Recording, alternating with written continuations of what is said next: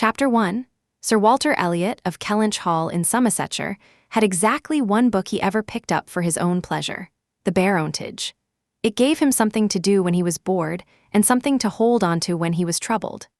Browsing its pages, he felt genuine admiration and respect when he contemplated the small surviving remnant of the oldest titles. Any irritation caused by domestic matters quickly dissolved into pity and contempt as he flipped through the seemingly endless list of titles created in the past century. And if nothing else worked, he could always turn to his own entry and read about himself with an interest that never wore thin. The book always fell open to the same page. Elliot of Kellynch Hall. Walter Elliot, born March 1, 1760, married July 15, 1784, Elizabeth, daughter of James Stevenson-esque, of South Park in the county of Gloucester, by which lady, who died 1800, he has issue Elizabeth, born June 1, 1785, Anne, born August 9, 1787, a stillborn son November 5, 1789, Mary, born November 20, 1791. That was exactly how it had come from the printer, but Sir Walter had improved it.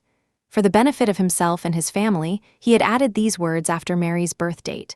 Married, December 16, 1810, Charles, son and heir of Charles Musgrove, Esq, of Uppercross, in the county of Somerset. He had also carefully inserted the exact date on which he had lost his wife.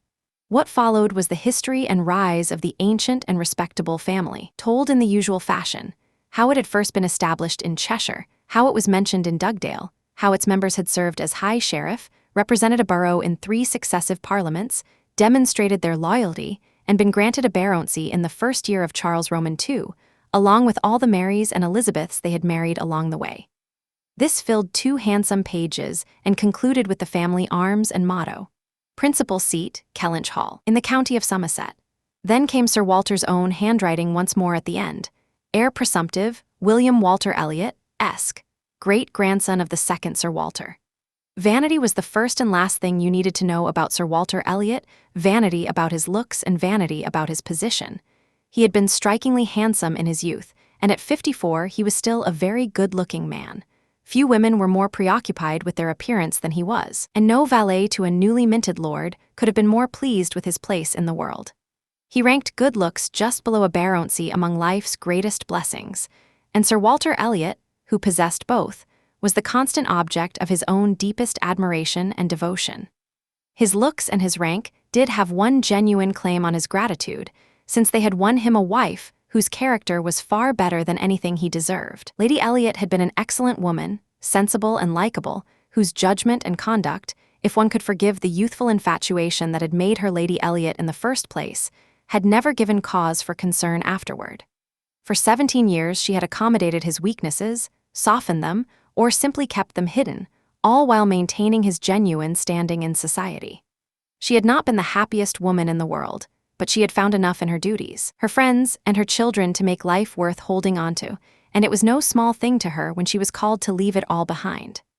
3 girls, the 2 eldest just 16 and 14, were a daunting legacy for mother to leave behind, or rather a daunting responsibility to entrust to a vain and foolish father.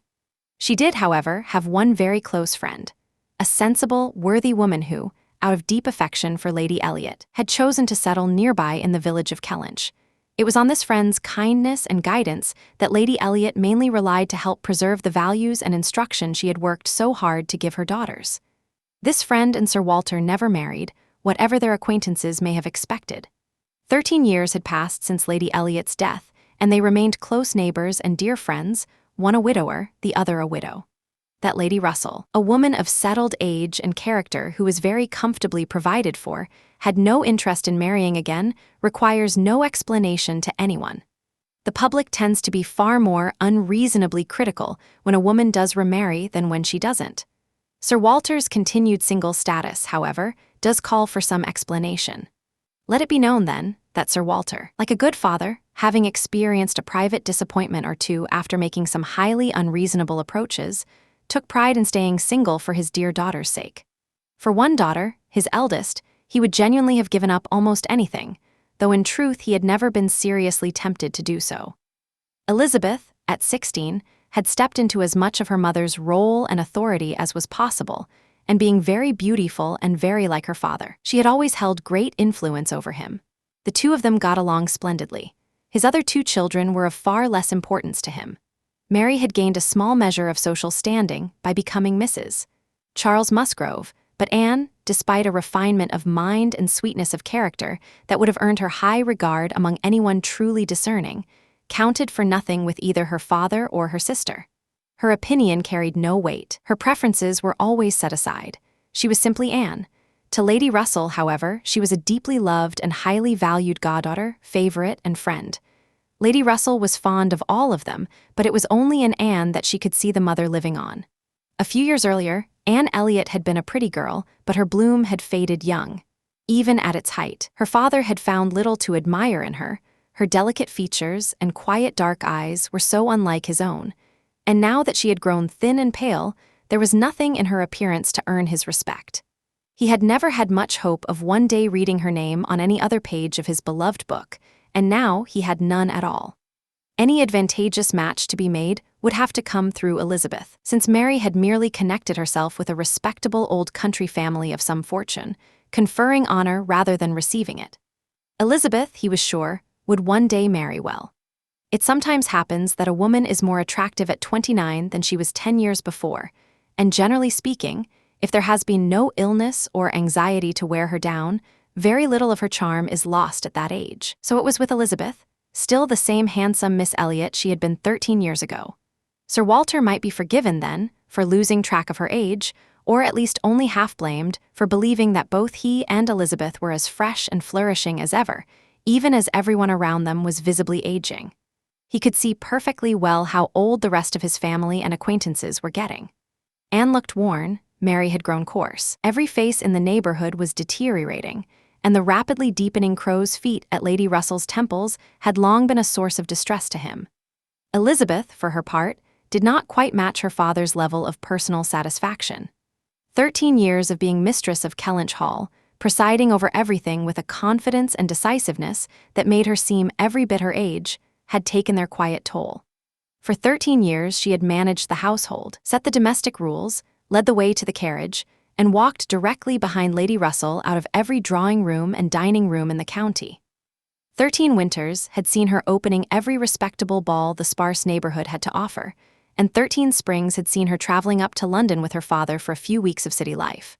She had all of this behind her, and the awareness of being 29 ahead of her, and it gave her both regrets and a creeping unease. She was perfectly convinced she was still as handsome as ever, but she felt herself approaching the dangerous years, and she would have been deeply relieved to know that a man of baronet blood would properly propose within the next year or two. Then she might have returned to the baronetage with the same pleasure she had taken in it as a girl, but right now she wanted nothing to do with it. To always be confronted with her own birth date and see no marriage following it, only that of her youngest sister, made the book a source of pain. More than once, when her father had left it open on the table near her, she had shut it and pushed it away without looking at it. She also carried a disappointment, one that the book, and especially the history of her own family, would never let her forget. The heir presumptive, the very William Walter Elliot-esque, whose claim had been so generously championed by her father, had let her down. From the time she was a young girl, as soon as she had understood that he would one day be the baronet if she had no brother, she had intended to marry him, and her father had always intended the same. They had not known him as a boy, but shortly after Lady Elliot's death, Sir Walter had sought out the connection. Though his early overtures had been met with little warmth, he had persisted, putting it down to the natural reserve of youth. On one of their spring trips to London, when Elizabeth was at her most radiant, Mr. Elliot had been brought into an introduction with her. He was then a very young man, just beginning to study law, and Elizabeth found him extremely agreeable. Every plan formed around him seemed confirmed. He was invited to Kellynch Hall, talked about, and expected for the rest of that year, but he never came. The following spring he was seen again in town, found just as agreeable, encouraged again, invited again, expected again, and again he did not come. The next news was that he had married. Rather than building his future along the path laid out for the heir to the Elliot name, he had bought his independence by marrying a wealthy woman of inferior birth. Sir Walter was furious. As the head of the family, he felt he should have been consulted, especially after having taken the young man so publicly under his wing.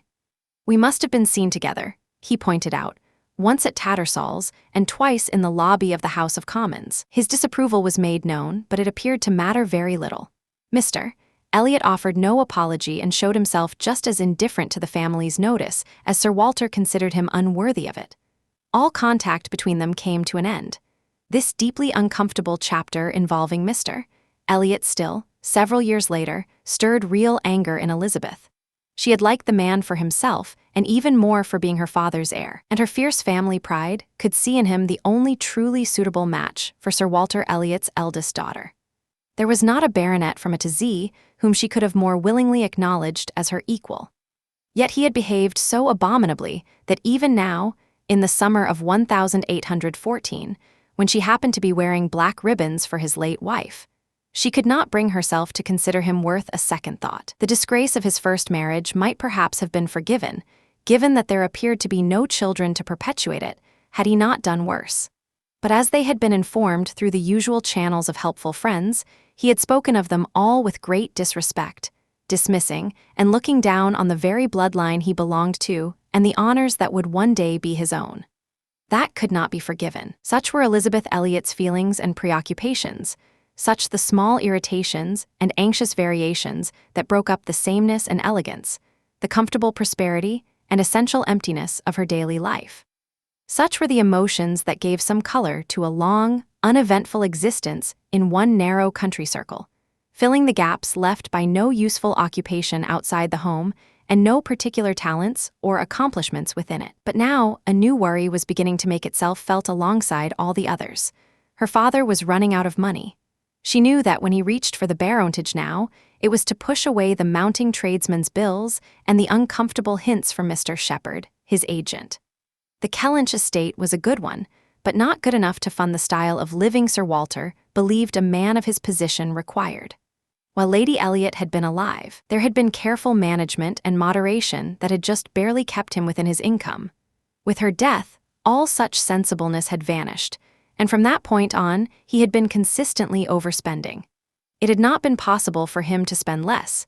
He had done nothing more than what Sir Walter Elliot was absolutely obliged to do. Yet blameless as he was not only sinking deeper into debt but hearing about it so frequently that it was no longer possible to hide it, even partially, from his daughter. He had dropped hints about it the previous spring in London, going so far as to ask, "Can we cut back? Can you think of a single area where we might spend less?" Elizabeth, to her credit, had taken the alarm seriously at first and thought hard about what could be done. She had finally proposed 2 measures: cutting some unnecessary charitable donations and holding off on redecorating the drawing room. To these, she later added the inspired idea of not sending any gift down to Anne, as had been their usual annual practice. These steps, however sensible in themselves, were nowhere near sufficient to address the real scale of the problem, the full extent of which Sir Walter soon felt compelled to reveal to her. Elizabeth had nothing more substantial to suggest. Both she and her father felt ill-treated by their situation, and neither of them could see any way to reduce their expenses without compromising their dignity or giving up comforts they were simply not prepared to live without. There was only a small portion of his estate that Sir Walter could legally sell off, but even if every acre had been available, it would have made no difference. He had brought himself to take out mortgages as far as he was able, but he would never bring himself to sell outright. No, he would never disgrace his name to that extent. Kellynch Hall would pass on whole and intact, exactly as he had received it. Their 2 trusted advisers, Mr. Shepherd, who lived in the nearby market town, and Lady Russell were called in for counsel. Both father and daughter seemed to expect that one or the other would come up with some solution that would resolve their financial difficulties and reduce their spending without requiring them to sacrifice a single luxury or comfort they had come to regard as their due. Chapter 2. Mr. Shepherd was a polite, cautious lawyer who, whatever his hold over Sir Walter might be, would rather have someone else deliver unpleasant news. He excused himself from offering even the slightest suggestion and simply urged that the matter be referred entirely to Lady Russell's excellent judgment.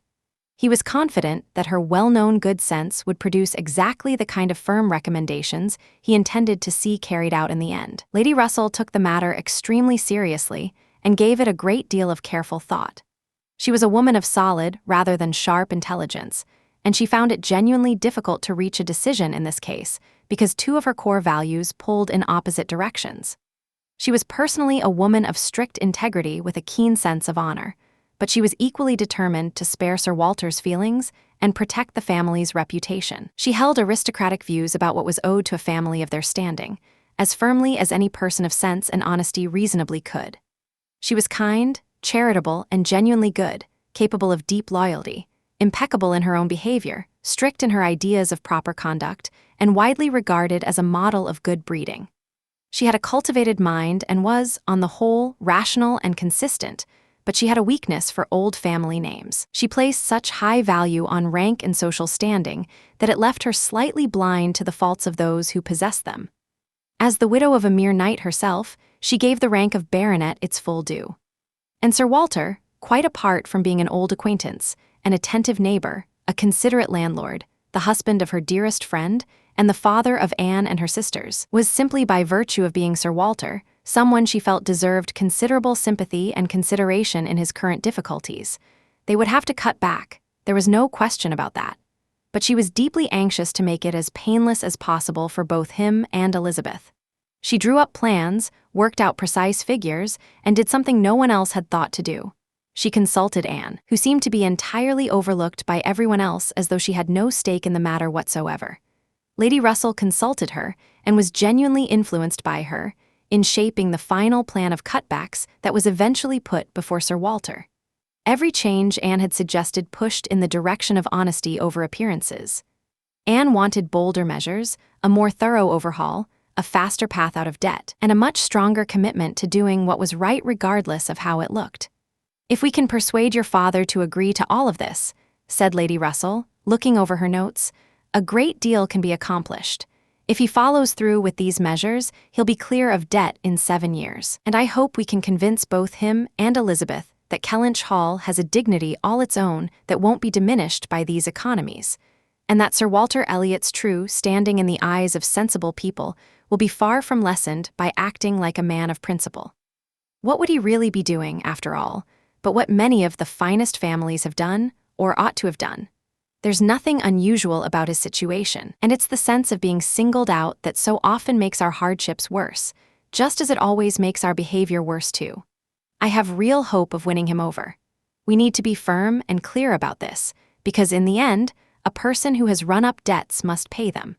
And while a great deal of consideration is owed to the feelings of a gentleman like your father, even more is owed to the character of an honest man." This was exactly the principle Anne wanted her father to act on, and what she wished his friends would press him to embrace. She saw it as an absolute duty to settle with his creditors as quickly as the most sweeping cuts could manage, and she saw no dignity in anything less. She wanted it laid out as an obligation and felt as one. She had great confidence in Lady Russell's influence, and as for the severe level of self-denial her own conscience demanded, she believed it might actually be no harder to push for a complete overhaul than a halfway one. Knowing her father and Elizabeth as she did, she suspected that giving up one pair of horses would cause nearly as much pain as giving up both, and so it would go down the entire list of Lady Russell's too gentle reductions. Whether Anne's stricter demands would have been accepted hardly mattered in the end. Lady Russell's more moderate proposals met with no success at all. They were utterly rejected, completely intolerable. What? Every comfort stripped away. Travel, London, servants, horses, entertaining, cutbacks and restrictions at every turn, living without even the basics that any private gentleman expects. No, he would sooner leave Kellynch Hall entirely than stay on such humiliating terms. Leave Kellynch Hall. Mr. Shepherd seized on the idea immediately. His own interests were tied to Sir Walter actually following through with the cutbacks, and he was thoroughly convinced that nothing would change without a move. Since the suggestion had come from the very quarter-best place to make it, he said, he had no hesitation in saying that he agreed entirely. It didn't seem to him that Sir Walter could meaningfully change his way of life in a house that carried such a tradition of hospitality and historic dignity. Somewhere else, Sir Walter could set his own standards and would naturally be looked to as the one defining how a household of his standing ought to be run. Sir Walter would leave Kellynch Hall. After a few more days of hesitation and indecision, the bigger question of where he should go was settled, and the first rough outline of this major change was drawn up. There had been 3 options: London, Bath, or another house in the country. Anne had wanted the last of these with her whole heart. A modest house in their own neighborhood, where they could still enjoy Lady Russell's company, stay close to Mary, and occasionally take pleasure in glimpsing the lawns and groves of Kellynch. That was what she hoped for. But as so often happened to Anne, the outcome was the very opposite of what she would have chosen. She disliked Bath and felt it didn't suit her health, and Bath was to be her new home. Sir Walter had initially favored London, but Mr. Shepherd felt he couldn't be trusted there, and had been clever enough to steer him away from it and toward Bath instead. It was a much safer place for a gentleman in his circumstances. He could maintain his sense of importance there at relatively little cost. Two practical advantages of Bath over London were naturally given full weight. It was much closer to Kellynch, only 50 miles away, and Lady Russell spent part of every winter there. To Lady Russell's great satisfaction, for Bath had been her preference all along, Sir Walter and Elizabeth were brought around to believing they would sacrifice neither their social standing nor their enjoyment by settling there. Lady Russell felt it was her duty to set aside her knowledge of Anne's wishes. It would be expecting far too much of Sir Walter to have him move into a small house in his own neighborhood.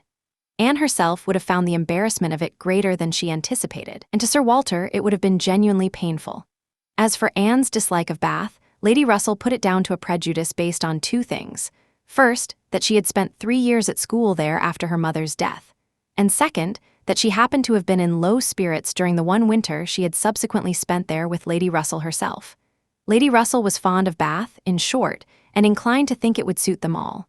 As for her young friend's health, if Anne spent all the warmer months with her at Kellynch Lodge, any risk would be avoided, and in truth, the change would likely do both her health and her spirits good. Anne had been at home too much and seen too little of the world. Her spirits were low. A wider social circle would lift them. Lady Russell wanted her to be more known. The case against finding another house in the same neighborhood was considerably strengthened by one important part of the scheme that had been happily worked into the plan from the start. Sir Walter was not only to leave his home, he was to see it in the hands of strangers. This was a test of fortitude that stronger men than Sir Walter had found too much to bear. Kellynch Hall was to be let. This, however, was a closely guarded secret, not to be breathed outside their own circle. Sir Walter could not have endured the shame of being known to be renting out his house. Mr. Shepherd had once mentioned the word advertise, but never dared raise it again. Sir Walter rejected outright any idea of actively offering the property. He forbade even the slightest hint that he had any such intention, and would only consider letting it at all on the assumption that some entirely unimpeachable applicant had come forward of their own accord, on his terms, and treated the opportunity as a great privilege. How quickly we find reasons to approve of what we already want. Lady Russell had another excellent reason close at hand for being thoroughly glad that Sir Walter and his family were leaving the area. Elizabeth had recently been cultivating a friendship that Lady Russell was eager to see broken off. The friend in question was Mr. Shepherd's daughter, who had come back to live with her father after an unsuccessful marriage, now with the added responsibility of 2 children. She was a shrewd young woman who had mastered the art of being agreeable, at Kellynch Hall, at any rate, and had made herself so welcome to Miss Elliot that she had already stayed there more than once, despite all the hints of caution and reserve that Lady Russell, who thought the friendship entirely inappropriate, had managed to drop. Lady Russell had almost no influence over Elizabeth, and seemed to love her more out of sheer determination than because Elizabeth actually deserved it. She had never received anything more than surface-level courtesy from her, nothing beyond the basic civilities, and had never succeeded in changing her mind on any point once it was made up. She had repeatedly pushed hard to get Anne included in the trip to London, fully aware of the selfishness and injustice of the arrangements that left her out. On many smaller occasions, she had tried to offer Elizabeth the benefit of her own better judgment and experience, but always without success. Elizabeth went her own way, and never more stubbornly in defiance of Lady Russell than in this choice of Mrs. Clay, turning away from the company of a sister who genuinely deserved her affection to lavish it instead on someone who should have been nothing more than a polite acquaintance. In Lady Russell's view, Mrs. Clay was, by her position in life, a wholly unsuitable companion for Miss Elliot, and by her character, a genuinely dangerous one. A move that would leave Mrs. Clay behind and bring more appropriate friendships within Elizabeth's reach was therefore a matter of the highest importance. Chapter 3. I must point out, Sir Walter, said Mr. Shepherd one morning at Kellynch Hall, setting down the newspaper, that the current situation works very much in our favor. This peace will be sending all our wealthy naval officers back to shore. They'll all be looking for a home. There couldn't be a better time, Sir Walter, to have our pick of tenants, very reliable tenants. Many a great fortune was made during the war. If a wealthy admiral happened to come our way, Sir Walter, he'd be a very lucky man, Shepherd, Sir Walter replied. That's all I have to say on the matter. Kellynch Hall would be quite a prize for him, the greatest prize of all, really, no matter how many prizes he'd taken before. Don't you think, Shepherd? Mr. Shepherd laughed, as he knew he was expected to at this witticism, and then added, I would venture to observe, Sir Walter, that when it comes to business, naval gentlemen are easy to deal with. I have some experience with how they conduct their affairs, and I'll freely admit that they have very generous attitudes and are as likely to make desirable tenants as any sort of people one might encounter. So, Sir Walter, what I would suggest is this. If word of your intentions were to get out, which we must consider a real possibility, because we all know how difficult it is to keep the plans and actions of one person from the notice and curiosity of others, prominence has its price. I, John Shepherd, could keep any personal matter private, since nobody would think it worth their while to pay attention to me. But Sir Walter Elliot has eyes on him that may be very difficult to escape. So I'll go this far. It won't greatly surprise me if, despite all our caution, some rumor of the truth gets out. Assuming that happens, and applications will certainly follow, I'd consider any from our wealthy naval commanders particularly worth pursuing. And I'll add that I can be here within 2 hours at any time, to spare you the trouble of responding yourself. Sir Walter merely nodded. But soon after, he stood up and began pacing the room, remarking sarcastically, There are few men in the Navy, I would imagine, who wouldn't be astonished to find themselves in a house like this. They'd look around and count their blessings, no doubt, said Mrs. Clay, for Mrs. Clay was present, having been driven over by her father, a drive to Kellynch being considered highly beneficial to Mrs. Clay's health. But I completely agree with my father that a sailor could make a very desirable tenant. I've had considerable acquaintance with the profession, and besides their generosity, they are so tidy and careful in all their habits. Those valuable paintings of yours, Sir Walter, if you chose to leave them, would be perfectly safe. Everything in and around the house would be looked after beautifully. The gardens and shrubberies would be maintained in almost as fine a condition as they are now. You needn't worry, Miss Elliot, about your lovely flower gardens being neglected. As for all that, Sir Walter replied coolly, if I were inclined to let my house, I haven't by any means decided what privileges would come with it. I'm not particularly disposed to do a tenant any favors. The park would be available to him, of course, and few naval officers, or men of any other description, could have had access to such grounds before. But what restrictions I might place on the use of the pleasure gardens is another matter entirely. I don't like the idea of my shrubberies being freely accessible to anyone at any time, and I would advise Miss Elliot to be careful about her flower garden as well. I am very little inclined to grant a tenant of Kellynch Hall any special privileges, I assure you, whether he's a sailor or a soldier. After a brief pause, Mr. Shepherd ventured to say, in all these cases, there are standard practices that make everything clear and straightforward between landlord and tenant. Your interests, Sir Walter, are in very safe hands.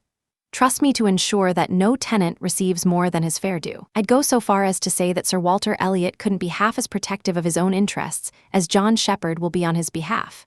At this point, Anne spoke up. The Navy, I think, having done so much for us, has at least as strong a claim as any other group of men to all the comfort and privileges that a good home can offer. We must all admit that sailors work hard enough to earn their comforts. Very true, very true. What Miss Anne says is very true. Mr. Shepherd agreed, and oh, certainly, echoed his daughter. But Sir Walter's response, delivered shortly afterward, was, the profession has its uses, but I'd be sorry to see any friend of mine belonging to it. Really? Came the reply with a look of surprise. Yes, it offends me on 2 counts. I have 2 strong objections to it. First, it's a means of bringing people of low birth into undeserved prominence, elevating men to honors that their fathers and grandfathers never could have imagined. And second, it absolutely destroys a man's youth and vitality. A sailor grows old faster than any other man. I've observed it my entire life. A man in the Navy is in greater danger of being humiliated by the rise of someone whose father his own father wouldn't have deigned to speak to, and of becoming prematurely repulsive himself, than in any other field. Last spring, in town, I found myself in the company of two men who were striking examples of exactly what I'm talking about. Lord St. Ives, whose father everyone knows was a country curate without enough bread to eat, I was expected to give way to Lord St. Ives. And then there was a certain Admiral Baldwin, the most pitiable-looking creature you can imagine. His face was the color of mahogany, rough and deeply lined, nothing but wrinkles, 9 gray hairs on each side, and just a little dab of powder on top. "Good heavens, who is that old fellow?" I said to a friend of mine who was standing nearby, Sir Basil Morley. "Old fellow," cried Sir Basil, "that's Admiral Baldwin. How old do you take him to be?"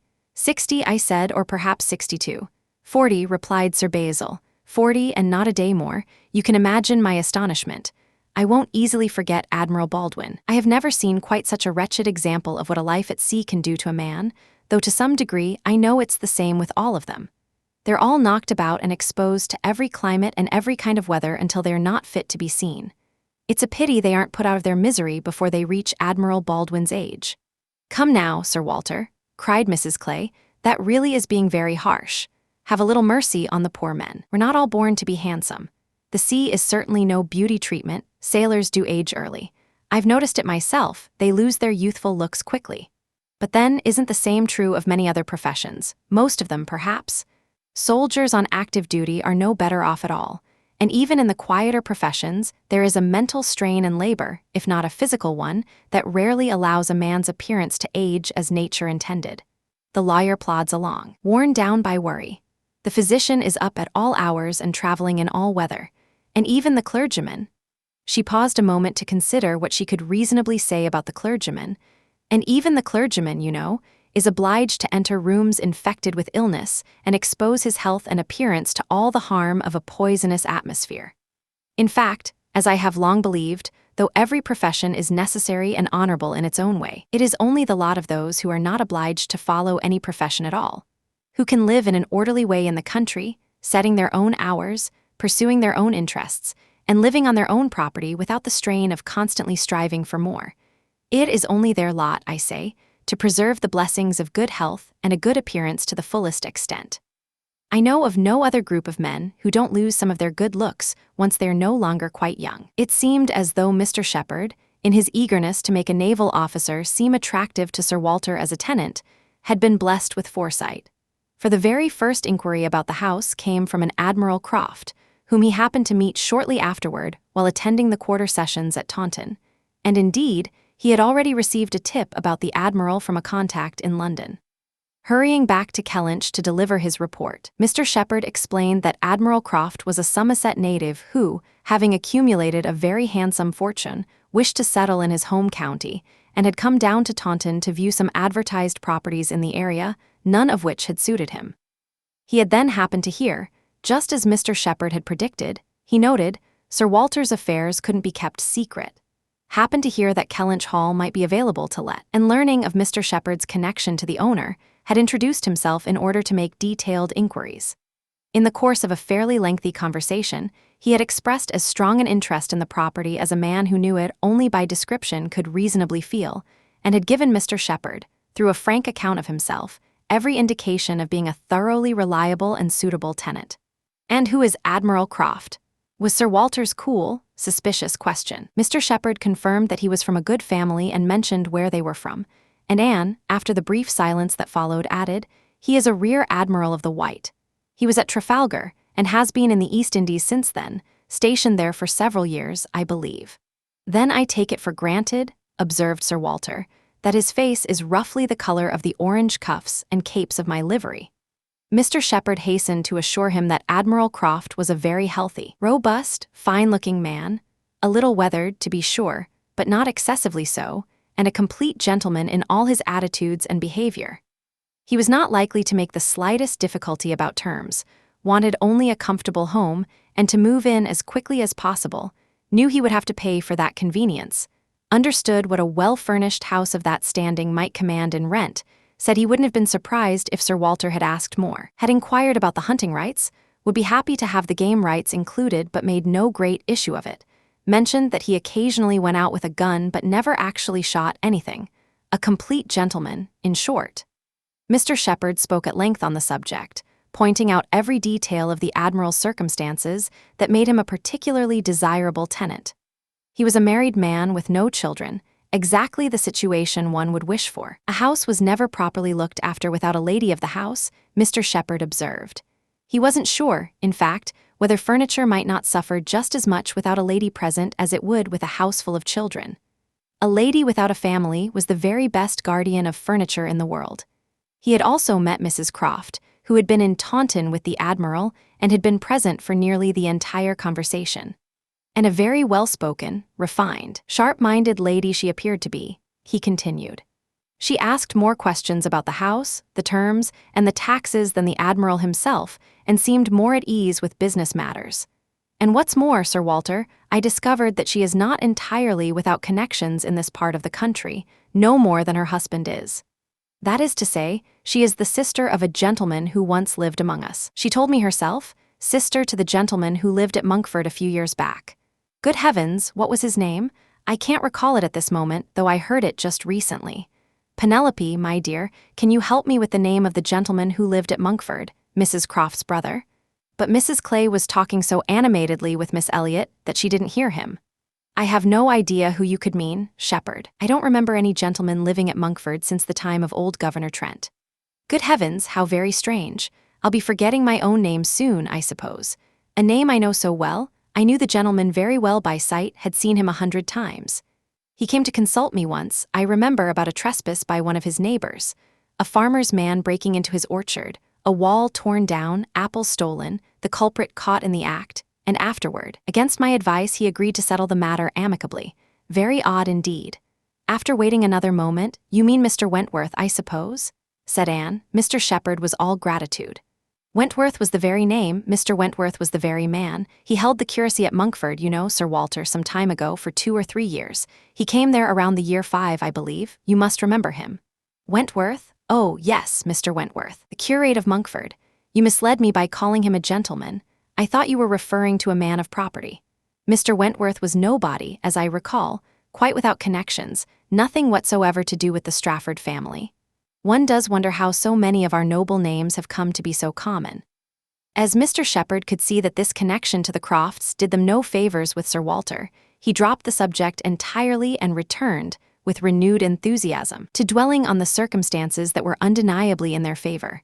Their age, their modest household, their fortune, the high regard in which they held Kellynch Hall, and their eagerness to rent it, presenting it all as though they considered nothing in the world a greater happiness than the privilege of being Sir Walter Elliot's tenants. A remarkable preference, certainly, had they been aware of what Sir Walter actually thought a tenant owed him. It worked, however, and though Sir Walter would always look with a resentful eye on anyone intending to inhabit his house, and would always think them far too fortunate to be permitted to rent it even at the highest price, he was persuaded to allow Mr. Shepherd to proceed with the negotiations and to authorize him to call on Admiral Croft, who was still in Taunton, and arrange a day for viewing the house. Sir Walter was not a particularly wise man, but he had enough experience of the world to recognize that a more unimpeachable tenant in every important respect than Admiral Croft was unlikely to come along. That much his judgment could manage. His vanity supplied a little additional comfort in the Admiral's social standing, which was just high enough, and not too high. I have let my house to Admiral Croft would sound extremely well, far better than letting it to some mere Mr. So-and-so. A plain Mr., with perhaps half a dozen exceptions in the entire country, always requires explanation. An admiral speaks for himself, and at the same time can never make a baronet feel diminished. In any dealings between them, Sir Walter Elliot would always have the advantage. Nothing could be settled without consulting Elizabeth, but her desire to move had grown so strong that she was glad to have the matter decided and accelerated by a tenant already at hand, and she didn't say a single word to slow things down. Mr. Shepherd was given full authority to act. No sooner had this conclusion been reached than Anne, who had been listening attentively to everything throughout, left the room to seek the comfort of cool air for her flushed cheeks. Walking along a favorite grove, she said to herself with a quiet sigh, "A few months more, and he, perhaps, may be walking here." Chapter 4. He wasn't Mr. Wentworth, the former curate of Monkford, however suspicious things might have looked. He was Captain Frederick Wentworth, the curate's brother. Having been promoted to commander following the action off St. Domingo and finding himself without an immediate posting, he had come to Somersetshire in the summer of 1806. With no living parents, he made his home for half a year at Monkford. At the time, he was a strikingly impressive young man, intelligent, spirited, and full of brilliance. Anne was an extremely pretty girl, gentle, modest, tasteful, and deeply feeling. Half the attraction on either side would have been more than enough. He had nothing to occupy him, and she had hardly anyone to love. With so much drawing them together, there was never any chance they wouldn't fall for each other. They got to know one another gradually, and once they did, they fell in love quickly and deeply. It would be hard to say which one had seen greater perfection in the other, or which had been happier, she in receiving his declarations and proposals, or he in having them accepted. A brief period of pure happiness followed. Brief was the word. Trouble came soon enough.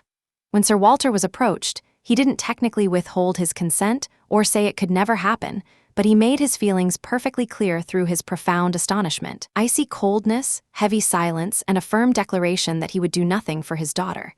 He considered it a deeply degrading match.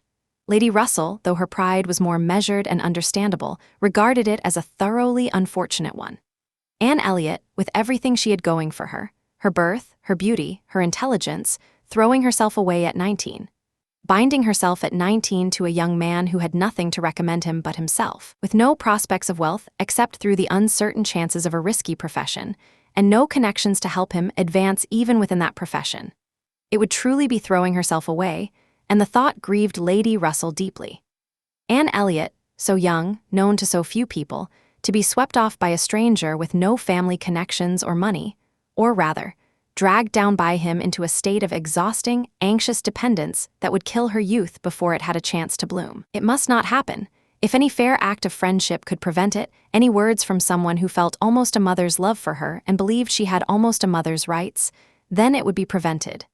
Captain Wentworth had no money. He'd been lucky in his career, but he'd spent freely what had come freely and had saved nothing. He was confident, though, that he would soon be rich. Full of energy and drive, he was certain he'd soon have his own ship and soon find himself in a position that would give him everything he wanted. He'd always been lucky, and he knew his luck would hold. That confidence, powerful in its own warmth and utterly charming in the wit with which he often expressed it, should have been enough for Anne. But Lady Russell saw it very differently. His optimistic nature and fearlessness struck her in an entirely opposite way. She saw them only as making things worse. They merely added a reckless quality to his character. He was brilliant, yes, but he was also headstrong. Lady Russell had little appreciation for wit, and anything approaching recklessness filled her with horror. She opposed the match from every angle. The opposition this produced was more than Anne could fight. Young and gentle as she was, she might still have managed to hold out against her father's hostility, even without a single kind word or look from her sister. But Lady Russell was different. Lady Russell, whom she had always loved and relied on, could not keep advising her so steadily and so tenderly without eventually getting through to her. Anne was persuaded to see the engagement as a mistake, rash, improper, unlikely to succeed, and undeserving of success. But it wasn't purely selfish caution that made her end it. Had she not convinced herself that she was thinking of his good even more than her own, she could hardly have given him up. The belief that she was being sensible and self-sacrificing primarily for his benefit was her main comfort through the misery of a final parting, and she needed every comfort she could find, because she also had to endure the additional pain of his complete refusal to be convinced or softened, and his feeling that he had been deeply wronged by being forced to let her go. He had left the area as a result. A few months had seen the beginning and end of their time together, but Anne's share of suffering from it lasted far longer than a few months. For a long time, her attachment and her regrets had cast a shadow over every pleasure of her youth, and the lasting effects had been an early loss of her bloom and her spirits. More than 7 years had passed since this sad little story had reached its end, and time had softened much, perhaps nearly all, of her particular attachment to him. But she had leaned too heavily on time alone. Nothing had helped in terms of change of scene, except for one visit to Bath shortly after the break, and there had been no new experiences or expanded social circle to fill the gap. No one had ever entered the Kellynch circle who could hold a candle to Frederick Wentworth as she remembered him. A second attachment, the only truly natural, happy, and effective cure for someone her age, had been impossible, given the sensitivity of her nature, the refinement of her taste, and the narrow limits of the society around her. When she was around 22, she had been asked to change her name by a young man who, not long afterward, found a more willing partner in her younger sister. Lady Russell had been sorry she refused, because Charles Musgrove was the eldest son of a man whose property and standing in the county were second only to Sir Walter's, a man of good character and pleasing appearance. And while Lady Russell might have wanted even more for Anne when she was 19, she would have been genuinely glad to see her at 22, respectably removed from the favoritism and unfairness of her father's house, and settled so permanently close to herself. In this case, though, Anne had left nothing for advice to do, and while Lady Russell, as confident as ever in her own judgment, never wished the past had gone differently, she was beginning to feel an anxiety that bordered on hopelessness about whether any man of talent and independence would ever come along and tempt Anne into a marriage she believed Anne was uniquely suited for, given her warm heart and domestic nature. Neither of them knew where the other stood on the central question of Anne's past decision, whether their opinions had stayed the same or changed, because the subject was never mentioned. But Anne at 27 thought very differently from how she had been guided to think at 19. She didn't blame Lady Russell. She didn't blame herself for having followed her advice. But she knew that if any young person in a similar situation came to her for guidance, she would never give advice that led to such certain immediate misery and such uncertain future benefit. She was convinced that despite every difficulty, the disapproval at home, the anxieties of his profession, all the likely fears, delays, and disappointments, she would have been a happier woman had she kept the engagement than she had been by giving it up. She believed this fully, and believed it regardless of how things had actually turned out, which, as it happened, had brought him success sooner than anyone could have reasonably expected. All his confident expectations had been proved right. His talent and drive seemed to have pointed him straight toward success. Very soon after their engagement ended, he had found employment. Everything he had told her would follow had followed. He had distinguished himself and quickly earned the next step in rank, and by now, through a series of successful captures, must have built up a handsome fortune. She had only naval lists and newspapers to go on, but she had no doubt he was wealthy. And as for his remaining faithful to her memory, she had no reason to believe he had married. How much Anne Elliot could have said on the subject.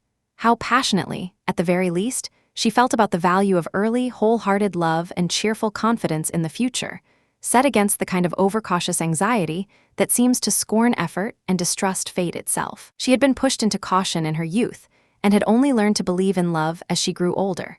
It was the natural ending to an unnatural beginning. With all these memories and feelings weighing on her, she could not hear that Captain Wentworth's sister was likely to move to Kellynch without the old pain rising again. Many a long walk and many a sigh were needed to settle the agitation that the mere thought stirred up. She often told herself she was being foolish, before she could steady her nerves enough to hear the ongoing talk of the Crofts and their business without distress. She was helped, though, by the complete indifference, the apparent total unawareness, shown by the only 3 people among her acquaintance who knew about the past. Their manner seemed almost to deny that any of it had ever happened. She could recognize that Lady Russell's reasons for this restraint were far better than her father's or Elizabeth's. She could appreciate the genuine feeling behind Lady Russell's composure. But whatever its source, the general air of having forgotten was enormously important to her. In the event that Admiral Croft did actually take Kellynch Hall, she felt renewed gratitude for what had always been her greatest comfort, the knowledge that only those 3 people among her connections knew about the past, and that not one of them, she believed, would ever breathe a word of it. And she trusted that on his side, only his brother, the one he had been living with, had ever been told about their brief engagement. That brother had long since moved away from the area, and being a sensible man, and, at the time, an unmarried one, she held on to the hope that he had never told another living soul. Mrs. Croft, the sister, had been out of England at the time, accompanying her husband on an overseas posting. And Anne's own sister, Mary, had been at school when everything happened and had never been let in on it afterward, kept out partly by some people's pride and partly by others' delicacy. With all of this to reassure her, she hoped that her acquaintance with the Crofts, which was bound to happen, given that Lady Russell still lived in Kellynch and Mary, was only 3 miles away, need not involve any particular awkwardness. Chapter 5. On the morning when Admiral and Mrs. Croft were scheduled to view Kellynch Hall, Anne found it perfectly natural to take her usual daily walk to Lady Russell's and stay out of the way until it was all over, at which point she found it equally natural to feel sorry she had missed the chance to see them. The meeting between the two parties went extremely well and settled the whole matter at once. Both women had come prepared to agree, and so each saw nothing but good manners in the other. As for the men, the Admiral had such warm, open-handed generosity about him that Sir Walter couldn't help responding in kind, especially since Mr. Shepherd had flattered Sir Walter beforehand by assuring him that the Admiral had heard of him as the very model of refined breeding. The house, grounds, and furnishings were all approved. The Crofts were approved. The terms, the timing, everything and everyone was exactly right. Mr. Shepherd's clerks got straight to work drawing up the papers without a single point of disagreement to iron out. Sir Walter didn't hesitate to declare the Admiral the finest-looking sailor he had ever encountered, going so far as to say that if his own valet had been allowed to style the man's hair, he wouldn't be ashamed to be seen with him anywhere. The Admiral, with equally warm feeling, remarked to his wife as they drove back through the park, "I thought we'd reach a deal soon enough, my dear, whatever they told us in Taunton. The baronet will never set the world on fire, but there seems to be no harm in him." Both compliments were about equally flattering. The Crofts were to take possession at Michaelmas, and since Sir Walter planned to move to Bath during the preceding month, there was no time to waste in making all the necessary arrangements. Lady Russell, convinced that Anne would be given no real role or say in choosing the house in Bath, was very reluctant to see her rushed away so soon. She wanted to arrange for Anne to stay behind until she could take her to Bath herself after Christmas. But Lady Russell had her own commitments that would take her away from Kellynch for several weeks, so she couldn't extend the full invitation she would have liked.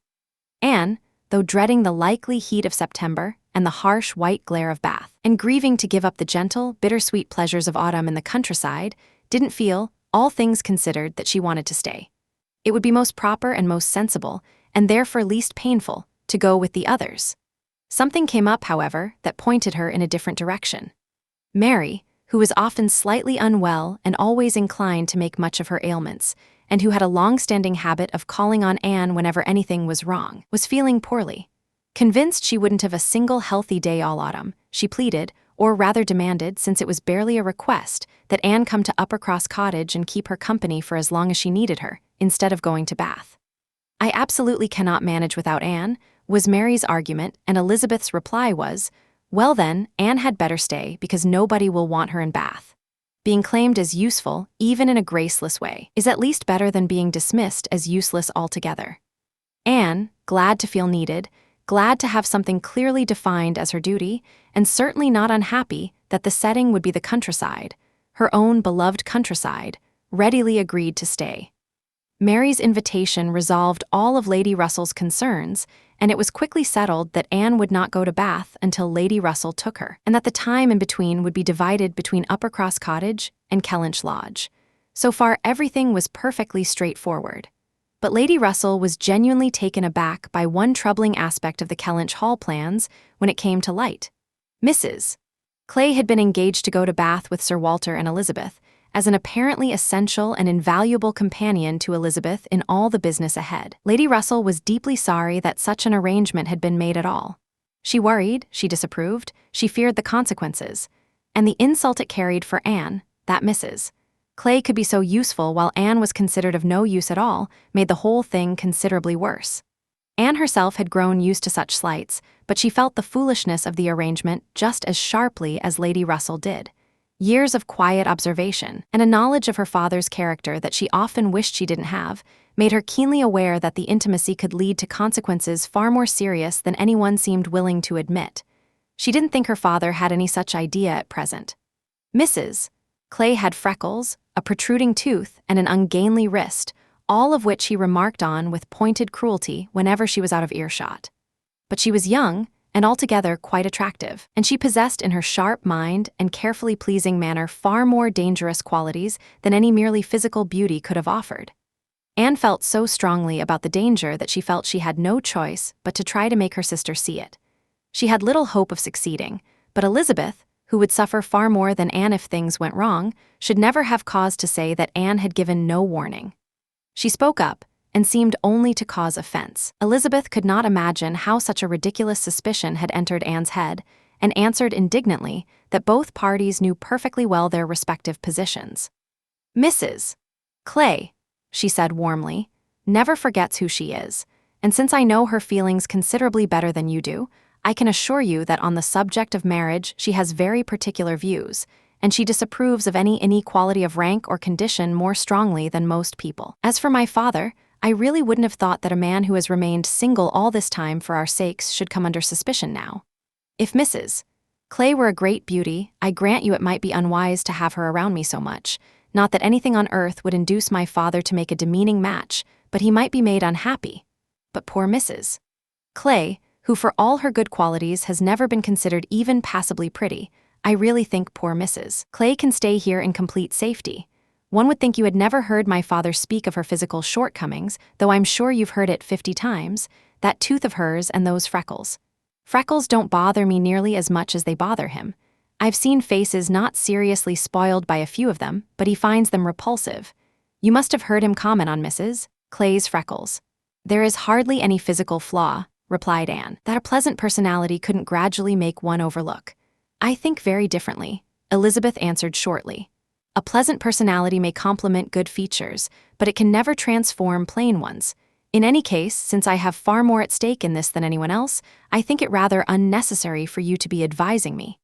Anne let it go, glad it was over and not entirely without hope of having done some good. Elizabeth, even while resenting the suggestion, might still find herself watching more carefully because of it. The final duty of the 4 carriage horses was to carry Sir Walter, Miss Elliot, and Mrs. Clay to Bath. The party departed in excellent spirits, Sir Walter prepared with gracious nods for any tenants or cottagers who might have been tipped off to come and watch him go. At the same moment, Anne walked up to the lodge in a kind of quiet desolation, where she was to spend the first week. Her friend was in no better spirits than she was. Lady Russell felt the breaking up of the household deeply.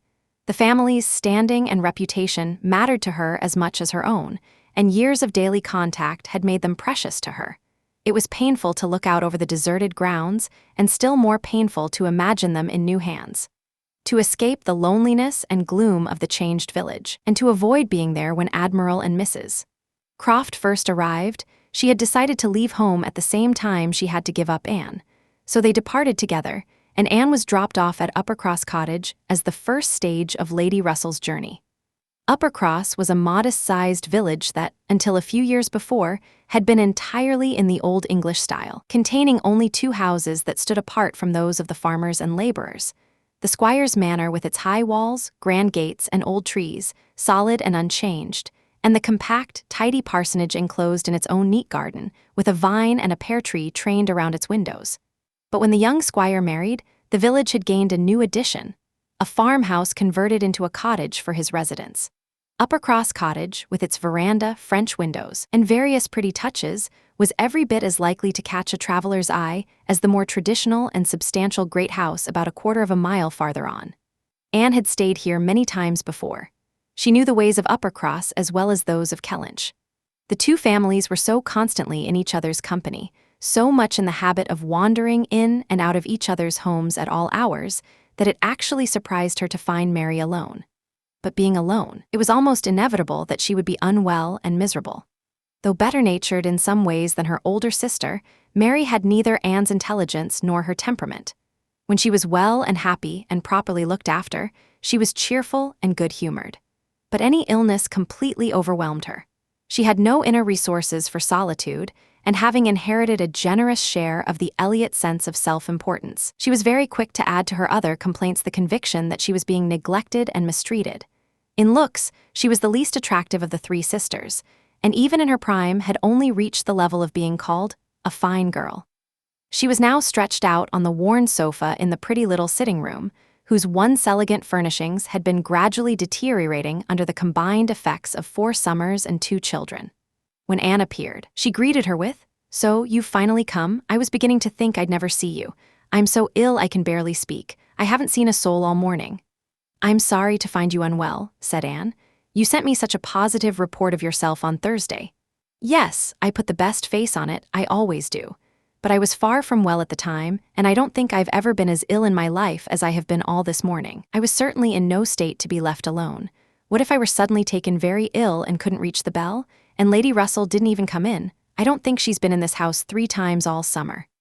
Anne said what was appropriate and asked after her husband. "Oh, Charles is out shooting. I haven't seen him since 7 o'clock. He went anyway, even though I told him how ill I was. He said he wouldn't be out long, but he's never come back. And it's nearly 1 o'clock now. I assure you, I have not seen a single soul all morning." "You've had your little boys with you?" "Yes, for as long as I could stand the noise, but they're so unruly they do me more harm than good. Little Charles ignores everything I say, and Walter is getting just as bad." "Well, you'll feel better soon now," Anne replied cheerfully. "You know I always manage to cure you when I come. How are your neighbors at the great house?" "I can't tell you anything about them. I haven't seen any of them today, except Mr. Musgrove, who stopped and spoke through the window but didn't even get off his horse. And even though I told him how ill I was, not one of them has come near me. I suppose it didn't suit the Miss Musgroves, and they never go out of their way for anyone. You may still see them before the morning is over. It's early yet. I don't want them, I assure you. They talk and laugh far too much for me. Oh, Anne, I am so very unwell. It was really very unkind of you not to come on Thursday." "My dear Mary, think back on what a cheerful account you sent me of yourself.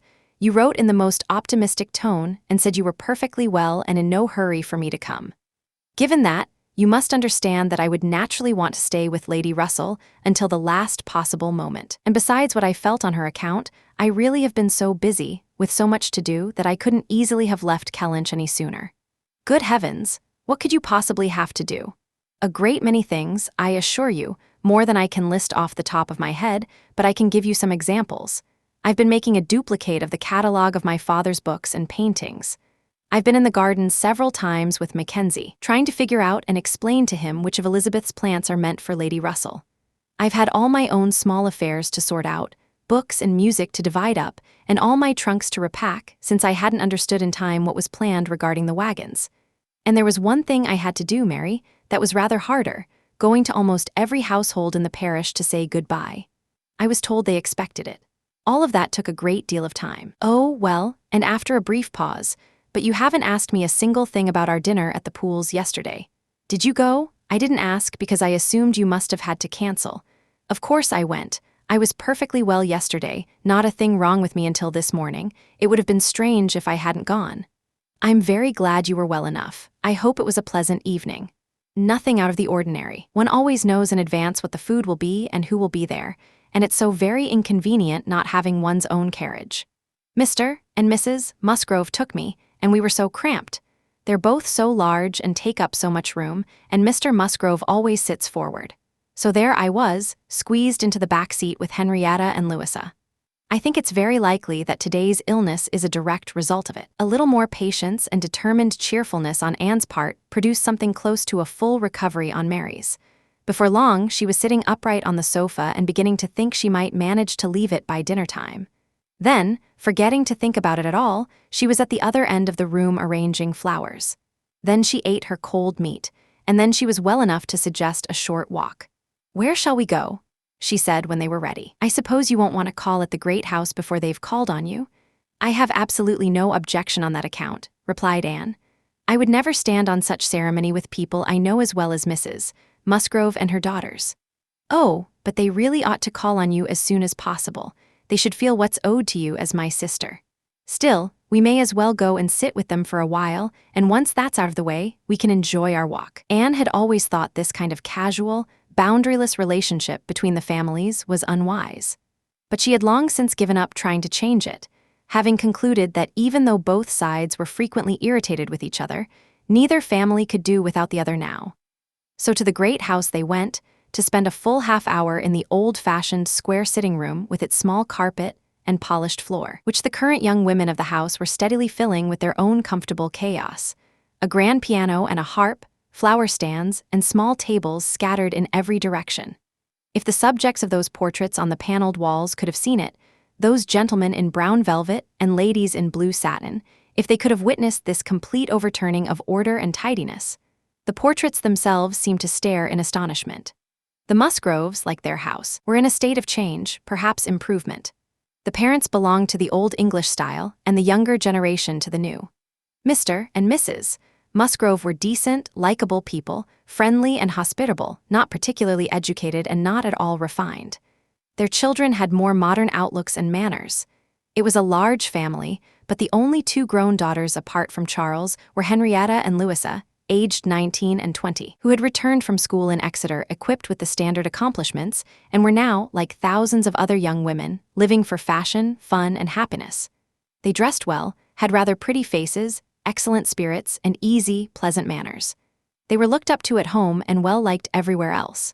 Anne always thought of them as among the happiest people she knew, though, as we are all spared the desire to trade places by some quiet sense of our own superiority, she wouldn't have exchanged her own more cultivated and refined mind for all their pleasures. The one thing she did envy them was their seemingly perfect understanding of each other, that easy, affectionate closeness that she had so rarely experienced with either of her own sisters. They were welcomed warmly. Nothing seemed out of place on the great house side, which was, as Anne well knew, usually the less guilty party. The half-hour passed pleasantly enough, and Anne was not at all surprised, when it ended, to find that both Miss Musgroves had joined their walking party, at Mary's particular invitation. Chapter 6. Anne hadn't needed this visit to Uppercross to learn that moving from one group of people to another, even just 3 miles away, could mean a complete change of conversation, opinion, and concern. She had never stayed there before without being struck by it, or without wishing that the other Elliots could see how completely unknown and irrelevant the affairs that dominated Kellynch Hall were to the people here. Yet despite all that experience, she now had to accept that she needed yet another lesson in the art of recognizing how little we matter outside our own small world. She had arrived with a heart full of everything that had consumed both households at Kellynch for weeks, and she had expected rather more curiosity and sympathy than she got. Instead, Mr. and Mrs. Musgrove had each said, in almost identical terms, "So, Miss Anne, Sir Walter and your sister are gone. What part of Bath do you think they'll settle in?" Without much interest in her answer, the young ladies had added, "I hope we'll be in Bath this winter, but remember, Papa, if we go, we have to stay somewhere decent, none of your Queen's squares for us." And Mary had chimed in with, "I must say, I'll be in a pretty sad state when you've all gone off to enjoy yourselves in Bath." Anne could only resolve to stop deceiving herself in the future, and feel a deeper gratitude than ever for the extraordinary blessing of having someone like Lady Russell, someone who truly understood her. The Musgrove men had their own game to manage and hunt, their own horses, dogs, and newspapers to keep them busy, while the women were fully absorbed in the usual round of housekeeping, neighbors, clothes, dancing, and music. Anne acknowledged that every little social community naturally talked about its own concerns, and she hoped before long to become a worthy member of the one she had been transplanted into. With at least 2 months ahead of her at Uppercross, it was clearly in her best interest to fill her thoughts, her memories, and her imagination as much as possible with Uppercross itself. She didn't dread those 2 months. Mary was not as cold and sisterly as Elizabeth, nor as impossible to influence, and there was nothing else about the cottage that felt hostile to her comfort. She had always been on good terms with her brother-in-law, and in the children, who loved her nearly as much as they loved their mother and respected her considerably more, she had a source of interest, amusement, and healthy activity. Charles Musgrove was pleasant and agreeable. He was undoubtedly better-tempered and more sensible than his wife, but he lacked the intellect, conversational depth, or personal grace that might have made their connection a painful one to reflect on. At the same time, Anne could see what Lady Russell had always believed, that a better-matched wife might have brought out far more in him, and that a woman of real intelligence could have given more weight to his character and brought more purpose, good sense, and polish to his habits and pursuits. As things stood, the only thing he did with any real enthusiasm was sport. The rest of his time drifted away with nothing to show for it, no books, no serious occupation of any kind. He was naturally good-humored and seemed rarely affected by his wife's periodic low moods, bearing her unreasonableness with a patience that sometimes genuinely impressed Anne. On the whole, despite frequent minor disagreements, in which Anne was often involuntarily drawn in, appealed to by both sides, they could be counted as a reasonably happy couple. They were always in perfect agreement about wanting more money and harboring a strong desire for a generous gift from his father. But even here Charles came out ahead, for while Mary thought it a great injustice that no such gift was made, Charles consistently maintained that his father had every right to spend his money as he pleased and had plenty of other uses for it. As for managing the children, Charles had much better instincts than his wife, and his practice wasn't far behind his theory.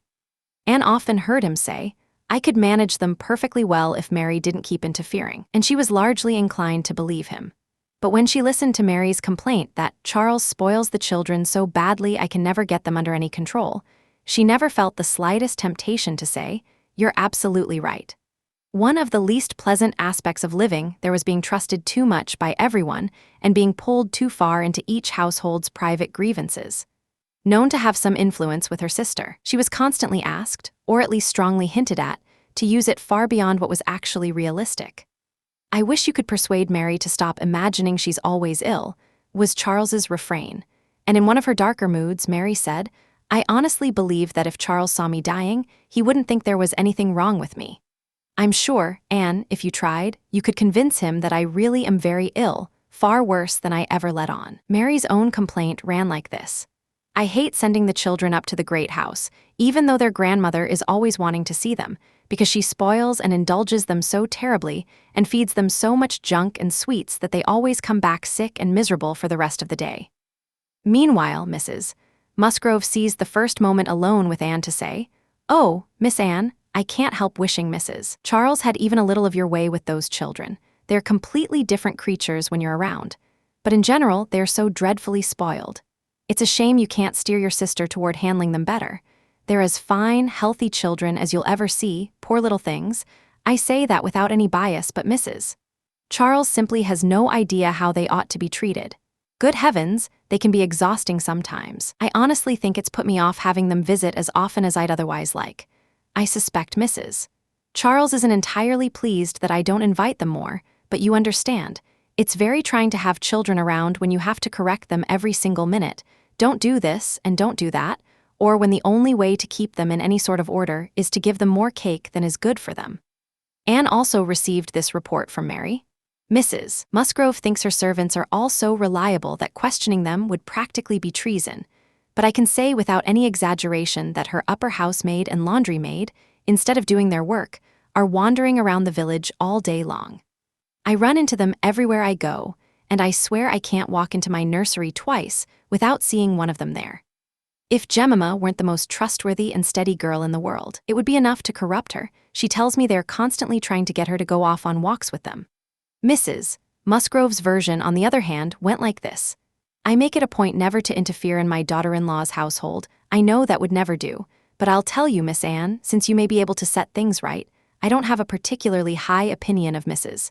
Charles's nursery maid. I hear strange things about her. She's always out gadding about, and from what I've seen myself, she dresses so extravagantly that she's a corrupting influence on every servant she comes near. Mrs. Charles swears by her, I know, but I just wanted to give you this warning so you can keep an eye out, because if you notice anything wrong, you needn't be afraid to say something." Then, there was Mary's complaint that Mrs. Musgrove was prone to not giving her the social precedence she deserved when they dined at the great house with other families, and she couldn't see why she should be treated as so much at home there that she lost her rightful place. And one day when Anne was walking only with the Musgroves, one of them, after a conversation about social rank and the pettiness people showed about it, said, "I don't hesitate to say this to you, because everyone knows how relaxed and unconcerned you are about that sort of thing, but I do wish someone could hint to Mary that she'd get along much better if she weren't quite so insistent about it, especially when it comes to taking precedence over Mama. Nobody disputes her right to go first, but it would reflect far better on her not to be constantly pushing for it. Mama doesn't care in the slightest, but plenty of other people notice."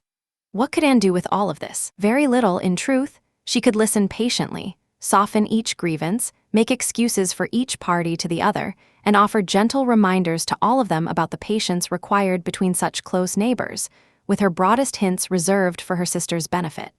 In every other respect, the visit began and progressed well. Anne's own spirits lifted with the change of scene and company, with those 3 miles of distance from Kellynch. Mary's ailments eased with having a constant companion. Their daily contact with the Musgroves at the great house, since there was nothing at the cottage important enough to be interrupted by it, no deep bond, no shared confidence, no pressing occupation, was more of a benefit than a disruption. If anything, they pushed it about as far as it could go, meeting every morning and rarely spending an evening apart. But Anne believed they would have done less well without the steady, comfortable presence of Mr. and Mrs. Musgrove in their usual armchairs, and without the talking, laughing, and singing of their daughters. Anne played the piano considerably better than either of the Miss Musgroves, but having no singing voice, no knowledge of the harp, and no devoted parents sitting nearby imagining themselves transported by her performance, her playing was acknowledged only out of politeness or to give the others a rest, and she knew it. She was aware that when she played, she was pleasing only herself, but that was nothing new. Apart from one brief period of her life, she had never, not since the age of 14, not since losing her dear mother, known the happiness of being truly listened to, of having her music appreciated by someone with real taste or genuine feeling. Music had always been the one place where she felt entirely alone in the world. And yet Mr. and Mrs. Musgrove's warm, partial delight in their own daughter's playing, and their complete indifference to anyone else's, gave her more pleasure on their behalf than it caused her pain on her own. The party at the great house was sometimes joined by others. The neighborhood wasn't large, but the Musgroves were visited by everyone and hosted more dinner parties, more callers, more planned and spontaneous guests than any other family in the area. They were universally popular. The girls were mad for dancing, and evenings sometimes ended in an impromptu little ball. A family of cousins lived within walking distance of Uppercross, in more modest circumstances, who depended on the Musgroves for nearly all their social pleasures. They would come at any hour, join in any game, and dance anywhere at all. Anne, much preferring to sit at the piano than to take an active part herself, played country dances for them by the hour, a kindness that did more to draw favorable attention to her musical abilities from Mr. and Mrs. Musgrove than anything else she could have done, and which regularly earned her the compliment, "Well done, Miss Anne, very well done indeed. Lord bless me, how those little fingers of yours fly." So passed the first 3 weeks. Then Michaelmas came, and Anne's heart was back at Kellynch, a beloved home handed over to strangers, all those dear rooms and furnishings, the gardens and the views, beginning to belong to other eyes and other hands. On the 29th of September she could think of little else, and that evening Mary gave her an unwitting echo of her own feelings when, happening to note the date, she exclaimed, "Good heavens, isn't this the day the Crofts were supposed to arrive at Kellynch? I'm glad I didn't think of it until now. How miserable it makes me feel." The Crofts took possession with the brisk efficiency characteristic of naval people, and calls were to be exchanged. Mary lamented the obligation dramatically. Nobody knew how much she would suffer. She would put it off as long as she possibly could, but she was not at ease until she had talked Charles into driving her there early on, and came back in a state of lively, self-satisfied excitement. Anne had quietly rejoiced that there was no way of her going. She did want to see the Crofts, though, and was glad to be home when their return visit came. They arrived. The master of the house was out, but both sisters were there. As it happened, Mrs. Croft fell to Anne's share of conversation, while the Admiral sat beside Mary and made himself thoroughly agreeable by paying good-natured attention to her little boys. This gave Anne every opportunity to watch for a family resemblance, and if she couldn't find it in the features, to catch it in the voice, or in the turn of phrase and feeling. Mrs. Croft was neither tall nor heavy, but there was a squareness and uprightness about her, a physical vigor that gave her a commanding presence. She had bright dark eyes, good teeth, and an altogether pleasant face, though her reddened, weathered complexion, the result of having spent nearly as much time at sea as her husband, made her look several years older than her actual 38. Her manner was open, easy, and direct, in the way of someone who had complete confidence in herself and no uncertainty about what to do, yet without any coarseness or want of warmth. Anne gave her considerable credit for the delicacy and consideration she showed toward her in everything relating to Kellynch, and she was grateful for it, especially since she had satisfied herself within the very first half-minute, even at the moment of introduction, that Mrs. Croft had not the slightest hint or suspicion of anything that might complicate their meeting. That settled, Anne felt perfectly composed and at ease until she was suddenly startled by Mrs. Croft saying, "It was you, and not your sister, I find, that my brother had the pleasure of knowing when he was in this part of the country." Anne had hoped she was past the age of blushing, but she had certainly not passed the age of feeling. "Perhaps you haven't heard that he is married?" Mrs. Croft added. Anne was now able to respond as she should, and felt a wave of relief when Mrs. Croft's next words revealed that she was speaking of Mr. Wentworth Edward and not Frederick. She immediately understood how natural it was that Mrs. Croft would be thinking of Edward, and with a flash of shame at her own lapse of memory, she turned her attention properly to what their former neighbor was now doing and where he was settled. After that, the rest of the visit passed quietly. Just as they were leaving, she heard the Admiral say to Mary, "We're expecting a brother of Mrs. Croft's here soon. I dare say you know his name." He was cut off at that point by the eager assault of the little boys, who clung to him and declared he was not to go, and who so thoroughly absorbed him with proposals of being carried away in his coat pockets that he had no further chance to finish or even remember what he had started to say. Anne was left to reassure herself as best she could that it must still be the same brother, Edward, he had been about to mention. She could not quite reach enough certainty, however, to stop herself from wanting to know whether anything more had been said on the subject at the great house, where the Crofts had called earlier. The Musgroves were to spend the evening at the cottage, and as the season was now too far along for walking visits, they were listening for the carriage when the youngest Miss Musgrove came in on foot. Anne's first, dark thought was that she had come to apologize and that they would be spending the evening alone. Mary was already working herself up to be offended when Louisa put everything right by explaining that she had walked ahead to make room in the carriage for the harp, which was coming separately. "And I'll tell you why," she added, "and explain everything. I came ahead to warn you that Papa and Mamma are rather low this evening, Mamma especially. She keeps thinking about poor Richard. We decided the harp would be better, since it seems to comfort her more than the piano. I'll tell you what's happened. When the Crofts called this morning, they came here afterward, didn't they? They happened to mention that their brother, Captain Wentworth, has just returned to England and is coming to visit them very soon. And most unfortunately, after they left, it came into Mamma's head that Wentworth, or something very like it, was the name of poor Richard's captain at some point before he died. She went through his old letters and found she was right, and now she's completely convinced it must be the very same man, and her head is full of it and of poor Richard. So we must all be as cheerful as we can, to keep her from dwelling too much on it. The real story behind this affecting piece of family history was this. The Musgroves had been burdened with a thoroughly troublesome and hopeless son, and had been fortunate enough to lose him before he turned 20. He had been sent to sea because he was dull and impossible to manage on land. His family had cared very little for him at any time, though roughly as much as he deserved. They rarely heard from him, and could scarcely be said to have grieved when news of his death abroad eventually reached Uppercross 2 years earlier. He had been, in truth, whatever his sisters now tried to do for him by calling him poor Richard. Nothing more than a thick-headed, unfeeling, and thoroughly useless Dick Musgrove, who had never done a single thing to earn more than the shortened version of his name, in life or in death. He had spent several years at sea and, in the course of those reassignments to which all midshipmen are subject, particularly the kind that every captain is eager to arrange for those he most wants rid of, had spent 6 months aboard Captain Frederick Wentworth's frigate, the Laconia. And it was from the Laconia that he had, apparently under his captain's influence, written the only 2 letters his parents had ever received from him that weren't simply requests for money.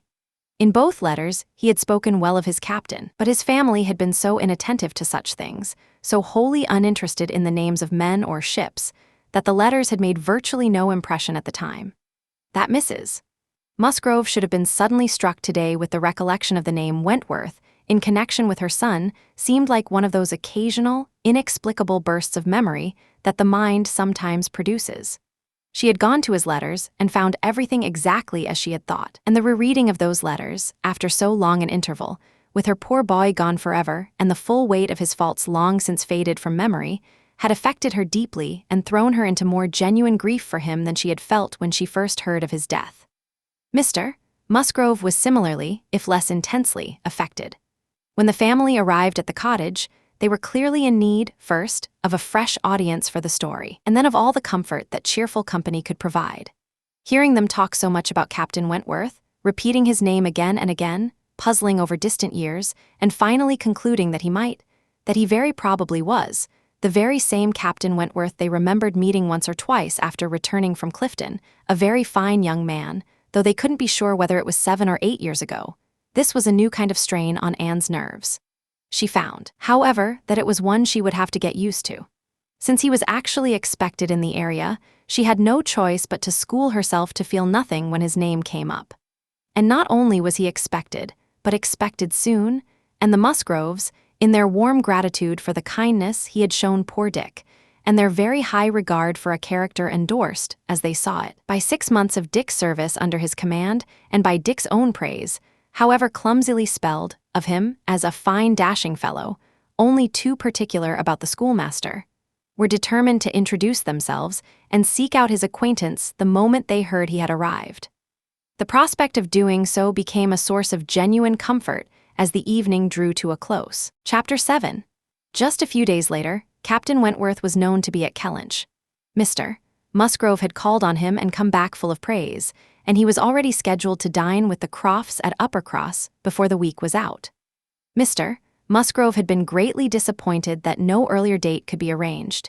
He was so eager to express his gratitude by hosting Captain Wentworth under his own roof and treating him to the finest bottles in his cellar. But a week had to pass first. Only a week, by Anne's count, and then, she supposed, they would have to meet. It wasn't long before she began wishing she could feel safe even for that week.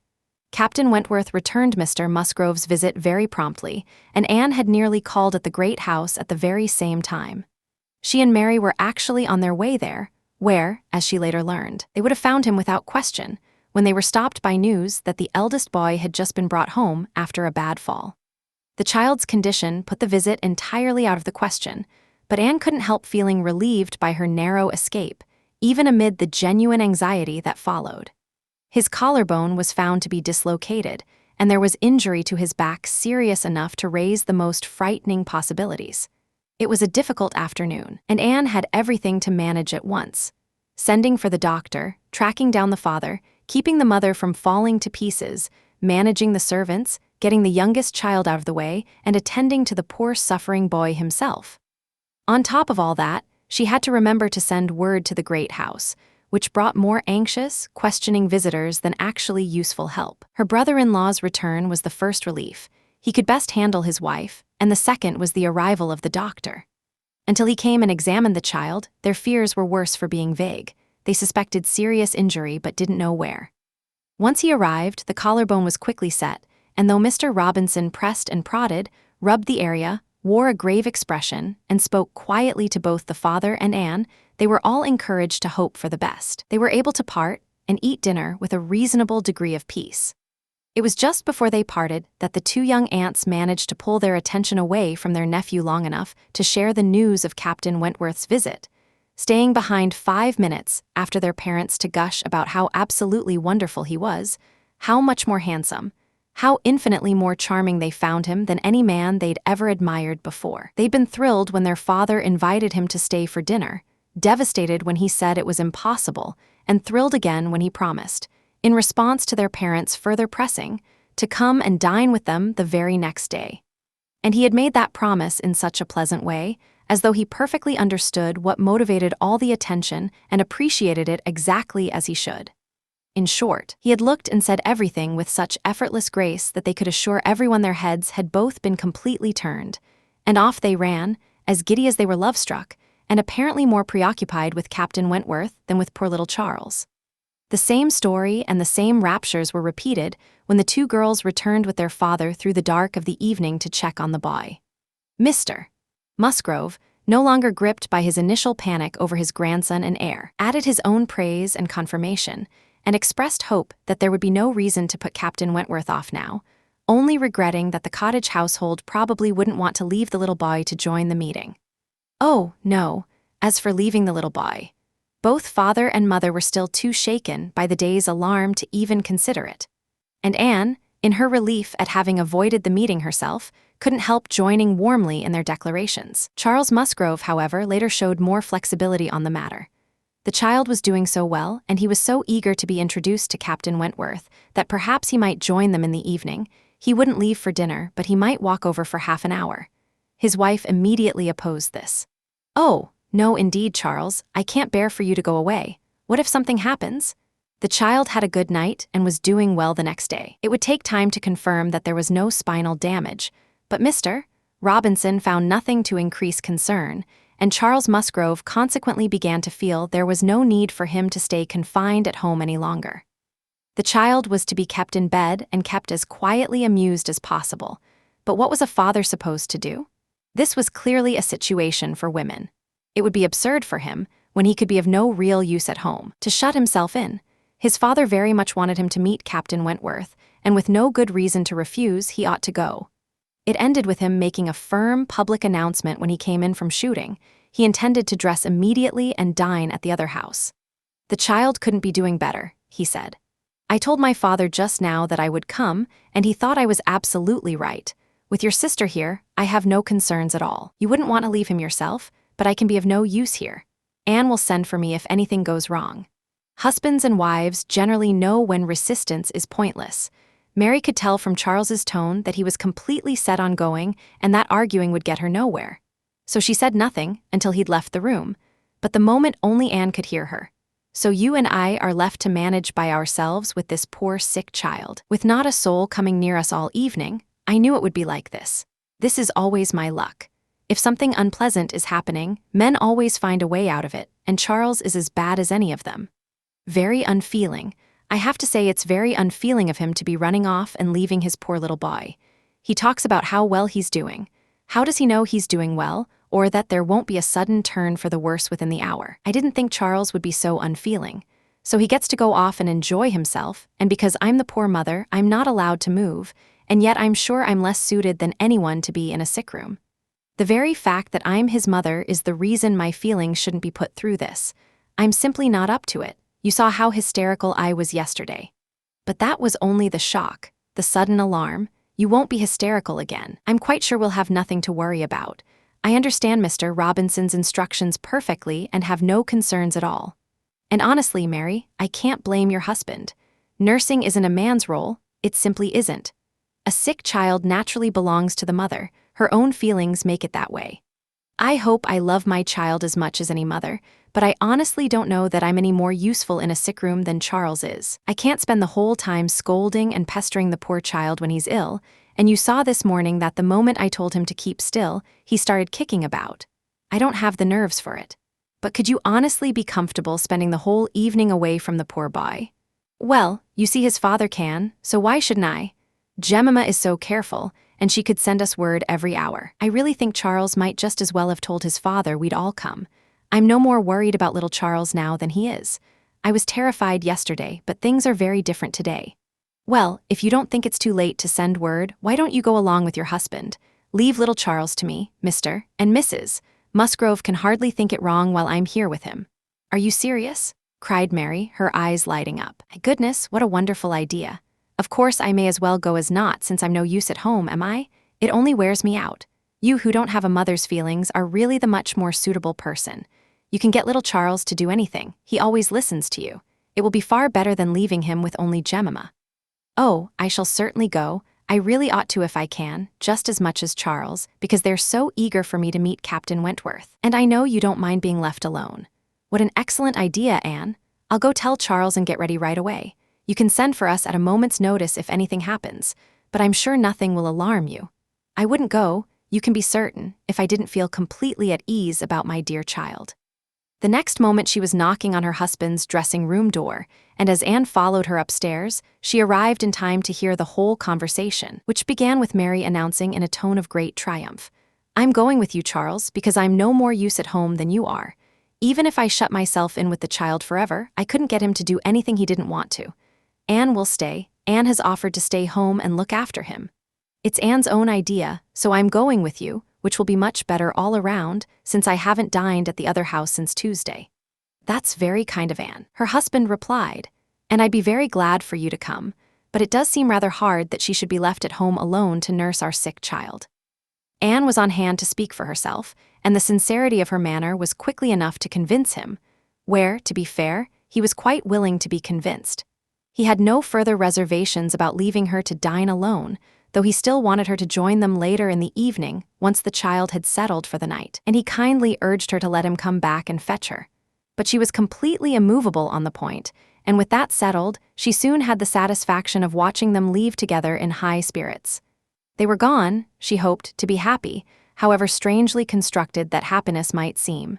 As for herself, she was left with as much sense of peace as she was likely ever to feel. She knew she was genuinely useful to the child, and what did it matter to her if Frederick Wentworth was only half a mile away, charming everyone around him? She would have liked to know how he felt about seeing her.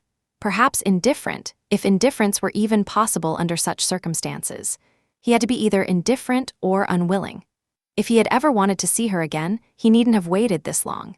He would have done what she honestly believed she would have done in his place, had she gained independence early, as he had. Her brother and sister came back delighted with their new acquaintance and the evening in general. There had been music, singing, conversation, laughter, everything most enjoyable. Captain Wentworth had charming manners, no shyness or awkwardness. They all seemed to know one another perfectly already, and he was coming the very next morning to shoot with Charles. He was to come for breakfast, not at the cottage, though that had been the original plan. He had been pressed instead to come to the great house, and he seemed concerned about being in Mrs. Charles Musgrove's way because of the sick child, and so somehow, they weren't quite sure how, it ended with Charles meeting him for breakfast at his father's house. Anne understood perfectly. He wanted to avoid seeing her.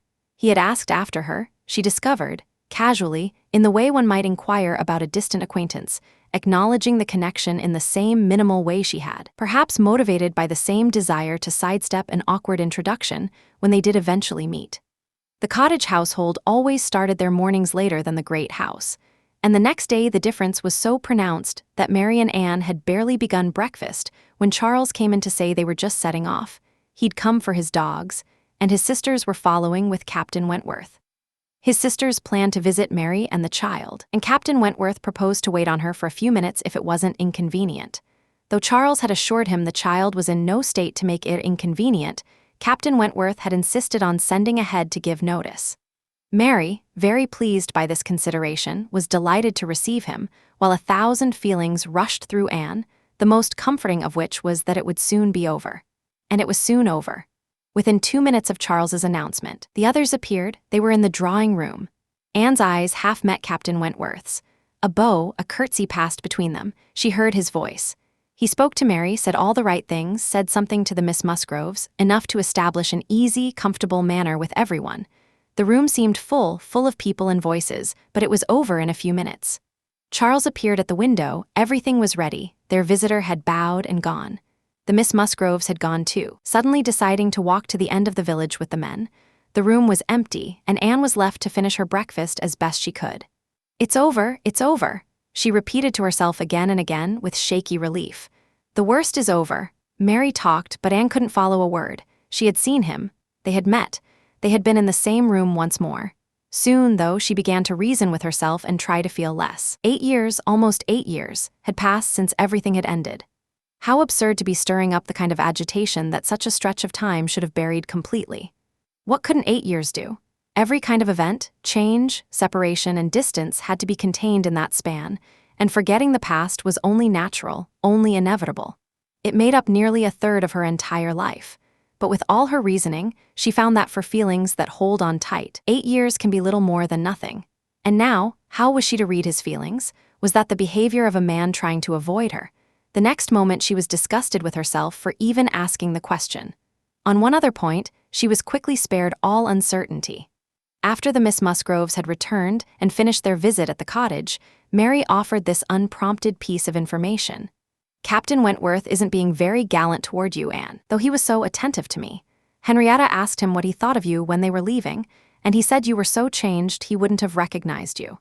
Mary had no sensitivity that would have made her protect her sister's feelings in any ordinary way, and she had absolutely no idea she was delivering a particularly painful blow. Changed beyond recognition. Anne accepted it fully, in silent, deep humiliation. Of course it was true, and she could take no comfort in resentment because he was not changed or not for the worse. She had already acknowledged that to herself, and she couldn't think differently, no matter what he thought of her. The years that had stripped away her youth and bloom had only given him a more vibrant, open, confident look, in no way diminishing his appeal. She had seen the same Frederick Wentworth. So changed he wouldn't have recognized her. Those words couldn't help but stay with her, yet she soon began to be glad she had heard them. They had a sobering effect. They settled her agitation. They steadied her, and anything that steadied her had to make her happier. Frederick Wentworth had said those words, or something like them, with no thought that they would be carried back to her. He had thought her terribly changed, and when directly asked, had spoken as he felt. He had not forgiven Anne Elliot. She had treated him badly, abandoned him, let him down, and worse, she had shown a weakness of character in doing so that his own decisive, confident nature could not tolerate. She had given him up to please other people. It had been the result of being worn down by persuasion. It had been weakness and cowardice. He had been deeply attached to her, and had never since met a woman he thought her equal. but aside from natural curiosity, he had no desire to see her again. Whatever hold she'd once had over him was gone for good. His aim now was to marry. He was financially comfortable, and having left the Navy, he fully intended to settle down as soon as the right person came along. He was actively looking, ready to fall in love with all the speed that a clear head and quick instincts allowed. He could easily give his heart to either of the Miss Musgroves if they could win it.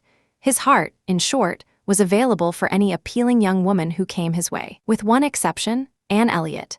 That was his only private exception when he said to his sister, in response to her teasing suggestions, "Yes, here I am, Sophia, perfectly ready to make a foolish match. Anyone between 15 and 30 can have me for the asking. A little beauty, a few smiles, a few kind words about the Navy, and I'm done for. Shouldn't that be enough for a sailor who hasn't had enough company among women to make him particular?" Said it expecting to be contradicted. The bright, proud look in his eyes made it clear he knew perfectly well he was particular, and Anne Elliot was not far from his thoughts when he more seriously described the kind of woman he wanted to find. A strong mind, with a sweet manner, that was the beginning and end of his description. "That's the woman I want," he said. "I'll make do with something a little short of that, naturally, but not by much. If I make a fool of myself, it will be a thorough one, because I've thought about this more than most men have." Chapter 8. From this point on, Captain Wentworth and Anne Elliot found themselves repeatedly in the same social circles. They were soon dining together at Mr. Musgrove's, since the little boy's condition could no longer give his aunt an excuse to stay away.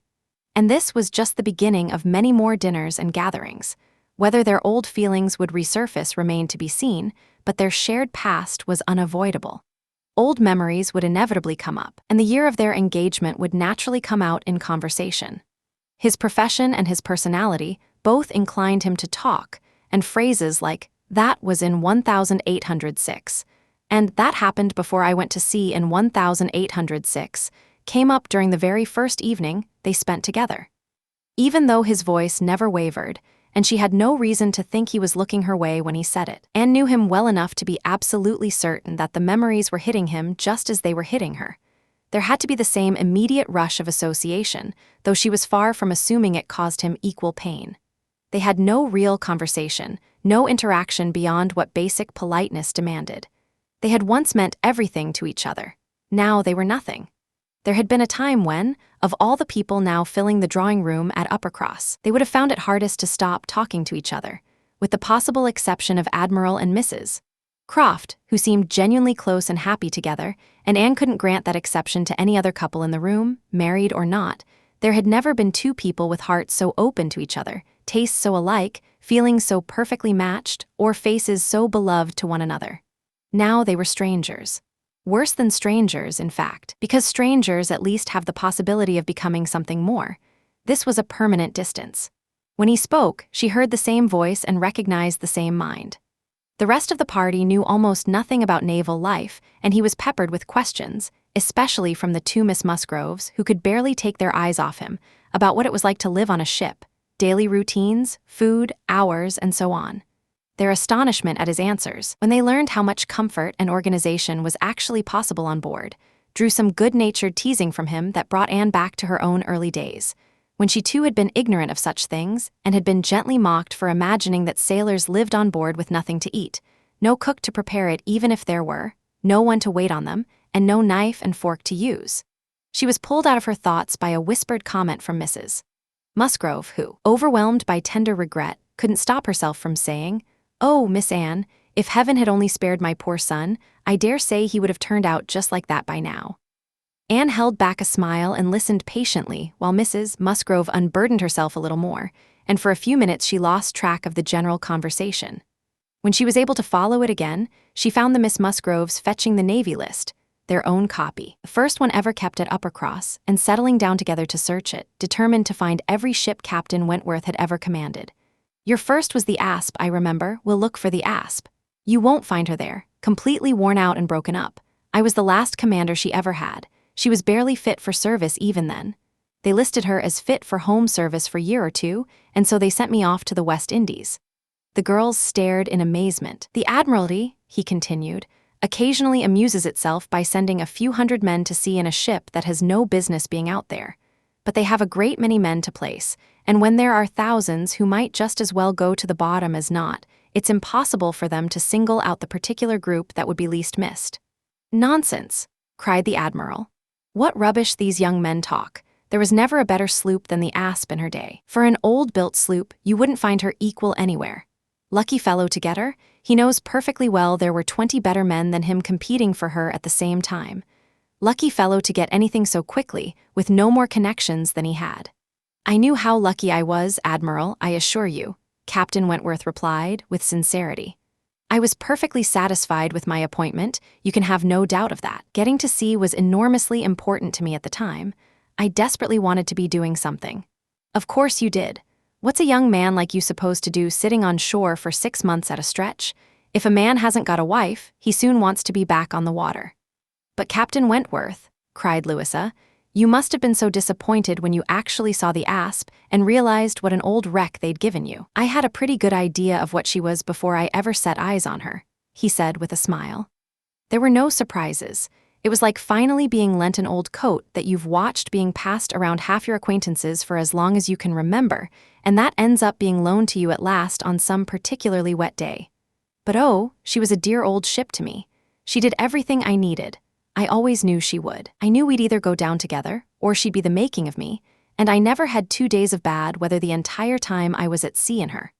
After capturing enough privateers to keep things interesting, I had the good fortune on my way home that following autumn to run into exactly the French frigate I'd been hoping for. I brought her into Plymouth, and here's another stroke of luck. We hadn't been in the Sound 6 hours when a gale blew in that lasted 4 days and nights, and would have finished poor old Asp in half that time, our encounter with the French not having done much for her condition. If we'd arrived 24 hours later, I would only have been a gallant Captain Wentworth in a small paragraph buried in some corner of the newspapers. And since it was only a sloop that was lost, nobody would have given me a second thought." Anne's shudder was hers alone, but the Miss Musgroves expressed their horror and sympathy openly and without restraint. "And so then, I suppose," said Mrs. Musgrove in a low, half-thinking aloud voice, "he went on to the Laconia, and that's where he met our poor boy. Charles, dear," she said, beckoning her son over, "do ask Captain Wentworth where he first came across your poor brother. I can never keep it straight. It was at Gibraltar, mother, I know that. Dick had been left there ill, with a recommendation from his previous captain to Captain Wentworth." "Oh, but Charles, do tell Captain Wentworth he needn't hesitate to mention poor Dick in front of me. It would actually be a comfort to hear him spoken of by such a good friend." Charles, being somewhat more realistic about the situation, simply nodded and walked away. The girls were now searching for the Laconia, and Captain Wentworth couldn't resist the pleasure of taking the precious volume into his own hands to spare them the effort, and read aloud once more the brief entry giving her name, rating, and current non-commissioned status, adding that she too had been one of the best friends a man ever had. "Ah, those were good days when I had the Laconia. How quickly I made money in her. A friend of mine and I had a wonderful cruise together off the Western Islands. Poor Harville, you know, his sister was there. You know how badly he needed money, worse off than me. He had a wife to think of. Excellent man. I'll never forget how happy he was. He felt everything so deeply for her sake. I wished he could have been with me again the following summer, when I had the same luck in the Mediterranean. And I can tell you, sir," said Mrs. Musgrove, "it was a lucky day for us when you were made captain of that ship. We will never forget what you did." Her emotions made her speak quietly, and Captain Wentworth, only catching part of what she said and probably not thinking of Dick Musgrove at all, looked uncertain, as though waiting for her to continue. "My brother," one of the girls whispered to him, "Mamma is thinking of poor Richard." "Poor dear boy," Mrs. Musgrove continued. "He became so steady and wrote such wonderful letters while he was in your care. Oh, it would have been a blessing if he had never left you. I assure you, Captain Wentworth, we are all very sorry he ever did." At these words, a brief expression crossed Captain Wentworth's face, a quick flash in his bright eyes, a slight curl at the corner of his handsome mouth, which convinced Anne that, far from sharing Mrs. Musgrove's fond feelings about her son, he had most likely gone to considerable trouble to get rid of him. But it was too fleeting a moment of private amusement to be caught by anyone who knew him less well than she did. A second later he was perfectly composed and serious, and almost immediately he came over to the sofa where Anne and Mrs. Musgrove were sitting, took a seat beside the latter, and began speaking with her quietly about her son, doing so with such genuine sympathy and natural warmth that it showed the deepest consideration for everything that was real and legitimate in a mother's grief. They were actually on the same sofa, Mrs. Musgrove had moved over readily to make room for him, separated only by Mrs. Musgrove herself. It was, in truth, no small barrier. Mrs. Musgrove was a comfortably substantial woman, far better suited by nature to radiate cheerfulness and good humor than tenderness and deep feeling. While the distress on Anne's slender frame and thoughtful face could thus be considered very effectively hidden, Captain Wentworth deserved real credit for the self-control with which he sat and attended to the large, heaving sighs of a woman mourning a son whom, when alive, nobody had particularly cared about. Physical sighs and emotional suffering have no necessary connection, of course. A large person has every right to grieve just as deeply as the most graceful one. But fair or not, there are mismatches that reason may try to defend, that good taste cannot accept, and that a sense of the absurd will inevitably seize upon. The Admiral, after pacing around the room a few times with his hands behind his back, was called to order by his wife. He came over to Captain Wentworth and, without any consideration for what he might be interrupting, thinking only of his own train of thought, launched straight in. "If you'd been a week later getting to Lisbon last spring, Frederick, you'd have been asked to give Lady Mary Grierson and her daughters a passage." "Would I? Then I'm very glad I wasn't a week later." The Admiral scolded him for his lack of chivalry. Captain Wentworth defended himself, though he admitted freely that he would never willingly take ladies on board his ship, except for a ball or a brief visit that could be over in a few hours. "But if I know my own mind," he said, "this has nothing to do with any lack of respect for them. It comes from knowing how impossible it is, no matter how hard you try or how much you sacrifice, to provide women with the standard of comfort they deserve on board a ship. There's no disrespect toward women, Admiral, in rating their need for physical comfort very highly, and that's exactly what I do. I hate hearing of women on board or seeing them on board, and no ship under my command will ever transport a family of ladies anywhere if I can possibly avoid it." That brought his sister into the debate. "Oh, Frederick, I simply cannot believe that of you. What nonsense, pure, needless fastidiousness. Women can be just as comfortable on board as in the finest house in England. I've spent as much time at sea as most women, and I've never known anything to surpass the comforts of a man of war. I can honestly say I have not a single comfort or luxury here," with a gracious nod toward Anne, "even at Kellynch Hall, that I didn't always have on most of the ships I've lived in, and there have been 5 of them altogether." "That's beside the point," her brother replied. "You were living with your husband, and you were the only woman on board, but you yourself brought Mrs. Harville, her sister, her cousin, and 3 children all the way around from Portsmouth to Plymouth.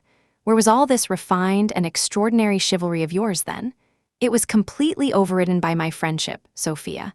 I would help any fellow officer's wife if I could, and I would fetch anything of Harville's from the ends of the earth if he needed it.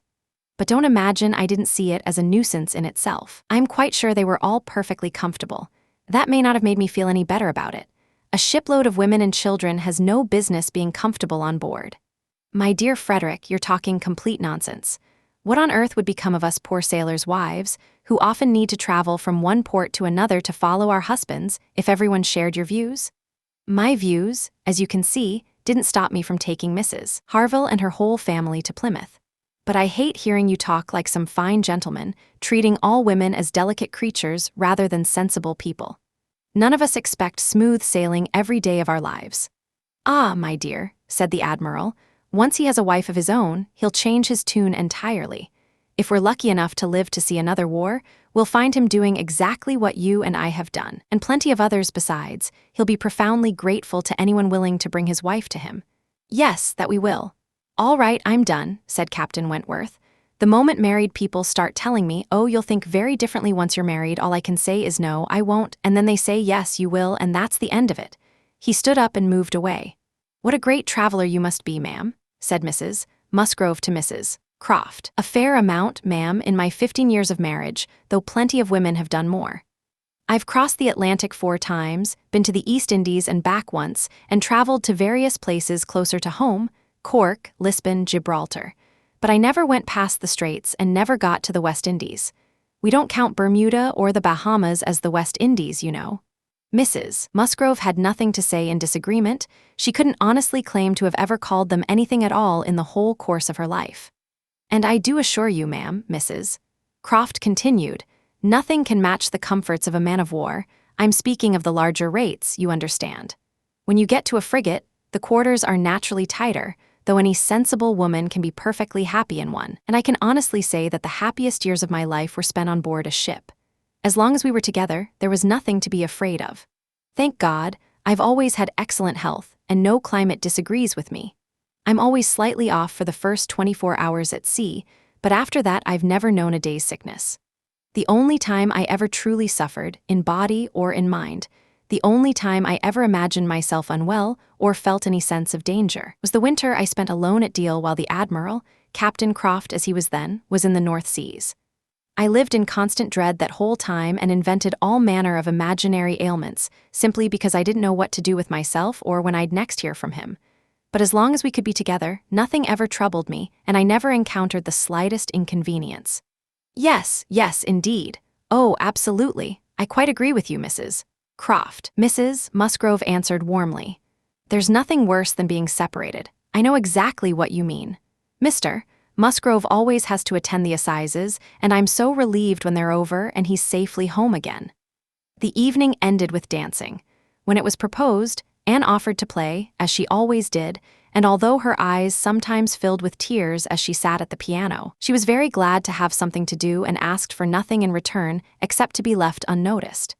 It was a lively, cheerful party, and no one seemed in better spirits than Captain Wentworth. She could see that he had everything to lift his mood: the general attention and admiration of the room, and particularly the attention of all the young women.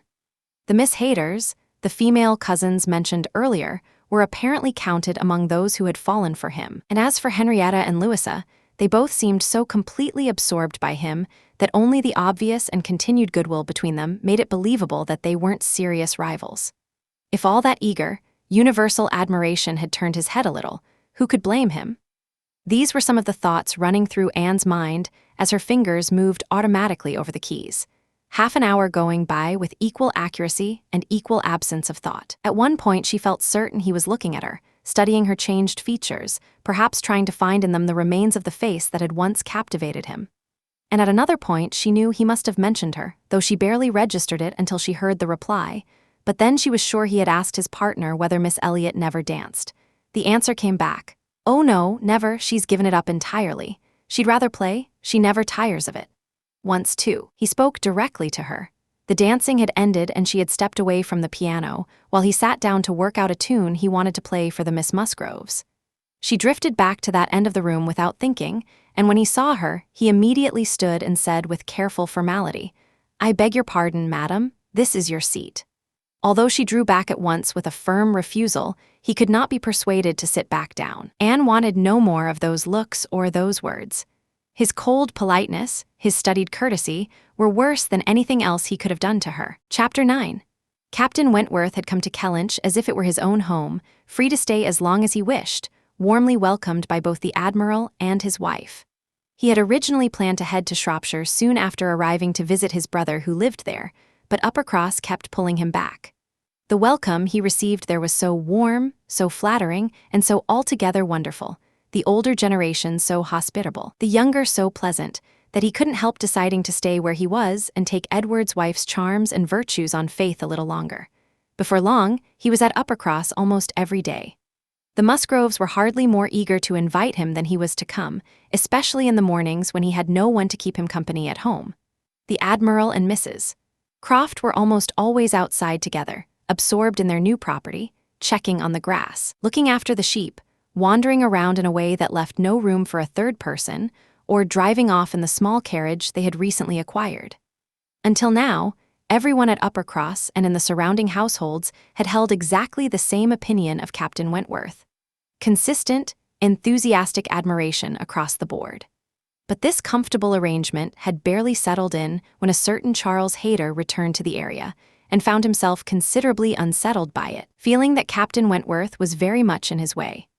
Charles Hayter was the oldest of all the cousins, a likable, pleasant young man who had shown clear signs of romantic interest in Henrietta before Captain Wentworth arrived on the scene.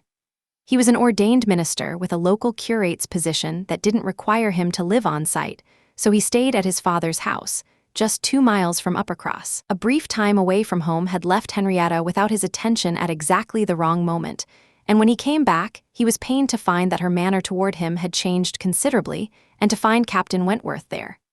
Mrs. Musgrove and Mrs. Hayter were sisters. Both had come into the marriage with money, but their marriages had placed them on very different social footing. Mr. Hayter had some property of his own, but it was modest compared to Mr. Musgrove's. While the Musgroves occupied the highest tier of local society, the younger Hayters, given their parents' quiet, unfashionable, uneducated way of life and their own limited schooling, would have barely registered socially at all, if not for their connection to Uppercross. The exception, of course, was this eldest son, who had chosen the path of education and refinement and was far more cultivated and well-mannered than the rest of his family. The two families had always gotten along well, with no snobbery on one side and no resentment on the other, and only the kind of quiet awareness of superiority among the Miss Musgroves that made them happy to help their cousins improve themselves. Charles's interest in Henrietta had not gone unnoticed by her parents, and they had no objection to it. It wouldn't be the most brilliant match for her, but if Henrietta liked him, and Henrietta did seem to like him. She had certainly thought so herself before Captain Wentworth arrived. Since then, however, Cousin Charles had faded considerably from her thoughts. As for which of the two sisters Captain Wentworth preferred, Anne couldn't tell from what she had observed.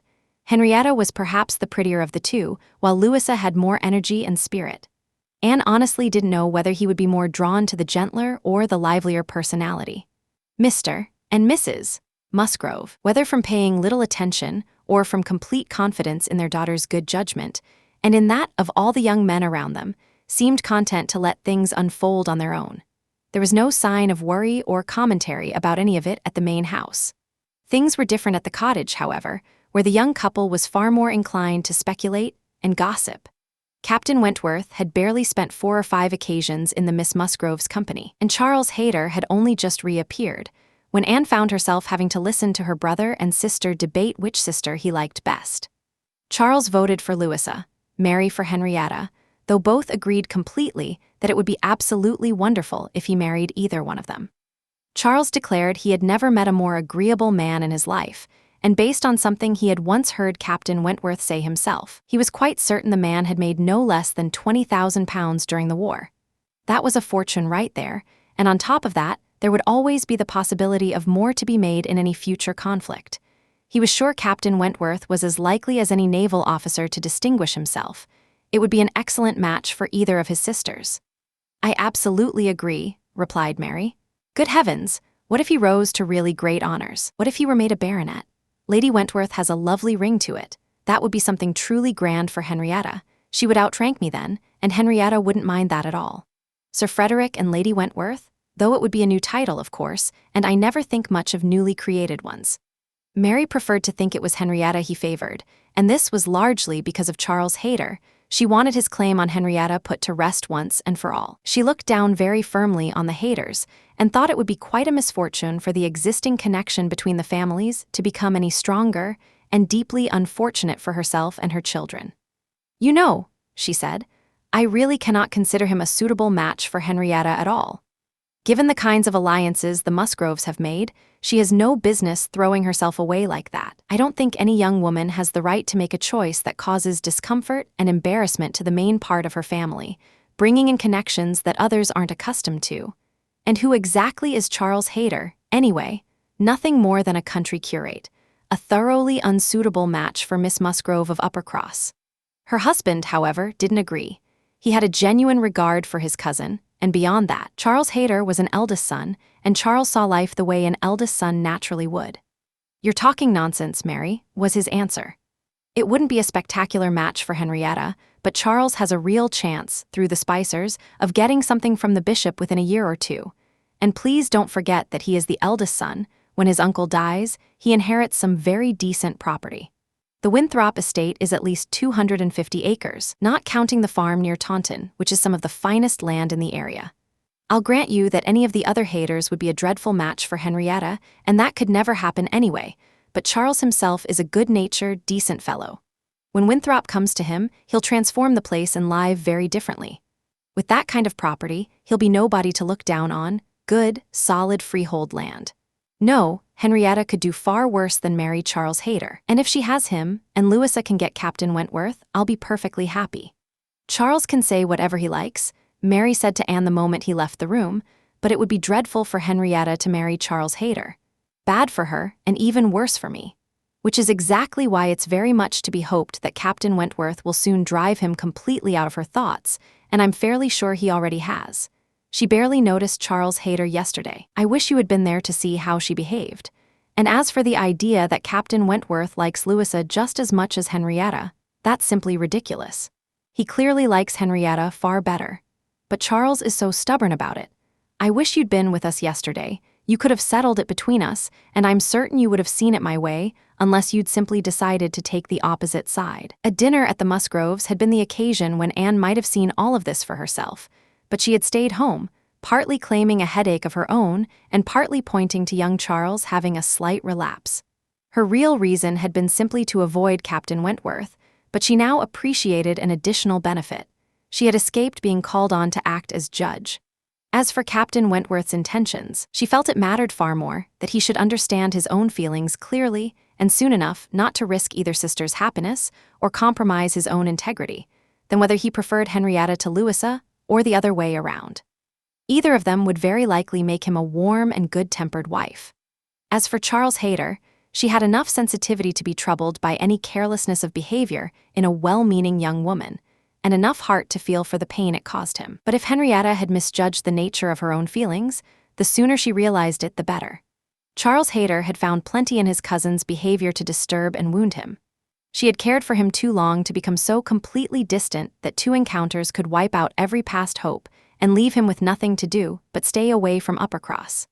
But the change in her was alarming enough, especially with a man like Captain Wentworth, so obviously the likely cause. Charles had been away only 2 Sundays, and when they had last parted, she had seemed genuinely invested, as much as he could have hoped, in his plans to leave his current curacy and take over the one at Uppercross instead. At that time, the thing that had seemed closest to her heart was that Dr. Shirley, the rector who had served zealously for more than 40 years, but was now becoming too frail to manage everything himself, should commit to taking on a curate, should make the position as well compensated as he could, and should offer the promise of it to Charles Hayter. The benefits had seemed so clear. Charles would only need to travel to Uppercross instead of going 6 miles in the other direction. He would have a significantly better position in every way. He would be serving their beloved Dr. Shirley, and dear, good Dr. Shirley would be relieved of duties that were now exhausting him to the point of harm. All of this had meant a great deal even to Louisa, but it had meant everything to Henrietta. When Charles came back, the enthusiasm had evaporated. Louisa couldn't be bothered to listen to his account of the conversation he had just had with Dr. Shirley. She was at the window watching for Captain Wentworth. Even Henrietta gave him only half her attention at best and seemed to have entirely forgotten all the earlier anxious negotiations. Well, I'm very glad about it, but I always thought it would work out. I always thought you were sure to get it. It didn't seem to me that. Well, you know, Doctor, Shirley does need a curate, and you had his promise already. Is he coming, Louisa? One morning, not long after the dinner at the Musgroves that Anne had missed, Captain Wentworth walked into the drawing room at the cottage to find only Anne and the invalid young Charles, who was lying on the sofa. The unexpected reality of finding himself nearly alone with Anne Elliot threw him off balance. He started, and could only manage, "I thought the Miss Musgroves were here, Mrs. Musgrove told me I'd find them here," before he walked to the window to collect himself and figure out how he ought to act. "They're upstairs with my sister. They'll be down in a few minutes, I'm sure," Anne had replied, as flustered as the moment warranted. If the little boy hadn't called out to her just then for help, she would have been out of the room within seconds, freeing both Captain Wentworth and herself. He stayed at the window, and after composedly and politely asking, "I hope the little boy is better," fell silent. She was obliged to kneel by the sofa and stay there to tend to her patient. They remained like this for several minutes until, to her great relief, she heard someone crossing the small entryway. She turned her head hoping to see the master of the house, but it turned out to be someone far less likely to ease the tension, Charles Hayter, who was probably no more pleased to see Captain Wentworth than Captain Wentworth had been to see Anne. She managed only, "How do you do? Won't you sit down? The others will be here shortly." Captain Wentworth came away from his window, apparently willing enough to talk, but Charles Hayter quickly put a stop to that by sitting down near the table and picking up the newspaper. Captain Wentworth drifted back to the window. Another minute brought a new arrival. The younger boy, a notably sturdy, bold child of 2, had been let in through the door by someone outside and made his purposeful entrance, heading straight for the sofa to see what was happening and to make sure he wasn't being left out of anything good. Finding nothing to eat, he settled for entertainment, and since his aunt wouldn't let him bother his sick brother, he began clambering onto her while she knelt there, making himself impossible to dislodge even though she was occupied with Charles. She spoke to him, gave orders, pleaded, and insisted, all to no effect. She managed to push him off once, but the boy took even more delight in immediately climbing back on. "Walter," she said, "get down this instant. You're being very naughty. I'm quite angry with you." "Walter," called Charles Hayter, "why won't you do as you're told? Can't you hear your aunt? Come to me, Walter, come to Cousin Charles." Walter didn't move an inch. A moment later, however, she felt herself freed from him. Someone was lifting the child away from her. Walter had been pressing her head down so far that she only realized his sturdy little hands had been unclasped from around her neck, and that he was being firmly carried off when it was already done, before she even knew that Captain Wentworth had done it. The realization left her completely speechless. She couldn't even thank him. She could only bend over little Charles, her emotions in complete disorder. His stepping in to help her, the way he had done it so quietly and without a word, the small details of the moment, and then the growing certainty, as she heard him deliberately making noise with the child across the room, that he was deliberately avoiding her thanks and making it clear that her conversation was the last thing he wanted. All of this stirred up such a tangled, painful rush of feeling that she couldn't begin to recover until Mary and the Miss Musgroves finally came in, and she was able to hand off her little patient to their care and leave the room. She couldn't stay. It might have been a chance to observe the romantic tensions and rivalries among all four of them. They were all together now, but she couldn't remain for any of it. It was plain that Charles Hayter felt no warmth toward Captain Wentworth. She had a clear impression that after Captain Wentworth's intervention, he had said in an irritated tone, "You should have listened to me, Walter. I told you not to bother your aunt." And she could easily understand his frustration that Captain Wentworth had done what he himself should have done. But Charles Hayter's feelings, or anyone else's feelings, would have to wait. She needed to sort out her own first. She was ashamed of herself, genuinely ashamed at being so shaken, so undone by something so small. But there it was, and it took a long stretch of quiet and solitude before she felt herself again. Chapter 10. Anne had plenty of other opportunities to observe the group. She'd spent enough time with all four of them together to form a clear opinion, though she was too smart to share it at home, knowing it would satisfy neither Charles nor Mary. She thought Louisa was probably the favorite, but as far as she could judge from memory and experience, Captain Wentworth wasn't in love with either sister. They were more in love with him than he was with them, though even that wasn't quite love. It was more like a mild fever of admiration, though it would probably turn into love eventually, at least for one of them. Charles Hayter seemed to sense he was being pushed aside, while Henrietta sometimes appeared torn between the two men. Anne longed to be able to sit them all down and make them see what they were doing, to point out the dangers they were setting themselves up for. She didn't think anyone was acting with deliberate cunning. In fact, it was a great comfort to believe that Captain Wentworth had no idea of the pain he was causing. There was no smugness in his manner, no hint of satisfaction at his own power over others. He had probably never even heard of Charles Hayter's interest in Henrietta, let alone given it a thought. His only fault was in accepting the attentions, and accepting was the right word, of two young women at the same time. After a brief internal struggle, Charles Hayter seemed to give up and withdraw from the competition. 3 days went by without his coming to Uppercross once, a very significant change. He had even turned down a dinner invitation, and when Mr. Musgrove found him sitting with a pile of large books in front of him, Mr. and Mrs. Musgrove exchanged worried looks and talked gravely about him studying himself into the ground. Mary's hope and firm belief was that Henrietta had given him a clear rejection, while her husband lived in constant expectation of seeing him the next day. Anne could only think that Charles Hayter was being sensible. One morning around this time, Charles Musgrove and Captain Wentworth had gone out shooting together, and the two sisters at the cottage were sitting quietly working when the Musgrove sisters from the main house appeared at the window. It was a beautiful November day, and the Miss Musgroves had come through the garden and stopped for no other purpose than to announce they were going for a long walk, implying they assumed Mary wouldn't want to join them. When Mary immediately answered, with a touch of irritation at being underestimated, "Oh yes, I'd love to come. I enjoy a long walk very much." Anne could tell from the two girls' expressions that this was exactly what they hadn't wanted. She admired again the strange social necessity that family life seemed to create, where everything had to be shared and everyone had to be included, however unwelcome or inconvenient that might be. She tried to talk Mary out of going, but without success. Since that was the case, she thought it best to accept the Miss Musgrove's far more genuine invitation to herself, reasoning that she might be useful in turning back early with her sister and reducing the disruption to whatever the younger girls had planned. "I can't imagine why they'd assume I wouldn't want a long walk," said Mary, as she headed upstairs. "Everyone always assumes I'm not a good walker, and yet they wouldn't have been happy if we'd said no. When people come all this way specifically to invite you, how can you refuse?" Just as they were ready to leave, the men returned. They'd brought out a young dog that had ruined the shooting and sent them home early. With plenty of time and energy and good spirits to spare, they were happy to join the walk and entered into it with enthusiasm. If Anne had known this was going to happen, she would have stayed home. But driven by some mixture of interest and curiosity, she decided it was too late to back out, and all 6 of them set off together in the direction the Miss Musgroves chose, since they clearly considered themselves the guides of the expedition. Anne's aim was simply to stay out of everyone's way, and wherever the narrow field paths required the group to split up, she kept close to Charles and Mary.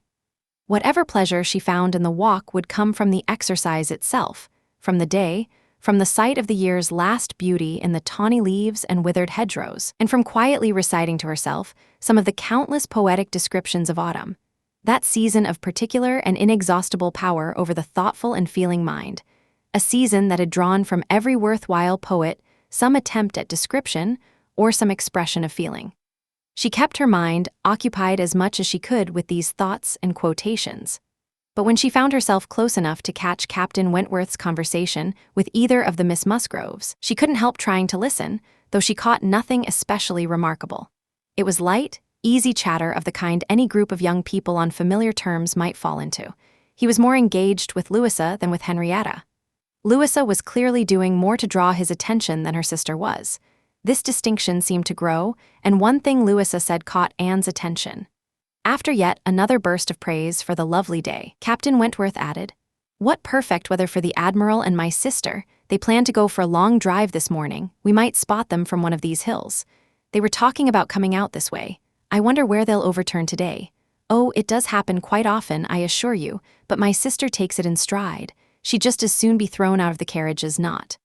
"Oh, you're exaggerating, I know," cried Louisa, "but if it were really true, I'd feel exactly the same in her position. If I loved a man the way she loves the Admiral, I'd always be with him, nothing would ever keep us apart, and I'd rather be overturned by him than driven safely by anyone else." She said it with real feeling. "Would you?" he cried, catching her tone. "I admire that." A brief silence fell between them. Anne couldn't immediately return to her poetry. The beautiful autumn scene retreated from her mind, unless some tender sonnet came to her, one full of the fitting parallel between the dying year and fading happiness, with images of youth and hope and spring all gone together, offering some small comfort. She pulled herself back to the present and said, as they were directed onto another path, "Isn't this one of the ways to Winthrop?" But no one heard her, or at least, no one answered. Winthrop itself, or its surroundings, since young men can sometimes be found wandering near home, turned out to be their destination. After another half-mile of gradual climb through large open fields, where the plows at work and freshly turned paths spoke of a farmer pushing back against the romance of seasonal melancholy and fully intending to bring spring around again, they reached the top of the main hill dividing Uppercross from Winthrop, and suddenly had a clear view of it below. A plain, undistinguished house sitting low in a hollow, hemmed in by the barns and outbuildings of a working farmyard. "Good heavens!" exclaimed Mary. "Here's Winthrop. I had no idea we'd come this far. Well, I think we should turn back now. I'm absolutely exhausted." Henrietta, self-conscious and embarrassed, and seeing no sign of Cousin Charles walking along any path or leaning against any gate, was ready to go along with Mary. "But no," said Charles Musgrove firmly, and no, cried Louisa even more eagerly, pulling her sister aside and seeming to argue the point with some heat. Meanwhile, Charles was very decisively announcing his intention to call on his aunt since they were already so close, and clearly, though more hesitantly, trying to persuade his wife to come along. But this was one of those moments where Mary asserted her will. when he pointed out that she could rest for a quarter of an hour at Winthrop since she was so tired. She answered flatly, "Oh, certainly not. Walking back up that hill would do me far more harm than any sitting down could do me good." In short, her expression and manner made it perfectly clear that she was not going. After a series of these small debates and consultations, Charles, Henrietta, and Louisa reached an agreement. Charles and Henrietta would run down quickly to see their aunt and cousins, while the rest of the party waited at the top of the hill. Louisa seemed to be the driving force behind the plan, and she walked partway down the hill with them, still talking to Henrietta. Mary took the opportunity to look around with poorly concealed disdain and remarked to Captain Wentworth, "It's very unpleasant, having connections like these. I assure you I've barely set foot in that house twice in my life." She received nothing in response but a polite, hollow smile, followed by a contemptuous glance as he turned away, the meaning of which Anne understood perfectly. The hilltop where they waited was a pleasant enough spot. Louisa returned, and Mary, having found a comfortable seat on a stile, was content enough as long as the others gathered around her. But when Louisa drew Captain Wentworth away to search for hazelnuts in a nearby hedgerow, and the two of them gradually drifted out of sight and earshot, Mary's contentment evaporated. She found fault with her seat, convinced herself that Louisa had found a much better one somewhere, and nothing would stop her from going to find one too. She went through the same gate but couldn't see them. Anne found her a good spot on a dry, sunny bank under the hedgerow, where she had little doubt the other two were still hidden somewhere along its length. Mary sat down for a moment, but it wasn't enough. She was certain Louisa had found a better place, and she was going to keep looking until she found her. Anne, genuinely tired herself, was relieved to sit down. Almost immediately she heard Captain Wentworth and Louisa in the hedgerow behind her, making their way back along the rough, overgrown channel down its middle. They were talking as they approached. Louisa's voice came first. She seemed to be in the middle of something she felt strongly about. The first words Anne made out were, "And so I made her go. I couldn't stand the thought of her being scared off the visit by such nonsense. What would I let myself be turned back from something I'd decided to do, something I knew was right, by the moods and interference of someone like that? Or anyone, for that matter? No, I have no patience for being talked out of things so easily. When I've made up my mind, it's made." And Henrietta had clearly made up hers to visit Winthrop today, and yet she nearly gave it up out of completely pointless people-pleasing. She would have turned back if not for you? She absolutely would. I'm almost embarrassed to admit it. Lucky for her to have someone like you nearby, after what you just said, which only confirmed what I'd noticed myself the last time I was around him. I don't need to pretend I have no idea what's going on. I can see that this was about more than just a dutiful morning call on your aunt. And heaven help both of them when it comes to matters of real consequence, when they face situations that actually require courage and strength of character, if she can't find the resolve to hold firm against foolish interference over something as small as this. Your sister is a sweet girl, but you're the one with real decisiveness and backbone. I can see that. If you care about her well-being and happiness, pour as much of your own spirit into her as you can, though I'm sure you've always been doing exactly that. The worst thing about a weak and indecisive character is that you can never count on any good influence sticking. You're never sure a good impression will last. Anyone can come along and change it. Those who want to be happy must learn to be firm. Here, he said, reaching up to pull a nut from a higher branch. Let this be the example, a beautiful, glossy nut, which, blessed with its own natural strength, has outlived every storm of autumn. Not a mark on it, not a weak spot anywhere. This nut, he continued with a kind of playful gravity, while so many of its fellows have fallen and been crushed underfoot, still possesses every bit of happiness that a hazelnut can reasonably be said to enjoy. Then his tone shifted back to earnestness. My first wish for everyone I care about is that they be firm. If Louisa Musgrove wants to be happy and whole in the November of her life, she must hold on to all the strength of mind she has now. He stopped, and there was no answer. It would have surprised Anne if Louisa could have responded easily to words like those, spoken with such warmth and seriousness. She could imagine what Louisa must be feeling. As for herself, she was afraid to move in case she was seen. A low, sprawling holly bush shielded her while they moved on, but before they were quite out of earshot, Louisa spoke again. Mary is good-natured enough in many ways, she said, but she does sometimes drive me absolutely mad with her nonsense and her pride, that Elliot pride. She has far too much of it. We've always wished Charles had married Anne instead. I suppose you know he wanted to? After a brief pause, Captain Wentworth said, "Do you mean she turned him down?" "Oh yes, definitely. When did that happen?" "I don't know exactly. Henrietta and I were at school at the time, but I think it was about a year before he married Mary. I wish she had said yes. We'd all like her so much better, and Mama and Papa always believed it was her great friend Lady Russell who talked her out of it. They think Charles might not have been learned or bookish enough to satisfy Lady Russell, and that she persuaded Anne to refuse him. The voices faded, and Anne could make out nothing more. Her own emotions held her completely still. She needed some time before she could even think of moving. She had not suffered the classic fate of the eavesdropper. She had heard nothing bad said about herself, but she had heard things that cut very deep. She saw now how Captain Wentworth thought of her character, and the degree of feeling and curiosity she had detected in his manner was enough to shake her profoundly. When she could manage it, she went after Mary, found her, and walked back with her to the stile. She felt a measure of comfort when the whole party gathered together again almost immediately and set off once more. Her spirits needed the kind of solitude that only a crowd could provide. Charles and Henrietta returned, bringing, as might have been expected, Charles Hayter with them. Anne couldn't begin to follow the details of what had transpired. Even Captain Wentworth didn't appear to be fully in the confidence of either party. But that there had been a withdrawal on Charles Hayter's side and a change of heart on Henrietta's, and that they were now very glad to be together again, was perfectly obvious. Henrietta looked a little sheepish but very happy. Charles Hayter looked completely overjoyed. From almost the moment they all set off for Uppercross, the two were inseparable. Everything now pointed to Louisa as Captain Wentworth's focus. It could not have been more obvious. Wherever the group split into pairs, and even where it didn't need to, he and Louisa walked side by side almost as constantly as Henrietta and Charles Hayter.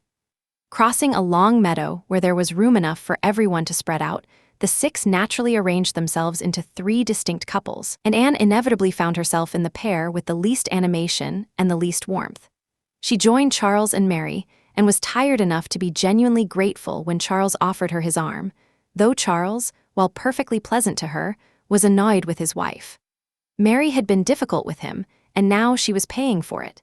He kept dropping her arm every few steps to lop the tops off nettles in the hedgerow with his walking stick. When Mary began to complain and work herself into her usual grievance about being forced to walk on the hedge side, while Anne was never inconvenienced on the other, he dropped both their arms entirely and bolted after a weasel he'd caught a glimpse of, leaving them to drag him back to the path as best they could.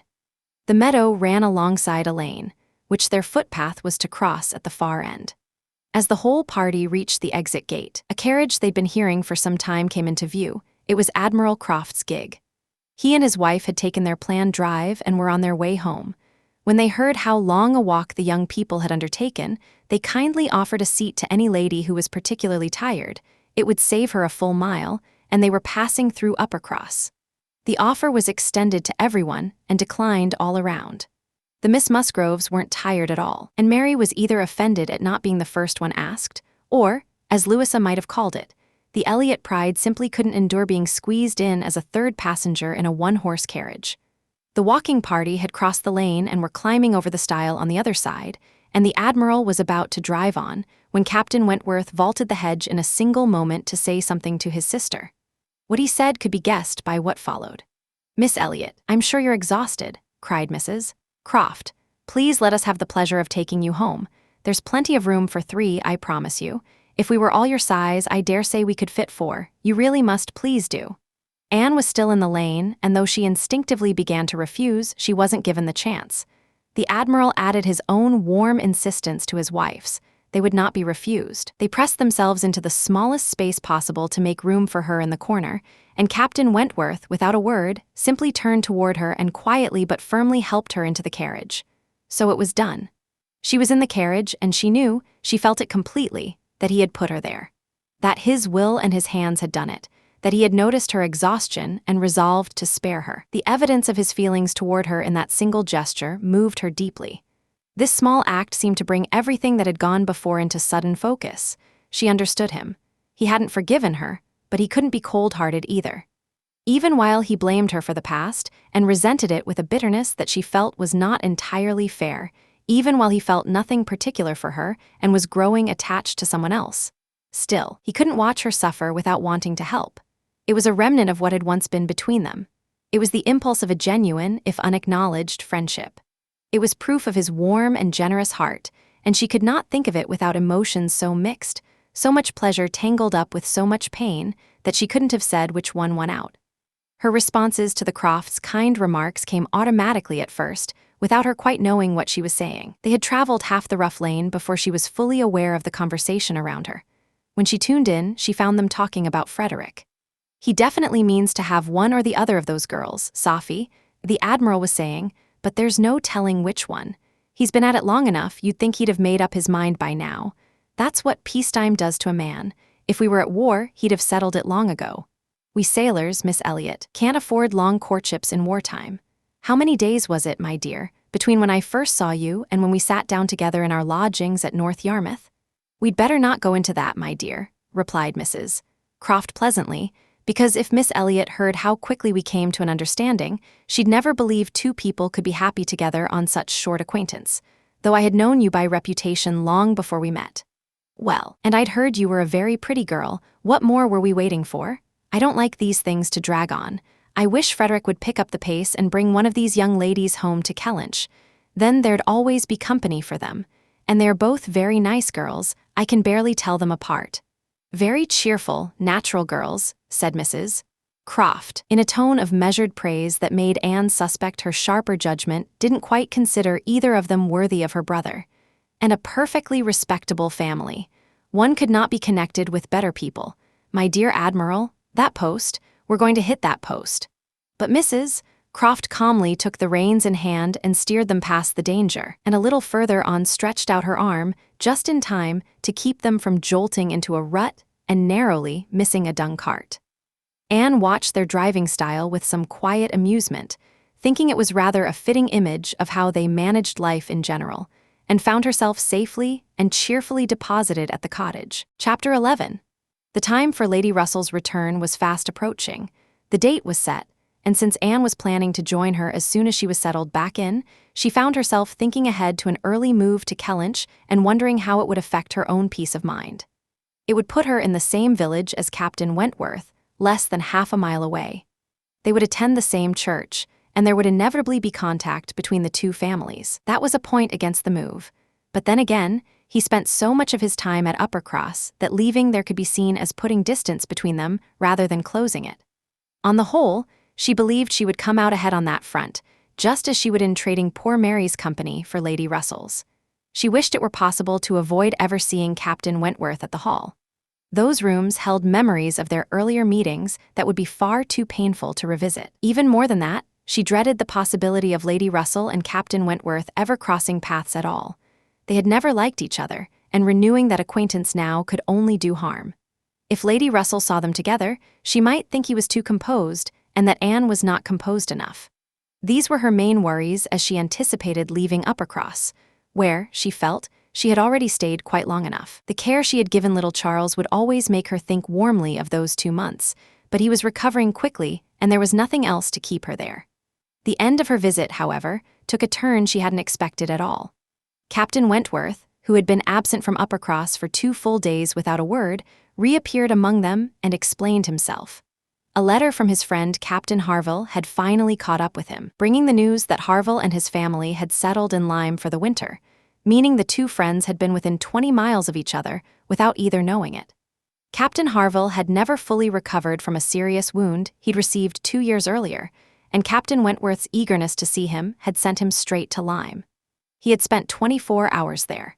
His absence was entirely forgiven, his friendship warmly acknowledged, and his vivid description of the beautiful countryside around Lyme caught the whole group's attention so completely that they were soon burning with the desire to go there themselves and making plans to do just that.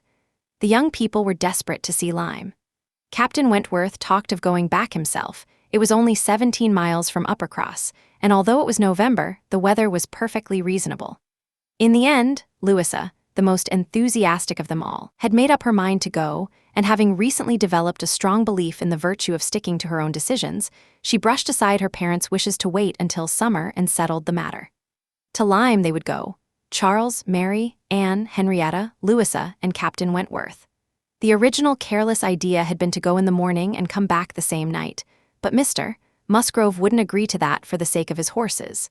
And when anyone thought it through sensibly, a day in mid-November wouldn't leave much time to see a new place once you subtracted the 7 hours that the terrain demanded for the round trip. So they agreed to stay the night and not be expected home until dinner the following day. This felt like a significant improvement. Even so, though they all gathered at the great house for an early breakfast and set off promptly, it was well past noon by the time the 2 carriages, Mr. Musgrove's coach carrying the 4 ladies, and Charles's curricle with Captain Wentworth beside him, came down the long hill into Lyme and wound their way into the steep streets of the town itself. It was already clear they would have barely enough time to look around before the daylight and warmth gave out. After securing rooms and ordering dinner at one of the inns, the obvious first thing to do was to walk straight down to the sea. They had arrived too late in the season for any of the entertainments or diversions that Lyme offered as a resort town. The assembly rooms were closed, most of the seasonal visitors were gone, and almost no one remained but the permanent residents. Since there was nothing particularly remarkable about the buildings themselves, what drew the eye of any newcomer was the town's dramatic setting. The main street that seemed to tumble almost straight into the water. The walk along the Cobb curving around the charming little bay that in season buzzed with bathing machines and holidaymakers, the Cobb itself with its ancient character and recent improvements, and the magnificent line of cliffs stretching east of the town. Any visitor who failed to find the immediate surroundings of Lyme captivating would have to be a very strange visitor indeed. The countryside nearby offered even more. Charmouth, with its high ground and sweeping open landscape, and especially its quiet, sheltered bay backed by dark cliffs, where low rocky outcroppings scattered among the sand made it the perfect place to sit and watch the tide come in, to sit and simply think without ever growing tired of it. The wooded variety of the cheerful village of Up Lyme. And above all, Pinny, with its deep green ravines between dramatic rocks, where scattered forest trees and orchards of wild, abundant growth showed that generations must have passed since the cliff first began to crumble and shape the ground into what it had become, a landscape so wonderful and so beautiful that it could hold its own against anything the celebrated Isle of Wight had to offer. These were places that needed to be visited more than once before anyone could truly understand what made Lyme worth knowing. The upper-cross party made their way down past the now empty, rather forlorn-looking assembly rooms and kept descending until they found themselves on the shore. They lingered there as anyone who has ever truly loved the sea must linger on first seeing it again, gazing at it before moving on toward the Cobb, their destination both for its own sake and because of Captain Wentworth's connection to it. In a small house near the foot of an old pier of uncertain age, the Harvilles had made their home. Captain Wentworth went in to call on his friend while the others walked on, agreeing he would join them on the Cobb. They were far from bored. There was still so much to take in and admire, and they had scarcely noticed how long Captain Wentworth had been gone when they saw him coming toward them with 3 companions, all of whom they already knew by description: Captain and Mrs. Harville, and a Captain Benwick who was staying with them. Captain Benwick had until recently served as first lieutenant of the Laconia. Captain Wentworth had spoken highly of him before his previous visit to Lyme, praised him as an outstanding young man and officer, one he had always held in high regard, and that recommendation alone would have earned him a warm reception from the group. But there was also the story of his personal life, which made him instantly and deeply interesting to everyone present, and particularly to the women. He had been engaged to Captain Harville's sister.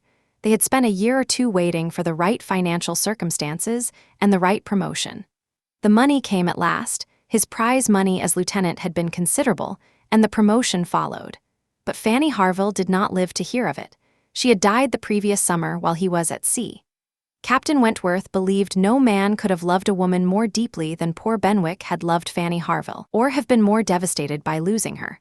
He saw in Benwick a nature that was bound to feel such losses intensely, strong emotions held within a quiet, serious, and reserved manner, combined with a genuine love of reading and a preference for a contemplative life. To make the story still more affecting, his friendship with the Harvilles seemed, if anything, to have grown even closer in the wake of the event that had ended all hope of a family connection between them, and Captain Benwick was now living with them full-time. Captain Harville had taken the house for 6 months, his tastes, his health, and his finances all pointing him toward somewhere modest and by the sea, and the dramatic landscape and winter solitude of Lyme seemed perfectly suited to Benwick's state of mind. Everyone felt an immediate sympathy and warmth toward Captain Benwick. And yet, Anne said quietly to herself as they walked forward to meet the group. "He may not have a sadder heart than I do. I can't believe his prospects are ruined forever. He's younger than I am, younger in spirit, if not necessarily in years, younger in the way men can be. He'll recover. He'll find happiness again with someone else." They all met and were introduced. Captain Harville was a tall, dark man with an open, kind face, slightly lame, and looking considerably older than Captain Wentworth, partly from his strong features and partly from the toll poor health had taken on him. Captain Benwick was visibly the youngest of the three, and compared to either of the others, a slight figure. He had a pleasant face and a melancholy air that seemed entirely fitting, and he held back from the general conversation. Captain Harville, though not quite matching Captain Wentworth's ease of manner, was a thoroughly genuine gentleman, natural, warm, and generous. Mrs. Harville was perhaps slightly less polished than her husband, but seemed to share all his better qualities, and nothing could have been more welcoming than the way both of them treated the entire Uppercross party as though they were already old friends of Captain Wentworth's, and therefore friends of theirs.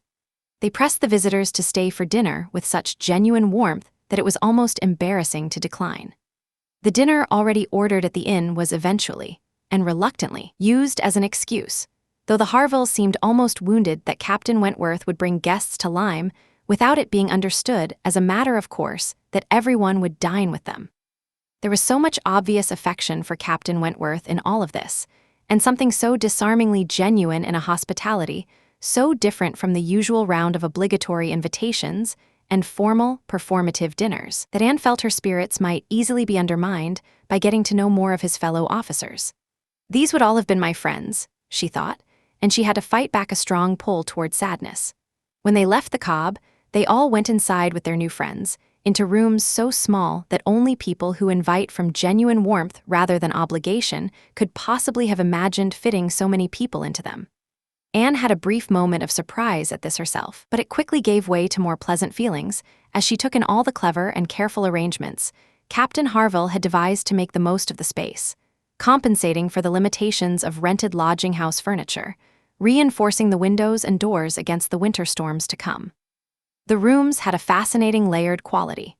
The basic, indifferent furnishings supplied by the landlord set against a few pieces made from some rare and beautiful wood, expertly crafted, along with various curious and valuable objects gathered from the distant places Captain Harville had sailed to over the years. For Anne, it was more than just interesting. It was connected to his whole life at sea, the product of his labors, evidence of what that life had made of him, and a picture of quiet domestic contentment that stirred something in her deeper than simple pleasure. Captain Harville was no reader himself, but he had built excellent, well-made shelves to house a decent collection of finely bound books that belonged to Captain Benwick. His lameness kept him from much physical exercise outside, but he seemed to have an instinctively practical and inventive mind that kept him busy indoors. He drew and painted, he varnished, he did carpentry, he worked with glue. He made toys for the children. He fashioned improved netting needles and pins, and when everything else was finished, he settled in the corner of the room with his large fishing net. Anne felt she was leaving genuine happiness behind when they finally left the house. Walking beside her, Louisa broke into enthusiastic admiration of the Navy as a whole, their warmth, their camaraderie, their honesty and straightforwardness, declaring she was absolutely certain that sailors had more worth and more heart than any other men in England, that they alone truly knew how to live, and they alone deserved to be admired and loved. They went back to change and have dinner. The outing had already proved so much better than anyone could have hoped that there was nothing to complain of, despite all the innkeeper's apologies about being so far out of season and having so little to offer and expecting so few visitors. Anne found that by now she had grown far more comfortable in Captain Wentworth's company than she had ever thought possible, sitting down at the same table with him, exchanging the ordinary pleasantries that the occasion called for, and they never went beyond ordinary pleasantries, had become almost nothing to her. It was too dark that evening for the ladies to go out again, but Captain Harville had promised to call, and he came, bringing Captain Benwick with him, which was more than anyone had counted on, since it had been assumed that being surrounded by so many strangers would be too much for him. He ventured in among them all the same, though his spirits were clearly not equal to the general cheerfulness of the evening. While Captains Wentworth and Harville held court on one side of the room, keeping everyone entertained with stories of old times at sea Anne found herself seated somewhat apart with Captain Benwick, and her natural instinct for kindness prompted her to draw him into conversation. He was shy and inclined to retreat into his own thoughts, but the warmth of her expression and the gentleness of her manner soon had their effect, and Anne found it well worth the initial effort. He was clearly a young man of real literary taste, particularly in poetry, and beyond the pleasure of giving him at least one evening in which he could talk about things that probably meant little to his usual companions, she found herself hoping she might actually be of some practical help to him, offering a few quiet suggestions about the value of fighting back against grief, thoughts that had grown naturally out of the course of their conversation. He was shy, but he didn't seem closed off. It was more as if his feelings were relieved to have room to breathe. They talked about poetry, about the richness of contemporary verse, and worked their way through a series of comparisons, whether Marmion or the Lady of the Lake was preferable, how the Gyre and the Bride of Abydos should be ranked against each other, and even how the Gyre ought to be pronounced. He showed himself deeply, intimately familiar with all the most tender lyrics of one poet and all the most impassioned descriptions of hopeless suffering in the other. He quoted lines about broken hearts and minds destroyed by grief with a trembling feeling that made his meaning unmistakable. He wanted to be understood. So Anne ventured to hope, gently, that he didn't restrict himself only to poetry, and said that she thought poetry had the unfortunate quality of being rarely safe for those who felt it most deeply, since the very intensity of feeling that made someone capable of truly appreciating it was exactly the kind of feeling that should indulge in it only sparingly. He looked not pained, but pleased by this quiet acknowledgement of his situation, and she felt encouraged to go on. Trusting in a certain seniority of experience and judgment, she ventured to suggest that he allow more prose into his daily reading, and when he asked her to be more specific, she mentioned works by the finest moral writers she could think of, collections of great letters, memoirs of people who had faced hardship with dignity. The kind of reading, she felt, was best suited to strengthening and steadying the mind through its highest principles and most powerful examples of endurance, both moral and spiritual. Captain Benwick listened carefully and seemed genuinely grateful for her interest, though he shook his head and sighed. Suggesting he had little faith that any book could touch grief like his, he wrote down the titles she recommended and promised to find them and read them. When the evening ended, Anne couldn't help smiling to herself at the thought that she had come to Lyme to lecture a young man she had never met before on the virtues of patience and acceptance.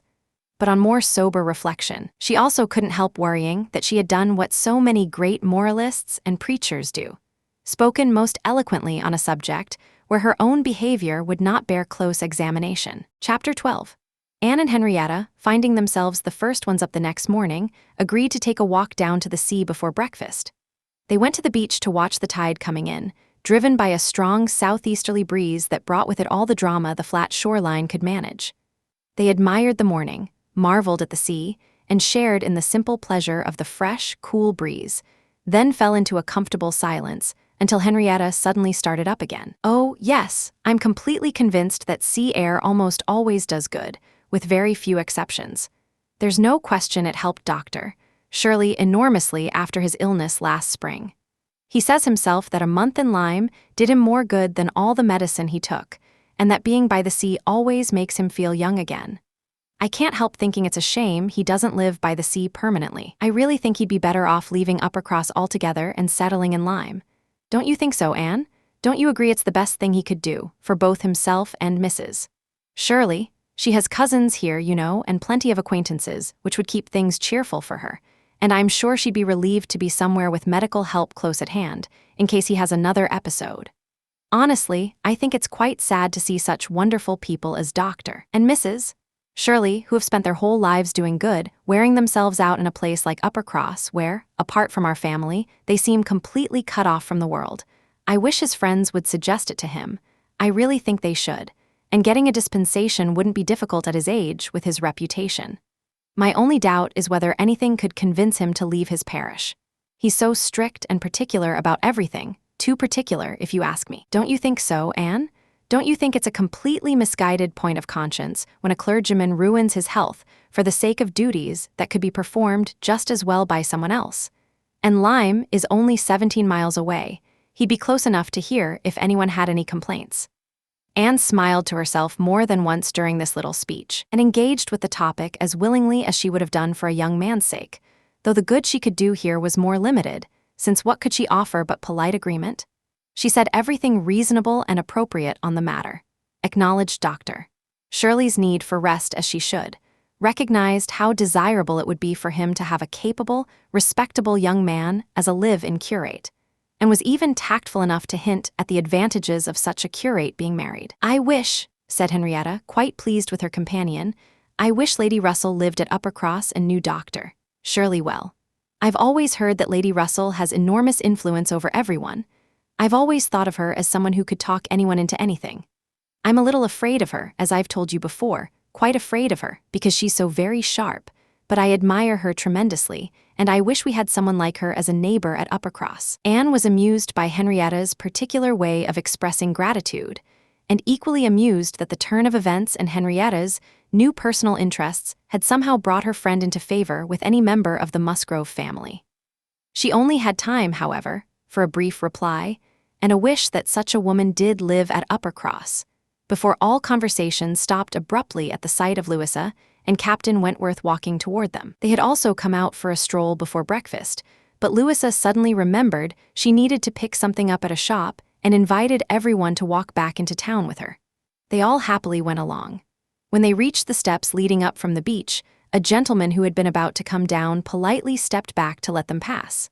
They climbed up and went by him, and as they did, his eyes fell on Anne's face. He looked at her with such open admiration that she couldn't possibly miss it. She was looking remarkably well, her neat, pretty features glowing with the bloom and freshness that the brisk wind had brought to her complexion, and her eyes bright with the animation it had stirred in her. The gentleman, clearly a gentleman in every sense of his manner, was obviously quite taken with her. Captain Wentworth glanced back at her immediately in a way that showed he had noticed it too. It was a brief, bright look as if to say, "Asterisk, that man is struck by you, and even I, right now, can see something of Anne Elliot again." Asterisk, after accompanying Louisa through her errand and wandering about a little longer, they made their way back to the inn. Anne was hurrying from her room to the dining room shortly afterward when she nearly walked straight into the very same gentleman coming out of a room next to hers. She had already guessed he was a visitor like themselves, and had decided that a well-dressed groom she'd noticed loitering near the two inns on their way back must be his servant. Both master and man being in mourning had helped her form that impression. It was now clear he was staying at the same inn. This second encounter, brief as it was, confirmed by his expression that he found her genuinely lovely, and his quick, polished apologies showed him to be a man of excellent manners. He appeared to be around 30, not handsome exactly, but with a pleasant, agreeable look. Anne found herself wanting to know who he was. They had nearly finished breakfast when the sound of a carriage, one of the first they had heard since arriving in Lyme, drew half the group to the window. It was a private carriage, a curricle, being brought around from the stables to the front door. Someone was leaving. It was driven by a servant dressed in mourning. The word curricle sent Charles Musgrove straight to the window to compare it with his own. The servant in mourning piqued Anne's curiosity, and all 6 of them had gathered to look by the time the carriage owner emerged from the front door amid the bows and courtesies of the inn staff, took his seat, and drove away. "Ah!" cried Captain Wentworth at once, with a quick glance toward Anne. "That's the very man we passed this morning." The Miss Musgroves confirmed it, and having all watched him as far up the hill as they could, they turned back to the breakfast table. The waiter came in shortly after. "Excuse me," said Captain Wentworth right away, "can you tell us the name of the gentleman who just left?" "Yes, sir, a Mr. Elliot, a gentleman of considerable fortune, came in last night from Sidmouth. I believe you may have heard the carriage, sir, while you were at dinner. He's heading now to Crewkerne on his way to Bath and London." "Elliot." Several people looked at each other, and several repeated the name, before the waiter had even finished his quick-paced delivery. "Good heavens!" cried Mary. "It must be our cousin, it must be our Mr. Elliot, it really must. Charles, Anne, mustn't it? He's in mourning just as our Mr. Elliot would be, how extraordinary, staying at the very same inn as us. Anne, isn't it our Mr. Elliot, my father's heir? Excuse me, sir," turning to the waiter. "Did you happen to hear whether his servant mentioned anything about the Kellynch family?" "No, ma'am, he didn't mention any particular family, but he did say his master was a very wealthy gentleman who would be a baronet one day." "There, you see," cried Mary in delight. "Just as I said, heir to Sir Walter Elliot. I knew it would come out if it was true. You can be sure that's exactly the kind of thing his servants make a point of spreading wherever he goes. But Anne, just think how extraordinary. I wish I'd looked at him more carefully. I wish we'd known in time who he was so he could have been introduced to us. What a shame we weren't introduced. Do you think he had the Elliot look about him? I barely looked at him. I was looking at the horses, but I think there was something of the Elliot look about him.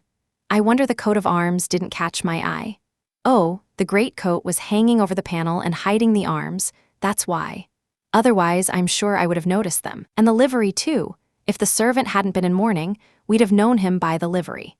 Putting all these very extraordinary circumstances together, said Captain Wentworth, we can only conclude it was Providence's design that you should not be introduced to your cousin.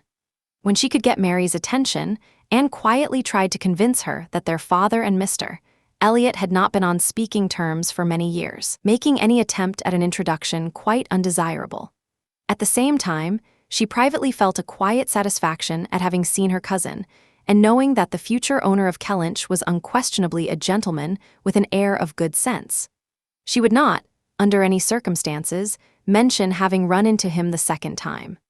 Fortunately, Mary hadn't paid much attention to their having walked past him earlier that morning, but she would have been deeply offended to learn that Anne had practically collided with him in the hallway and received his very polite apologies, while she herself had never been within 10 feet of him.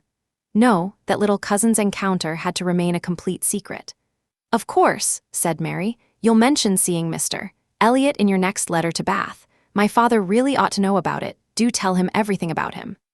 Anne gave a noncommittal answer, but she considered this not merely unnecessary to share, but something that really ought to be left unsaid. She knew about the offense her father had suffered years ago. She suspected Elizabeth had played her own part in it, and that the mere mention of Mr. Elliot's name still provoked irritation in both of them was beyond question. Mary never wrote to Bath herself.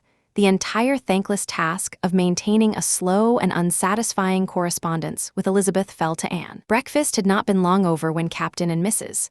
Harville arrived along with Captain Benwick for their agreed-upon last walk around Lyme. They needed to be on their way to Uppercross by 1 o'clock, but until then, they were all to be together and outdoors for as long as possible.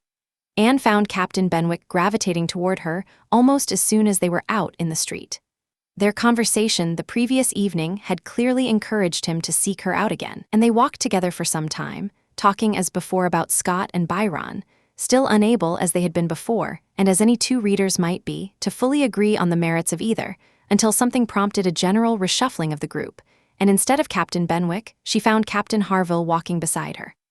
"Miss Elliot," he said, keeping his voice low, "you've done that poor fellow a real kindness by drawing him out like that. I wish he could have such company more often. I know it's bad for him to stay cooped up the way he is, but what can we do? We can't leave." "No," said Anne, "I can easily believe that's impossible. But time, we all know what time does in cases of grief, and you must remember, Captain Harville, that your friend is still a young man in mourning.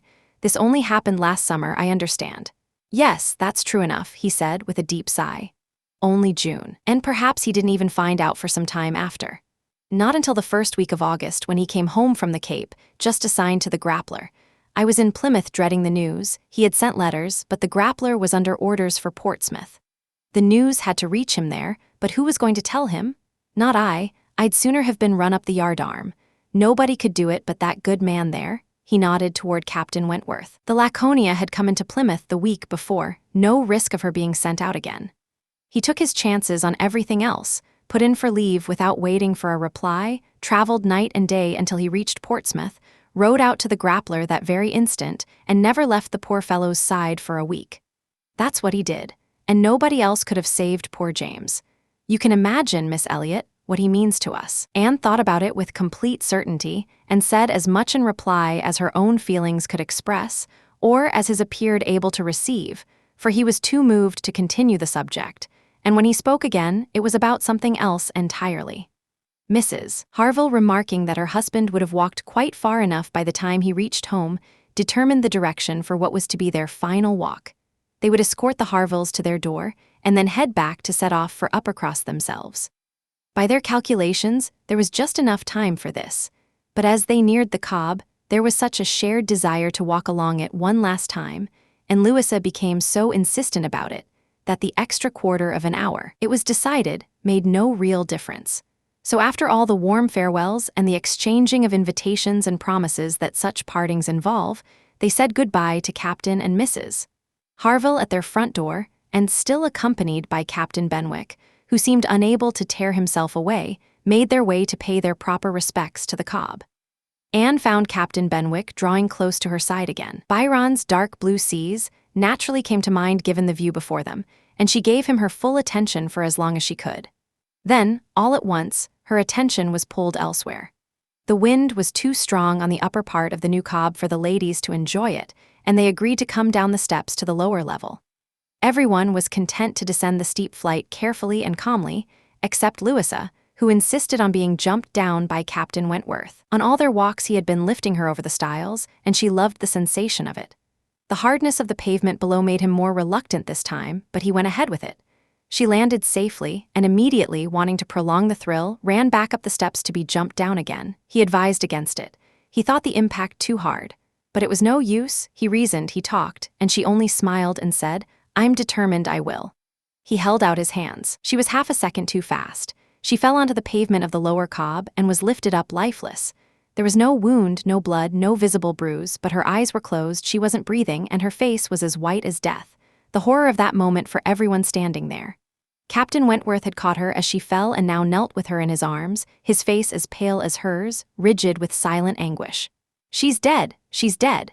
Mary screamed, grabbing hold of her husband, her panic adding to his own shock and rooting him to the spot. And a moment later Henrietta, overwhelmed by the same dreadful certainty, lost consciousness too and would have fallen on the steps if Captain Benwick and Anne hadn't caught her and held her up between them. "Is there no one to help me?" The words burst from Captain Wentworth in a voice of despair, as though every bit of his strength had left him. Go to him, Anne cried. "For God's sake, go to him. I can hold her myself. Leave me and go to him. Rub her hands, rub her temples. Here are the smelling salts, take them, take them." Captain Benwick obeyed, and Charles, pulling himself free from his wife at the same moment, joined him. Together they raised Louisa and held her more firmly between them. Everything Anne had called for was done, but to no effect. Meanwhile, Captain Wentworth, bracing himself against the wall for support, cried out in the most agonized despair, "Oh God, her father and mother!" "A surgeon," said Anne. He caught the word. It seemed to bring him back to himself all at once, and he was already moving away with only the words, "Yes, yes, a surgeon, right now," when Anne quickly said, "Captain Benwick, wouldn't it be better for Captain Benwick to go? He knows where to find a surgeon." Everyone still capable of thinking recognized the sense of it, and in an instant, everything happened in rapid instants. Captain Benwick had surrendered the poor, still figure entirely to her brother's arms and was sprinting toward town. Of the three left behind who still had their wits about them, Captain Wentworth, Anne, and Charles, it was hard to say who was suffering most. Charles, who was genuinely devoted to his sisters, hung over Louisa with barely suppressed sobs, able only to tear his eyes from one sister to look at the other lying senseless, or to see his wife in the grip of hysterical distress, calling on him for help he couldn't give. Anne, tending to Henrietta with every bit of strength and focus and instinct she had, still tried at intervals to offer comfort to the others, to calm Mary, to steady Charles, to ease Captain Wentworth's agony. Both men seemed to look to her for guidance. Anne, Charles cried. "What do we do now? What on earth do we do now?" Captain Wentworth's eyes turned toward her as well. "Shouldn't she be carried to the inn?" Yes, carry her carefully to the inn." "Yes, to the inn," Captain Wentworth repeated, pulling himself together and desperate to do something. "I'll carry her myself. Musgrove, take care of the others." By this time, word of the accident had spread among the workers and boatmen around the Cobb, and a crowd had gathered, ready to help if needed, but also quite willing to witness the spectacle of a young lady apparently dead. Or rather two dead young ladies, since the story had improved considerably in the retelling. Henrietta, now partially revived but barely able to stand, was entrusted to some of the steadier-looking men in the crowd, and in this way they made their way back, Anne walking alongside Henrietta, Charles attending to Mary, retracing with feelings beyond words the path they had walked so recently and so light-heartedly, just a short time before. They had not yet left the Cobb when the Harvilles came hurrying toward them. Captain Benwick had flown past their house with such urgency in his face that they had set out at once, receiving information as they went about where to go. Shaken as Captain Harville was, he brought with him the clear head and steady nerves that were needed right then, and a single look between him and his wife settled the matter. Louisa must be brought to their house, everyone must go to their house, and wait there for the surgeon. They would not hear any objections, they were obeyed. Everyone was under their roof, and while Louisa under Mrs. Harville's direction was carried upstairs and placed in her own bed, Captain Harville pressed restoratives and cordials on all those who needed them. Louisa had opened her eyes once, then closed them again without any sign of awareness, but it had been proof of life, and it helped her sister. Henrietta, though quite unable to be in the same room as Louisa, was kept from slipping back into unconsciousness by the restless tension of hope and fear. Even Mary was growing calmer. The surgeon arrived almost before it seemed possible. They waited in sick dread while he examined her, but he was not without hope. She had suffered a severe blow to the head, but he had seen worse injuries recovered from. He was by no means without hope. He spoke with quiet confidence. The mere fact that he didn't consider it hopeless, that he didn't say it would be over in a matter of hours, was more than most of them had dared to expect, and the relief that flooded through them, deep, silent, overwhelming, following a few fervent words of gratitude offered up to God, can be imagined. The tone, the look with which Captain Wentworth said, "Thank God," Anne was certain she would never forget it. Nor would she forget the sight of him afterward, sitting near a table, leaning over it with his arms folded and his face hidden, as if overpowered by everything coursing through him, and trying through prayer and reflection to find some calm. Louisa's limbs were uninjured. The damage was only to her head. The group now had to work out what was to be done about their situation. They were able to speak to each other and think clearly enough to consult. That Louisa had to stay where she was, however much her friends hated the thought of burdening the Harvilles, was beyond question. Moving her was out of the question. The Harvilles dismissed all protests, and as much as they could, all expressions of gratitude. They had already looked ahead and arranged everything before anyone else had managed to think straight. Captain Benwick would give up his room for them and find a bed somewhere else. Everything was settled. Their only regret was that the house couldn't accommodate more, though perhaps, they said, by putting the children in with the maid or hanging a cot somewhere, they could just about manage 2 or 3 more if anyone wished to stay. As for the care of Miss Musgrove, there was not the slightest need for concern on that score. Mrs. Harville was an extremely capable nurse, and her nursemaid, who had been with her for years and traveled everywhere with her, was exactly the same. Between the two of them, Louisa would have everything she could possibly need, day or night. And all of this was said with a warmth and sincerity that made it impossible to refuse. Charles, Henrietta, and Captain Wentworth were the 3 conferring on next steps, and for a while the conversation amounted to little more than expressions of anxiety and confusion, the need to send word to Uppercross, how the news was to be broken to Mr. and Mrs. Musgrove, how late it already was, an hour already passed when they should have been gone, the impossibility of getting there at any reasonable time. For a while that was all they could manage, but eventually Captain Wentworth roused himself and said, "We need to decide, and right now, not another minute can be wasted. Every minute matters. Someone must leave for Uppercross immediately. Musgrove, it has to be one of us." Charles agreed, but was firm that it wouldn't be him. He would be as little trouble as possible to Captain and Mrs. Harville, but leave his sister in this condition, that he neither would nor should do. That much was settled. Henrietta at first said the same, but she was soon persuaded to reconsider. What use was there in her staying? She hadn't been able to remain in Louisa's room or look at her without suffering so much that she was worse than useless. She was forced to admit she could do no good, yet still she was reluctant to leave, until the thought of her parents moved her to give in. She agreed, she was anxious to get home. The plan had reached that point when Anne came quietly down from Louisa's room and through the open parlor door couldn't help but overhear what followed. "Then it's settled, Musgrove," Captain Wentworth said. "You stay and I'll take your sister home. As for the rest, if one person stays to help Mrs. Harville, I think that's all that's needed. Mrs. Charles Musgrove will naturally want to get back to her children, but if Anne will stay, there's no one more suited, no one more capable than Anne." She stopped for a moment to compose herself after hearing herself spoken of in those terms. The other 2 agreed warmly with what he had said, and she stepped into the room. "You'll stay, I know you'll stay and look after her," he said, turning to her, his voice warm with a directness that seemed for a moment almost to bring back the past. She flushed deeply. He caught himself and looked away. She said, as plainly as she could, how willing she was, how ready, how glad to stay. It was exactly what she had been thinking and hoping to be allowed to do. A mattress on the floor in Louisa's room would be quite enough for her if Mrs. Harville could manage it. One last thing remained to be arranged, and then everything seemed in order. While it might have been preferable for Mr. and Mrs. Musgrove to have some advance warning through a gradual delay, The time it would take the Uppercross horses to travel back home would prolong their suspense dreadfully. Captain Wentworth proposed, and Charles agreed, that it would be far better to hire a chaise from the inn and send Mr. Musgrove's horses back home early the next morning, which would also allow a report of Lewis's condition overnight to be sent with them. Captain Wentworth now hurried off to arrange everything on his end, with the two ladies to follow shortly. But when the plan was explained to Mary, it immediately fell apart. She was distraught and indignant, complaining bitterly that it was completely unfair that she should be the one sent away rather than Anne. Anne, who had no particular claim on Louisa, while she was her sister and had far more right to stay in Henrietta's place. Why shouldn't she be just as useful as Anne, and to go home without Charles, without her own husband? No, it was too cruel. In the end, she said enough to wear down her husband's resistance, and since none of the others could object once he gave in, there was no alternative. Anne and Mary would swap places. It was inevitable. Anne had never given way to Mary's jealous and unreasonable demands more reluctantly, but there was nothing to be done. They headed off toward town, Charles looking after his sister, and Captain Benwick attending to Anne.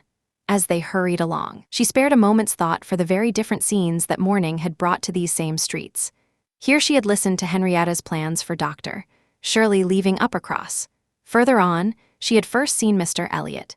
It seemed as though a moment was all that could be given to anything now, except Louisa, or those whose lives were bound up in her well-being. Captain Benwick was quietly and considerately attentive to her the whole way, and in the unity of distress that bound them all together that day, she felt a growing warmth toward him, and even a small pleasure in thinking that this might, perhaps, be the occasion of a continuing acquaintance.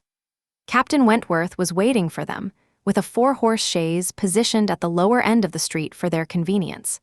But his obvious surprise and displeasure at the substitution of one sister for the other, the shift in his expression, the astonishment, the half-formed words swallowed down as he listened to Charles's explanation, made for a humbling welcome for Anne.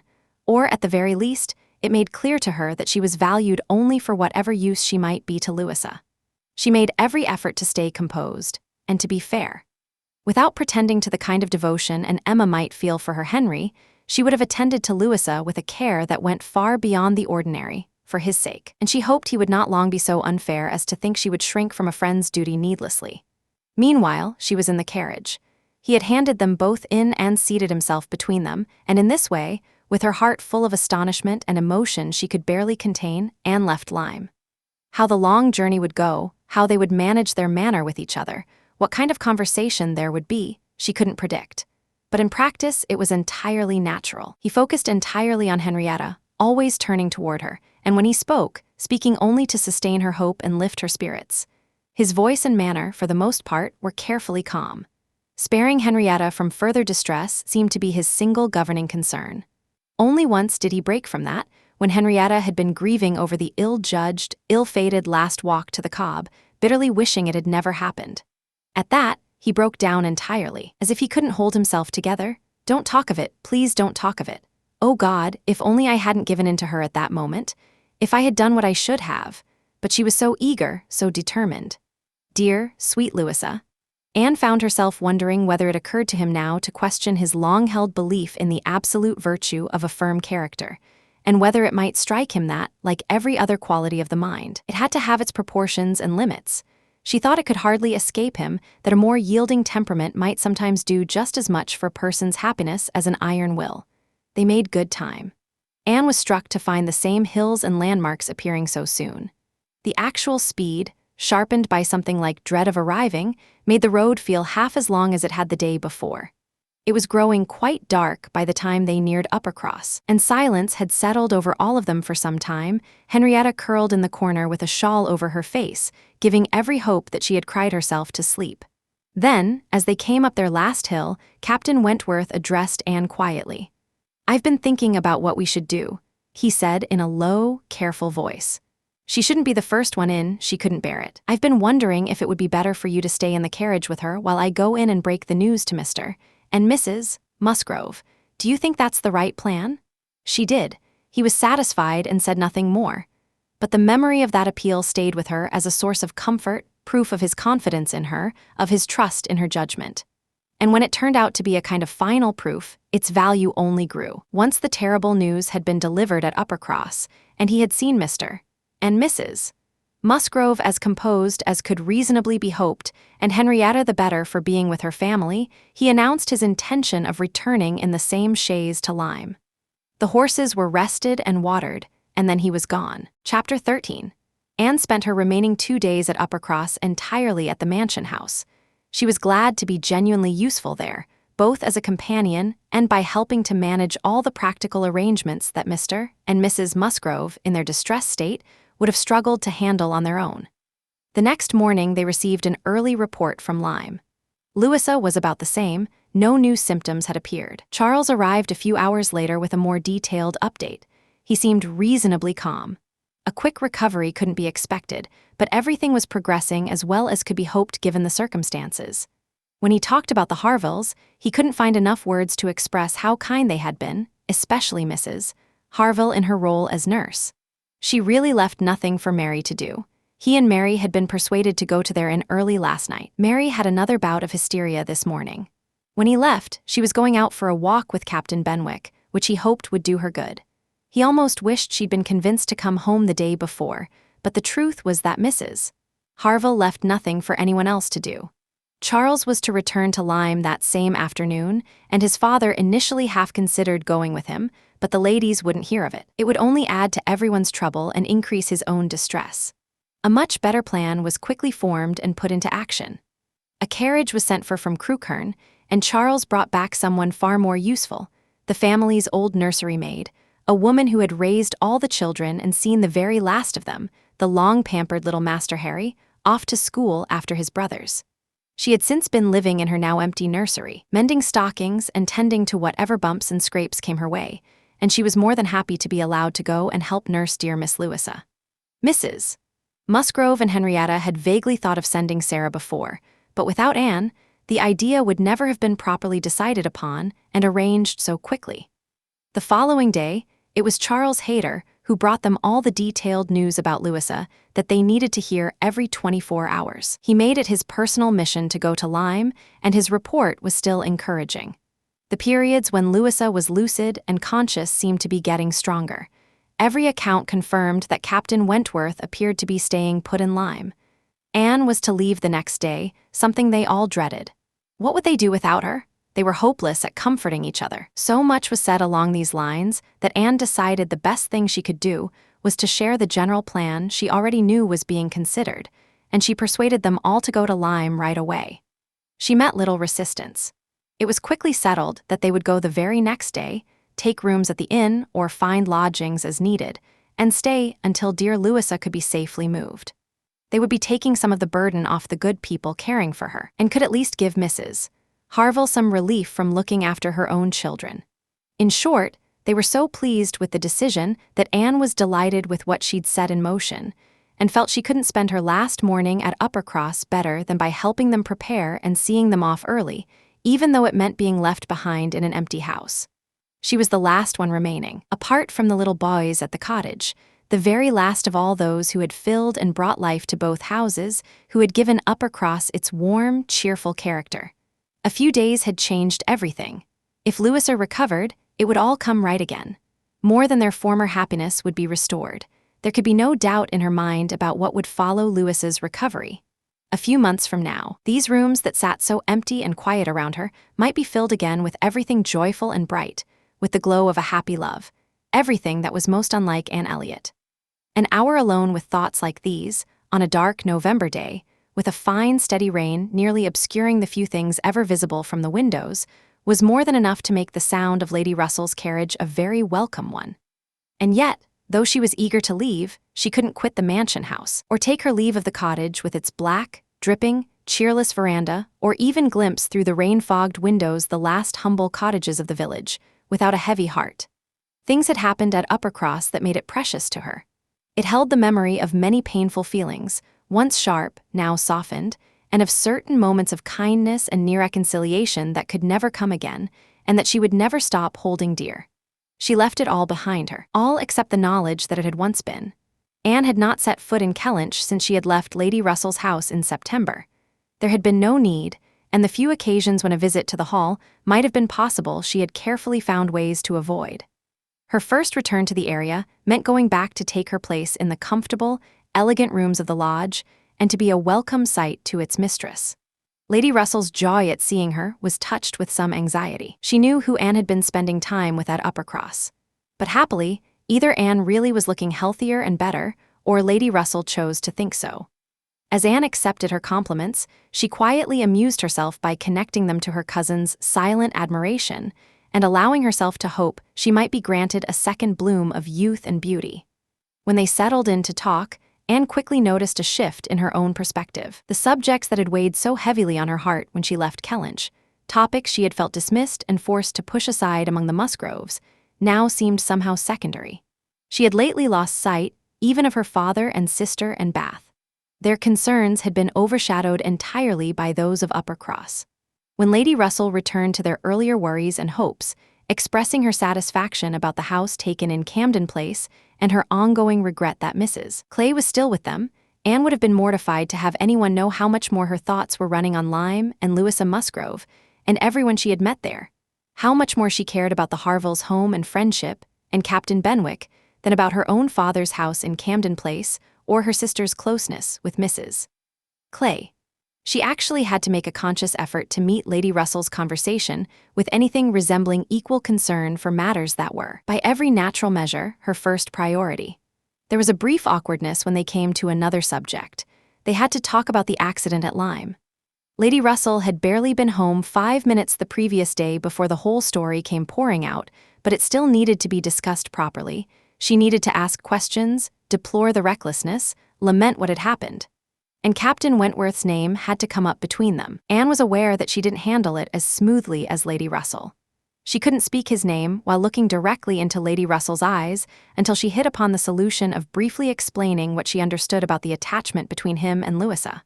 Once she had said that, his name no longer troubled her.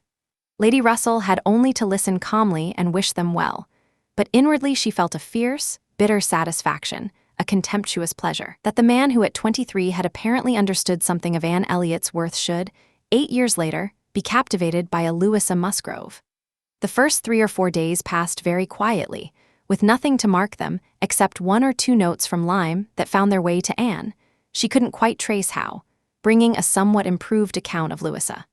By the end of that time, Lady Russell could no longer put off what she had been telling herself she must do, and her vague half-intentions hardened into a firm resolve. I really must call on Mrs. Croft. I must call on her soon.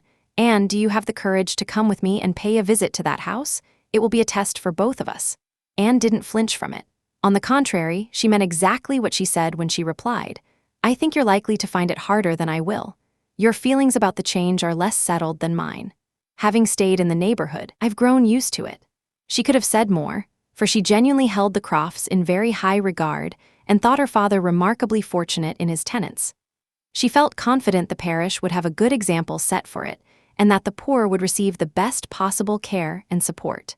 However sorry and uncomfortable she felt about the necessity of the move, she couldn't honestly deny that those who had left had not deserved to stay, and that Kellynch Hall had passed into worthier hands than those of its owners. These convictions carried their own particular kind of pain, a sharp kind, but they spared her the pain Lady Russell would feel walking through the house again and moving through those familiar rooms. In such moments, Anne had no room in her heart to say to herself, these rooms should belong to us alone. How dreadfully they've been brought low. What an unworthy occupation. An old family driven out like this. Strangers in their place? No, except when she thought of her mother and remembered where she used to sit and hold court, she had no sighs of that kind to give. Mrs. Croft always greeted her with such warmth that Anne enjoyed the pleasant sense of being a favorite, and on this occasion, being welcomed into that house, there was particular attentiveness. The terrible accident at Lyme quickly became the main topic, and as they compared their latest news about the patient, it emerged that both women's most recent information was from the same hour the previous morning. Captain Wentworth had been at Kellynch the day before, his first visit since the accident, and had brought Anne the last note, though she had been unable to trace exactly how it had reached her. He had stayed a few hours and then gone back to Lyme, with no present intention of leaving it again. He had asked after her, she discovered, specifically asked, and had expressed his hope that Miss Elliot was none the worse for her efforts, speaking of those efforts in the highest terms. This was generous, and gave her more pleasure than almost anything else could have.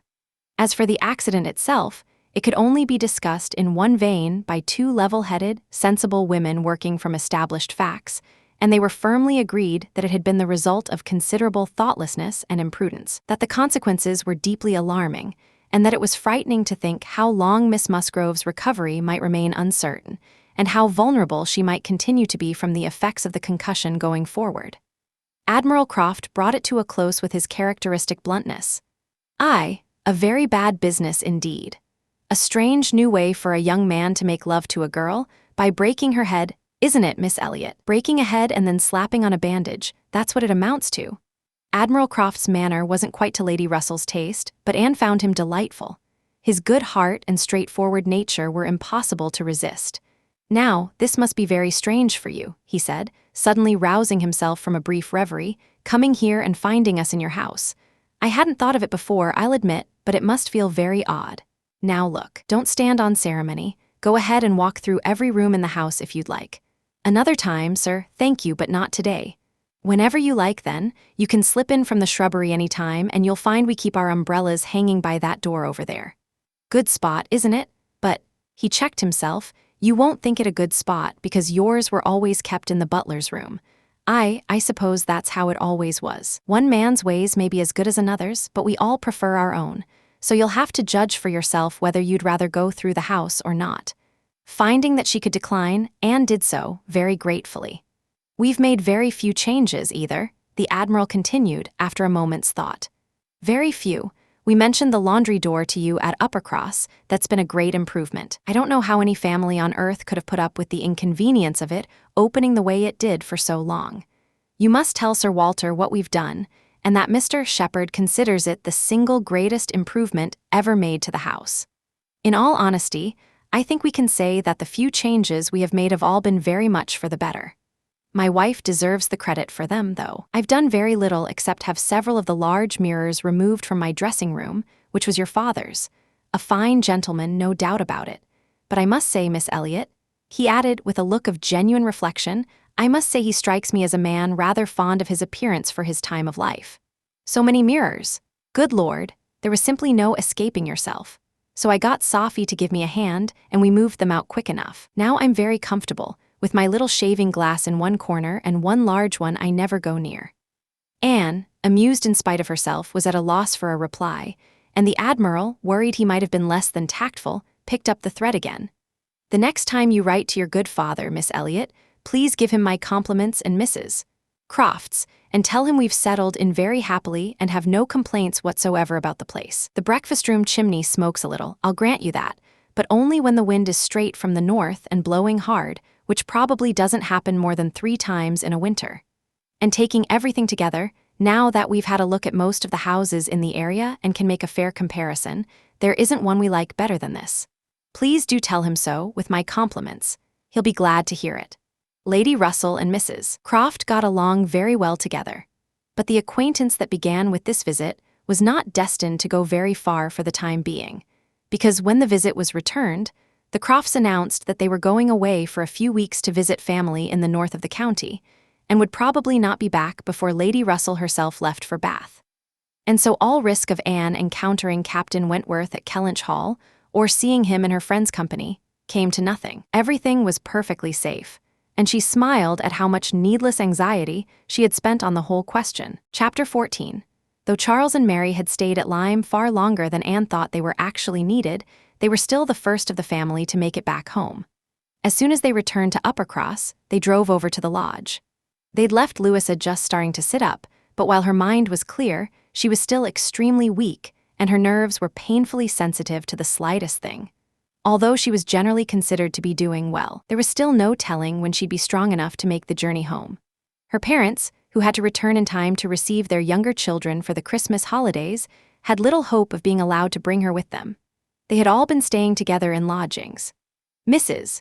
Musgrove had done her best to take the Harville children off their hands as much as possible, and a steady stream of supplies had been sent from Uppercross to ease the burden on the Harvilles, while the Harvilles, for their part, had insisted on having everyone over for dinner every day. It seemed on both sides to have been a friendly competition over who could be more generous and selfless. Mary had had her complaints, of course, but on the whole, as her long stay made obvious, she'd found more to enjoy than to suffer. Charles Hayter had come to Lyme more often than she liked, and when they dined with the Harvilles, there had been only a maid to wait on them. At first, Mrs. Harville had always given Mrs. Musgrove precedence, but then she had offered such a handsome apology once she learned whose daughter Mary was. And there had been so much going on every day, so many walks between their lodgings and the Harvilles, so many books borrowed from the library and exchanged so frequently, that on balance, Lyme had clearly come out ahead. She'd been taken to Charmouth, she'd gone swimming, she'd gone to church, and there were far more interesting people to look at in the church at Lyme than at Uppercross. All of this, along with the satisfaction of feeling so very useful, had made for quite an agreeable 2 weeks. Anne asked about Captain Benwick. Mary's face clouded over immediately. Charles laughed. "Oh, Captain Benwick is perfectly well, I believe, but he's a very strange young man.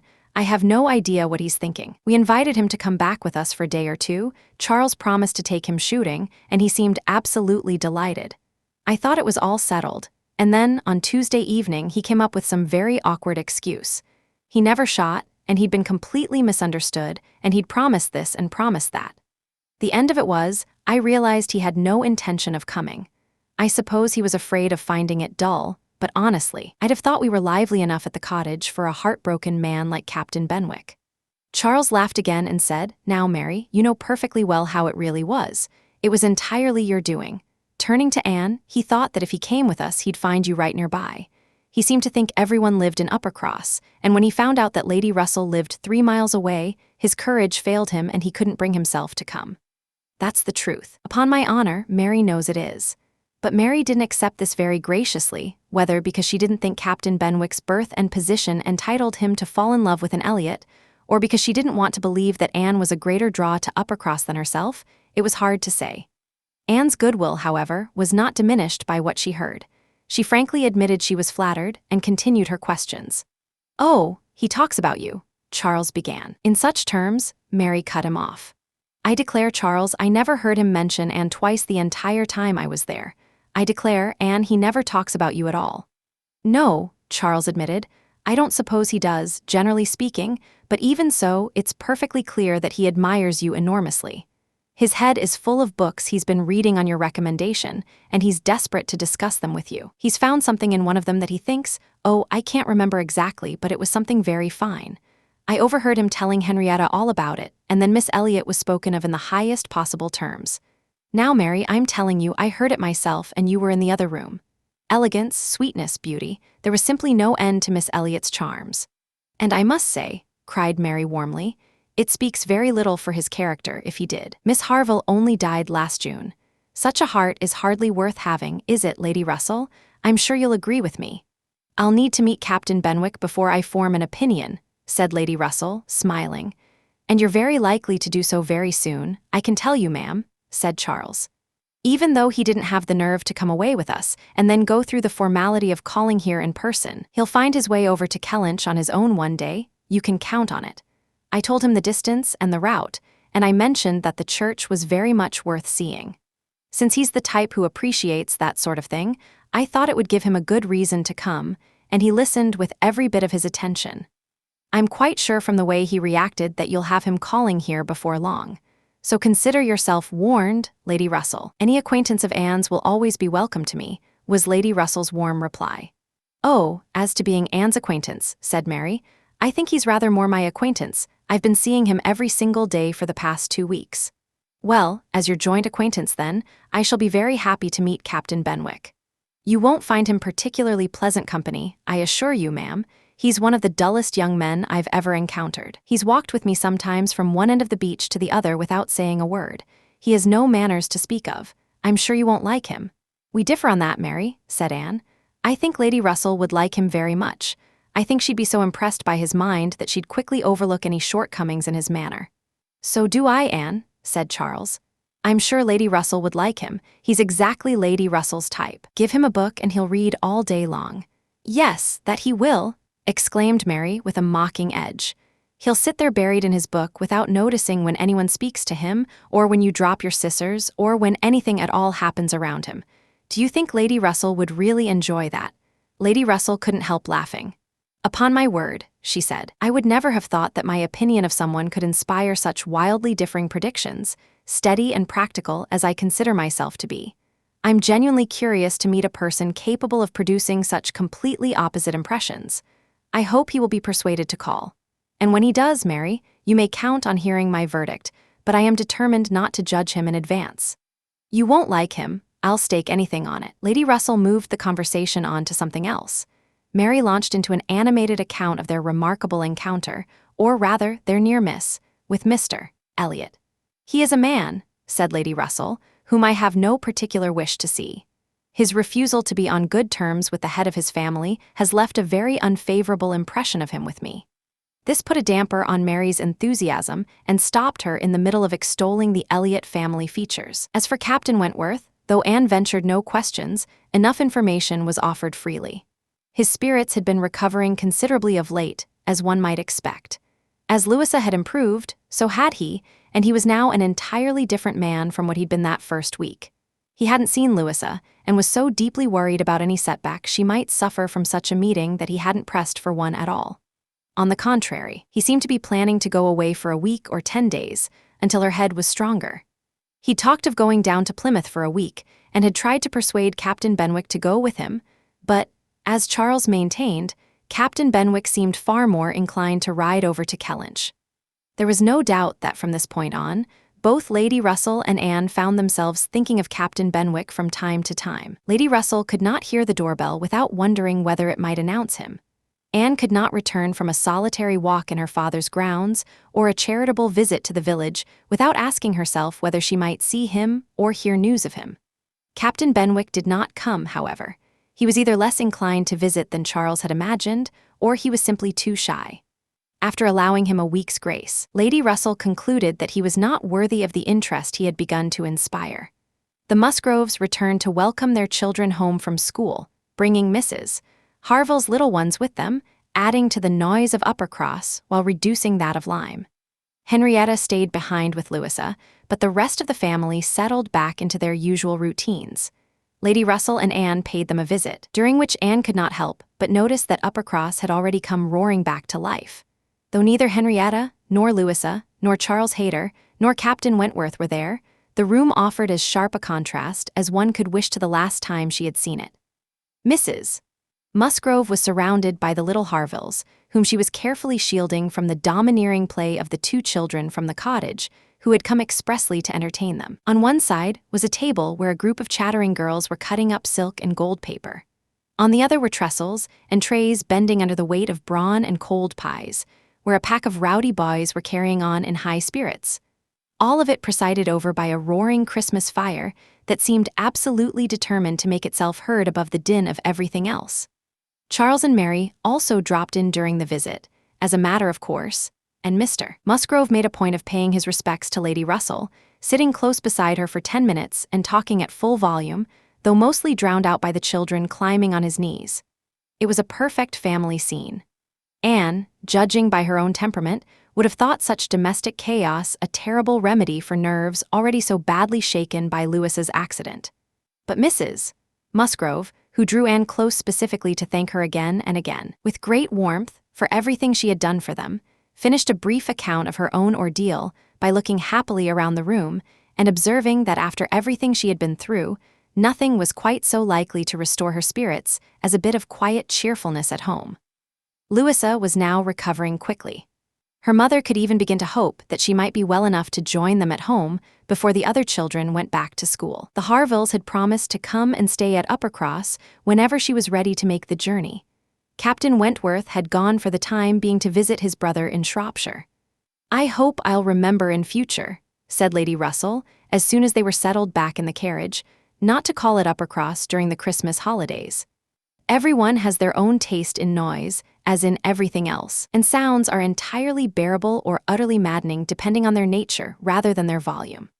When Lady Russell, not long afterward, arrived in Bath on a wet afternoon and drove through the long stretch of streets from the Old Bridge to Camden Place, through the splash of passing carriages, the heavy rumble of carts and wagons, the cries of newspaper sellers, muffin men and milkmen, and the constant clatter of pattens on the pavement, She had not a single complaint. These were the sounds of winter pleasures. They lifted her spirits, and like Mrs. Musgrove, she felt, though she didn't say so, that after a long time in the country, nothing could do her quite so much good as a little lively cheerfulness. Anne did not share these feelings. She maintained a quiet but firm reluctance about Bath. She caught her first glimpse of the sprawling buildings, gray and smoking in the rain, with no desire to see them any better. She felt their progress through the streets was disagreeable as it was, still going far too quickly. For who, after all, would be glad to see her when she arrived? She looked back with a fond, wistful longing to the bustle of Uppercross and the peaceful seclusion of Kellynch. Elizabeth's last letter had contained a piece of news worth noting. Mr. Elliot was in Bath.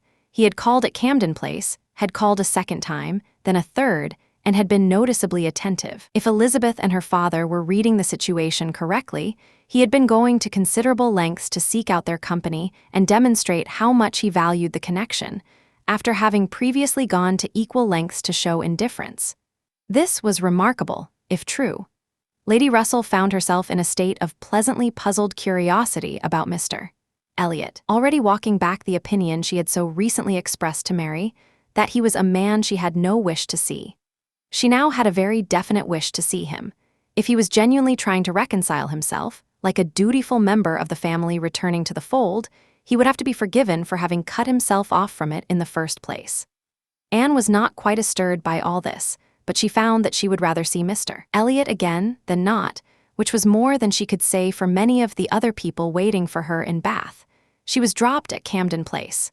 Lady Russell then drove on to her own lodgings in Rivers Street. Chapter 15. Sir Walter had found an excellent house in Camden Place, an imposing, prestigious address, exactly the kind of place that suited a man of his standing. Both he and Elizabeth had settled in beautifully and were thoroughly pleased with themselves. Anne arrived with a heavy heart, dreading what felt like a prison sentence of many months ahead, and couldn't help thinking, "Oh, when will I ever get away from here again?" Unexpectedly, though, the warmth of her welcome did her some good. Her father and sister were genuinely glad to see her, mainly because they were eager to show off the house and its furnishings, and they greeted her kindly. They even noted approvingly that she made a fourth at dinner. Mrs. Clay was charming and all smiles, but her courtesies were more a matter of habit. Anne had always expected her to put on a polite show for the occasion, but the genuine pleasure shown by her father and Elizabeth was something she hadn't anticipated. They were clearly in wonderful spirits, and she was soon to hear all about why. They had no interest in hearing about her life. After fishing briefly for compliments, hoping she'd tell them how deeply they were missed back home, which Anne couldn't honestly do, they asked only a few half-hearted questions before taking over the conversation entirely. Uppercross held no interest for them whatsoever, and Kellynch barely any. It was all about Bath. They were delighted to inform her that Bath had exceeded their every expectation. Their house was without question the finest in Camden Place. Their drawing rooms had clear advantages over anything else they'd seen or heard of, whether in layout or in the quality and taste of the furnishings. Their social standing was enormously in demand. Everyone wanted to know them. They had turned down numerous introductions, and still people kept leaving calling cards, strangers whose names meant nothing to them. What a wonderful source of pleasure it all was. Could Anne really be surprised that her father and sister were happy? Perhaps not, but she couldn't help feeling a quiet sadness that her father felt no sense of loss in leaving behind his role as a country landowner, that he saw nothing worth mourning in the duties and dignity that came with that position, and that he found such satisfaction in the petty vanities of town life. She had to smile and sigh and shake her head inwardly as Elizabeth threw open the double doors and paraded triumphantly from one drawing room to the other, boasting about the space. The woman who had been mistress of Kellynch Hall, now proudly measuring a gap between two walls, perhaps 30 feet apart. But that wasn't the only source of their happiness. There was also Mr. Elliot. Anne had a great deal to hear about Mr. Elliot. He hadn't merely been forgiven, they were absolutely charmed by him. He had been in Bath for about a fortnight. He had passed through in November on his way to London, and had naturally heard that Sir Walter was now living there, though he'd only had 24 hours in town and hadn't managed to call. But now he had been in Bath for 2 weeks, and his first order of business upon arriving had been to leave his card at Camden Place. He had followed this up with persistent efforts to arrange a meeting, and when they did meet, he had been so open and forthcoming, so ready to apologize for the past, so eager to be accepted back into the family, that their old friendship had been completely restored. They couldn't find a single fault in him. He had explained away every appearance of neglect on his part. It had all been the result of a simple misunderstanding. He had never intended to cut ties with them. He had feared that they had cut ties with him, though he couldn't understand why, and his sense of delicacy had kept him from saying anything. When it was suggested that he had spoken disrespectfully or carelessly of the family and its honors, he was genuinely indignant. He, who had always prided himself on being an Elliot, whose sense of family loyalty was, if anything, too strong for the modern age. He was astonished by the accusation, but his character and conduct spoke for themselves. He invited Sir Walter to ask anyone who knew him, and surely the effort he had gone to at this first opportunity to reconcile, to restore himself to his place as a family member and heir presumptive, was proof enough of where he stood on the matter.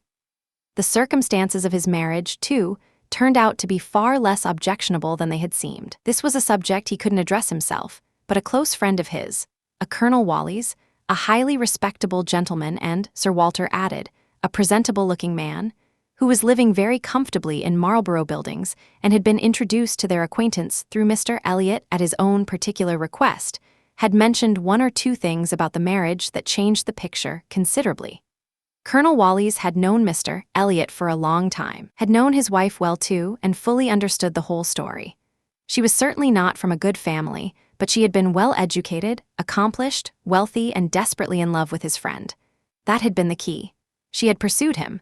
Without that powerful attraction, no amount of money would have tempted Elliot, and Sir Walter was further assured that she had been a remarkably beautiful woman. All of this made the whole business far easier to accept. A very beautiful woman with a large fortune, in love with him. Sir Walter seemed to consider this a complete justification, and though Elizabeth couldn't quite see it in such a favorable light, she admitted it went a long way toward excusing the match.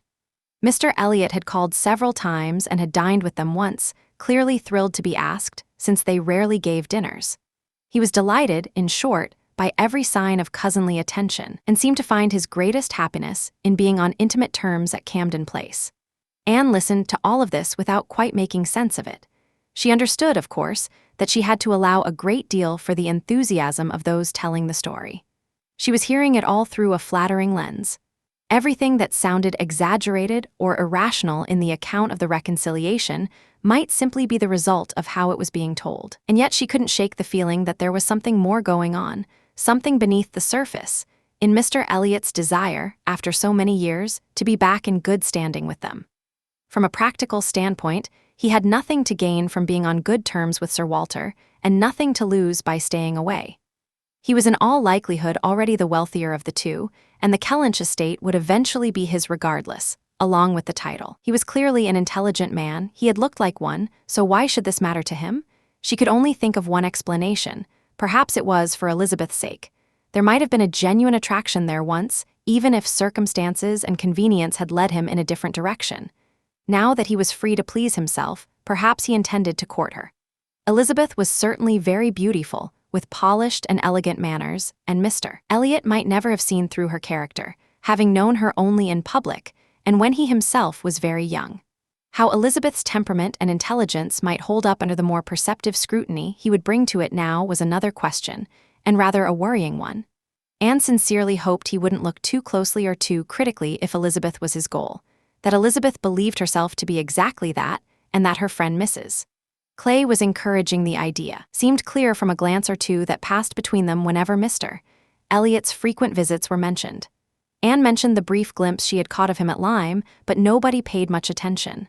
Oh, yes, perhaps it had been Mr. Elliot, they really couldn't say. It might have been him. They had no interest in hearing her describe him, they were too busy describing him themselves, Sir Walter in particular. He did full justice to Mr. Elliot's very gentlemanlike appearance, his air of elegance and refinement, his well-shaped face, his intelligent eyes. But at the same time, he had to say that his jaw was rather unfortunately weak, a flaw that seemed to have grown more pronounced with time, and he couldn't honestly claim that 10 years had improved his features on the whole. Mr. Elliot seemed to think that he, Sir Walter, that is, looked exactly as he had when they last met, but Sir Walter had not been able to return the compliment in full, which had been a little awkward.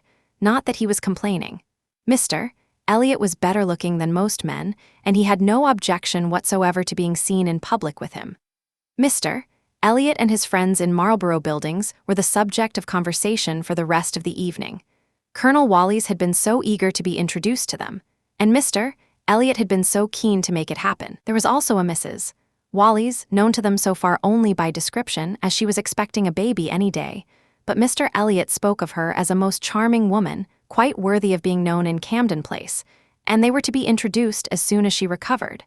Sir Walter was very taken with the idea of Mrs. Wallis. She was said to be an exceptionally pretty woman, beautiful in fact. He was longing to see her. He hoped she might make up for the many very plain faces he kept encountering in the streets. The trouble with Bath was the sheer number of unattractive women. Not that there were no pretty women, but the plain ones were wildly out of proportion. He had often noticed, walking through town, that one attractive face would be followed by 30 or 35 appalling ones. In fact, once, standing in a shop on Bond Street, he had counted 87 women passing by, one after another, without a single tolerable face among them. To be fair, it had been a bitterly cold morning, a sharp frost, which hardly one woman in 1,000 could look well in. Still, there was no denying that Bath contained an alarming number of plain women, and as for the men, they were infinitely worse. The streets were full of scarecrows. It was obvious how unaccustomed the women were to seeing anything decent, judging by the effect a reasonably attractive man had on them. He had never walked arm in arm with Colonel Wallis, who was a fine military figure, though sandy-haired, without noticing that every woman's eyes were fixed on him. Every woman's eye was always on Colonel Wallis. Modest Sir Walter, he was not allowed to get away with that, however. His daughter and Mrs. Clay both hinted that Colonel Wallis's companion might have just as fine a figure as Colonel Wallis and certainly wasn't sandy-haired. "How is Mary looking?" asked Sir Walter, in his most jovial mood. "The last time I saw her she had a red nose. I hope that's not a regular occurrence." "Oh, not at all. That must have been purely accidental. She's generally been in very good health and looking very well since Michaelmas. If I didn't think it would tempt her to go out in bitter winds and ruin her complexion, I'd send her a new hat and pelisse." Anne was just considering whether she might venture to point out that a dress or a cap wouldn't carry the same risk, when a knock at the door interrupted everything. A knock at the door, and so late. It was 10 o'clock. Could it be Mr. Elliot? They knew he was dining in Lansdowne Crescent. It was possible he might stop on his way home just to see how they were. They couldn't think who else it could be. Mrs. Clay was quite confident it was Mr. Elliot's knock. Mrs. Clay was right. Announced with all the ceremony that a butler and a footboy could muster, Mr. Elliot was shown into the room. It was the same man, the very same, with no difference except in his dress. Anne stepped back slightly while the others received his greetings, and her sister accepted his apologies for calling at such an unusual hour, though he simply could not be so close by without wanting to make sure that neither she nor her friend had caught cold the day before, and so on, all of which was offered and received with the utmost politeness. But then it was her turn. Sir Walter spoke of his youngest daughter. Mr. Elliot must allow him to introduce his youngest daughter.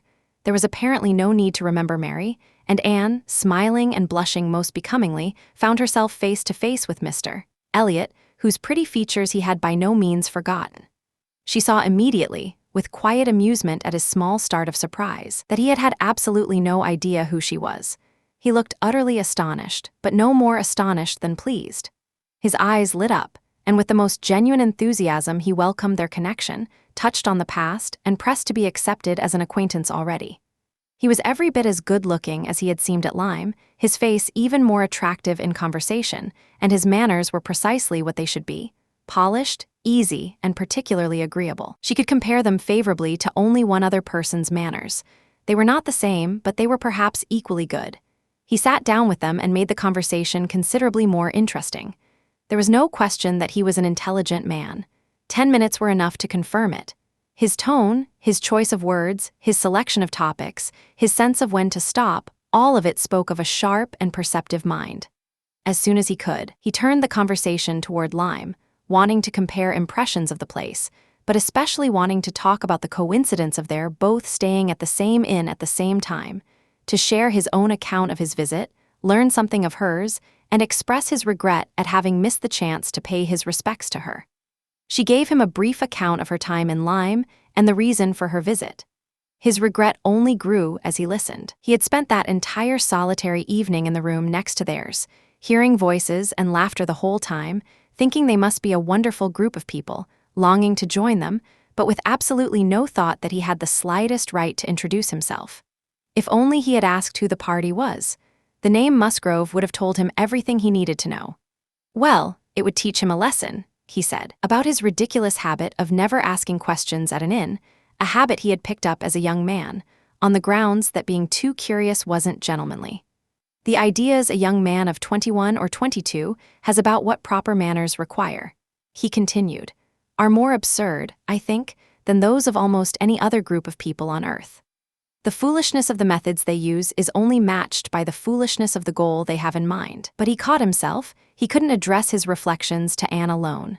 He knew it, and quickly turned back to the wider group, returning to the subject of Lyme only in brief intervals. His questions eventually drew out the story of what she had been caught up in there shortly after he had left. When he mentioned an accident, he had to hear the full account. When he pressed for details, Sir Walter and Elizabeth began asking questions too, but the difference in how they asked was impossible to miss. She could only compare Mr.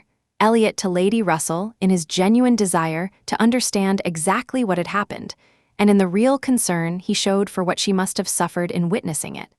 He stayed for an hour. The elegant little clock on the mantelpiece had chimed 11 with its delicate silver tone, and the night watchman could be heard in the distance calling out the same hour, before Mr. Elliot or any of them seemed to realize how long he had been there. Anne would never have thought it possible that her first evening in Camden Place could have gone so well. Chapter 16. When Anne returned to her family, there was one thing she would have been even more relieved to confirm than Mr. Elliot being in love with Elizabeth, and that was making sure her father was not in love with Mrs. Clay. She was far from at ease about it after spending just a few hours back home. Coming down to breakfast the next morning, she walked in on what had apparently been a polite pretense on Mrs. Clay's part about leaving. Anne could easily imagine Mrs. Clay having said that now Miss Anne was home, she surely wasn't needed anymore, because Elizabeth was whispering back, "That can't be a reason at all. I assure you I don't feel it that way. She means nothing to me compared to you." And Anne arrived just in time to hear her father say, "My dear madam, this simply won't do. You haven't even seen Bath yet. You've been here only to be helpful. You can't run away from us now. You must stay and get to know Mrs. Wallis, the beautiful Mrs. Wallis. With your refined sensibility, I know perfectly well that the sight of beauty is a genuine pleasure for you." He spoke and looked so earnest that Anne wasn't at all surprised to see Mrs. Clay steal a quick glance at both Elizabeth and herself. Anne's own expression may have betrayed some wariness, but her sister seemed completely unmoved by the flattery about Mrs. Clay's refined sensibility. The lady had no choice but to give in to their combined persuasion and promise to stay. Later that same morning, Anne found herself alone with her father, and he began complimenting her on how much better she looked. He thought she was less thin in her face, her cheeks, her skin and complexion greatly improved, clearer, fresher. Had she been using something in particular? No, nothing. Gowland, presumably, he supposed. No, nothing at all. Ha, he was surprised to hear that. Then he added, "Well, you certainly can't do better than to keep doing whatever you're doing. But if that ever changes, I would recommend Gowland, using it consistently through the spring months. Mrs. Clay has been using it on my recommendation, and you can see what it's done for her. Look how it's cleared up her freckles." If only Elizabeth could have heard that. Such personal praise might have struck her, especially since it didn't appear to Anne that the freckles had faded in the slightest. But everything had to take its course. The damage of a marriage between her father and Mrs. Clay would be considerably softened if Elizabeth were to marry as well. As for Anne herself, she could always find a home with Lady Russell. Lady Russell's composure and polished manners were put to a real test during her visits to Camden Place. Seeing Mrs. Clay so clearly favored, and Anne so thoroughly overlooked, was a constant irritation to her there, and it nagged at her just as much when she was away, as much as a person in Bath who takes the waters, reads all the latest books, and has a very wide circle of acquaintances ever finds time to be irritated. As she came to know Mr. Elliot better, however, she grew more charitable, or at least more indifferent, toward the others. His manners recommended him immediately, and when she talked with him she found that his substance fully backed up his polish, so that she told Anne she had been almost ready to exclaim, "Can this really be Mr. Elliot?" And she honestly could not picture a more agreeable or admirable man. Everything came together in him: good judgment, sound opinions, knowledge of the world, and genuine warmth.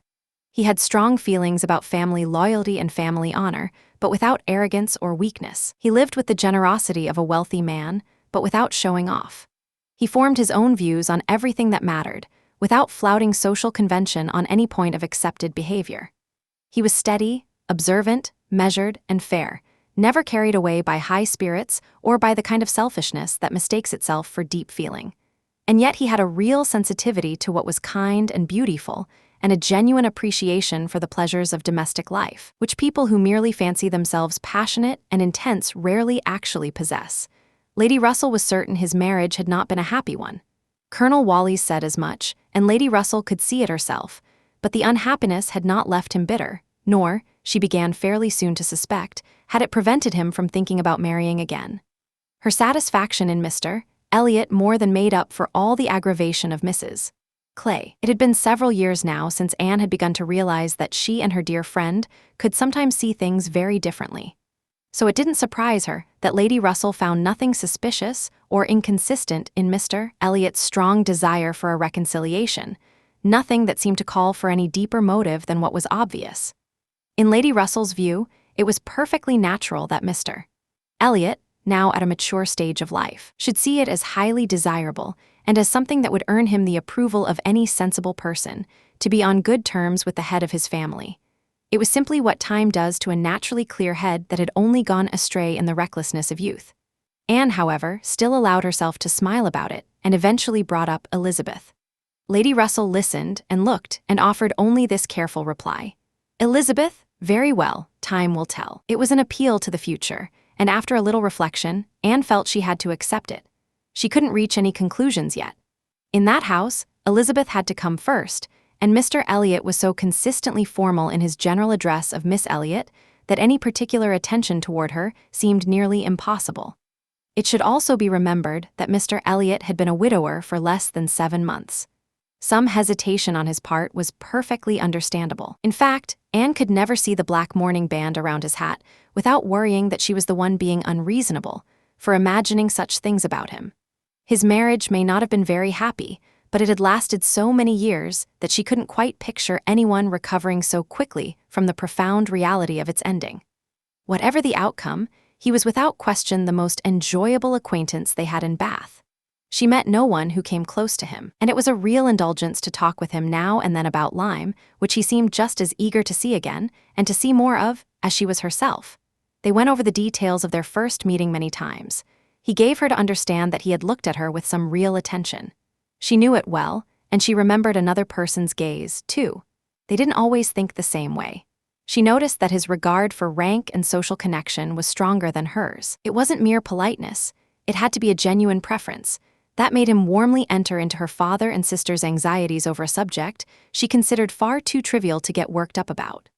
One morning, the Bath paper announced the arrival of the Dowager Viscountess Dalrymple and her daughter, the Honorable Miss Carteret, and all the peace and comfort of Camden Place was shattered for many days. The Dalrymples were, most unfortunately in Anne's opinion, cousins of the Elliots, and the agony was how to introduce themselves to them properly. Anne had never before seen her father and sister come face to face with titled nobility, and she had to admit she was disappointed. She had expected better from people with such lofty opinions of their own standing in the world, and found herself wishing for something she had never anticipated wishing for, that they had more genuine pride. Our cousins, Lady Dalrymple and Miss Carteret. Our cousins, the Dalrymples, she heard it all day long.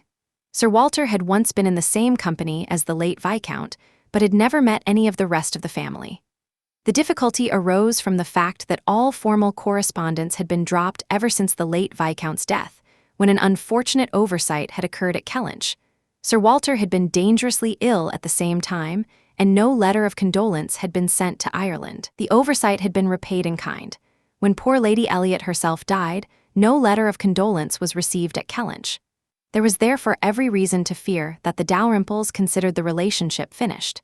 How to set this awkward situation right and be received as cousins again was the question, and it was a question that Lady Russell and Mr. Elliot, in a more sensible way, also considered worth addressing.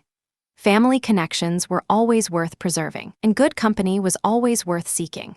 Lady Dalrymple had taken a house in Laura Place for 3 months and would be living in considerable style. She had been in Bath the year before, and Lady Russell had heard her spoken of as a charming woman. It was very much to be desired that the connection be renewed, if it could be done without the Elliots compromising their dignity in any way. Sir Walter, however, insisted on handling it his own way, and eventually wrote a very elaborate letter full of explanation, regret, and appeals to his titled cousin.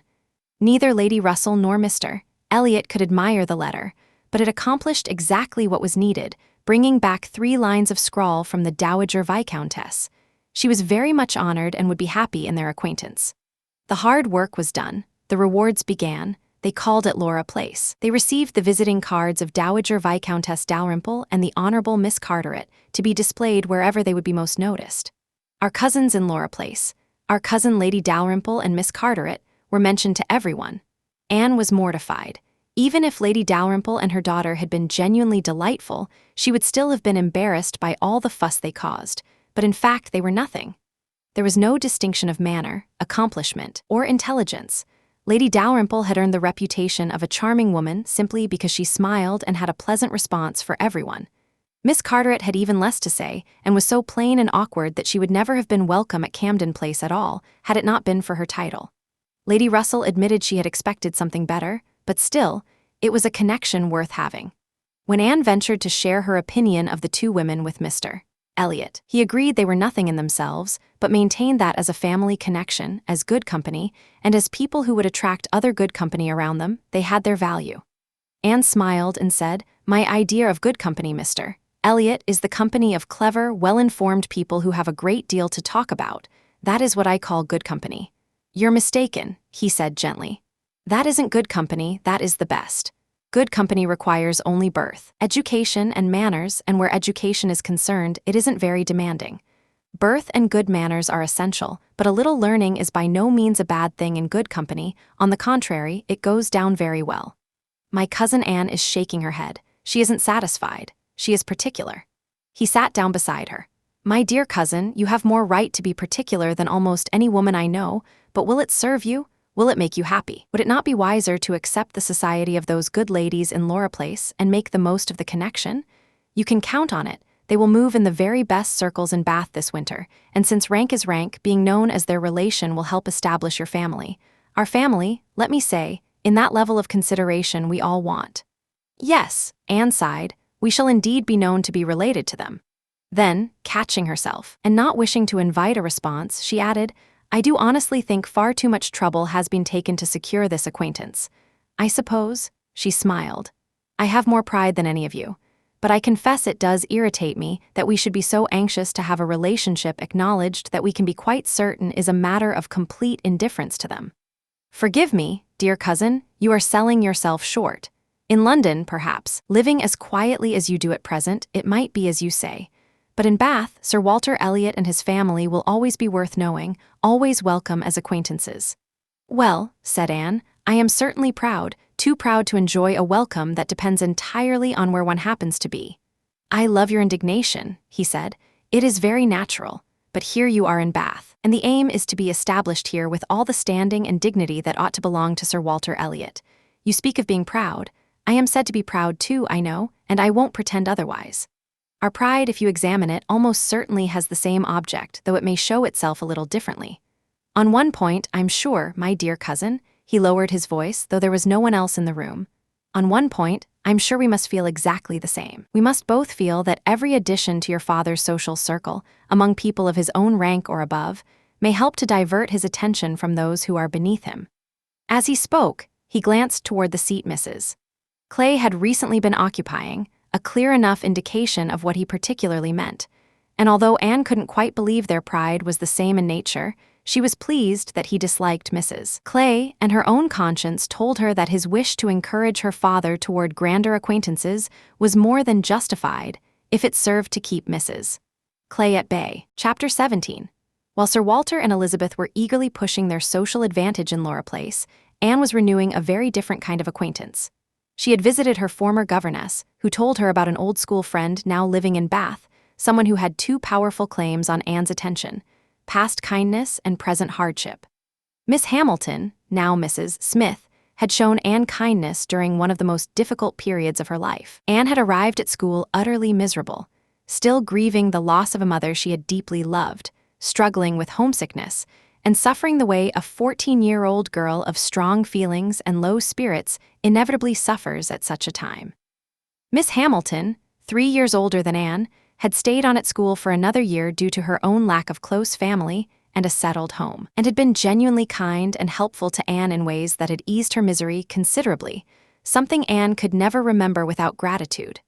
Miss Hamilton had eventually left school, married not long afterward, reportedly to a wealthy man, and that was all Anne had known of her until now, when their former governess brought her situation into focus in a very different light.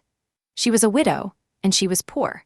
Her husband had been reckless with money, and when he died about 2 years earlier, he had left his affairs in a dreadful mess.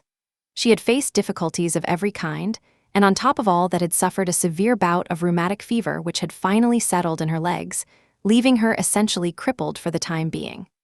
She had come to Bath on that account and was now renting rooms near the hot baths, living very modestly, unable even to afford a servant, and largely cut off from society as a result. Their mutual friend assured Anne that a visit from Miss Elliot would mean a great deal to Mrs. Smith, and so Anne wasted no time in going. She said nothing at home about what she had heard or what she planned to do. It would generate no genuine interest there. She only consulted Lady Russell, who fully shared her feelings and was more than happy to drive her as close to Mrs. Smith's lodgings in Westgate Buildings as Anne wished. The visit was paid, their acquaintance was renewed, and their interest in each other was more than rekindled. The first 10 minutes were awkward and emotional. 12 years had passed since they last saw each other, and each found the other somewhat different from what she had imagined. 12 years had transformed Anne from a blooming, quiet, unformed girl of 15 into an elegant young woman of 27, possessing every kind of beauty except the freshness of youth, and carrying herself with manners that were as naturally correct as they were consistently gentle.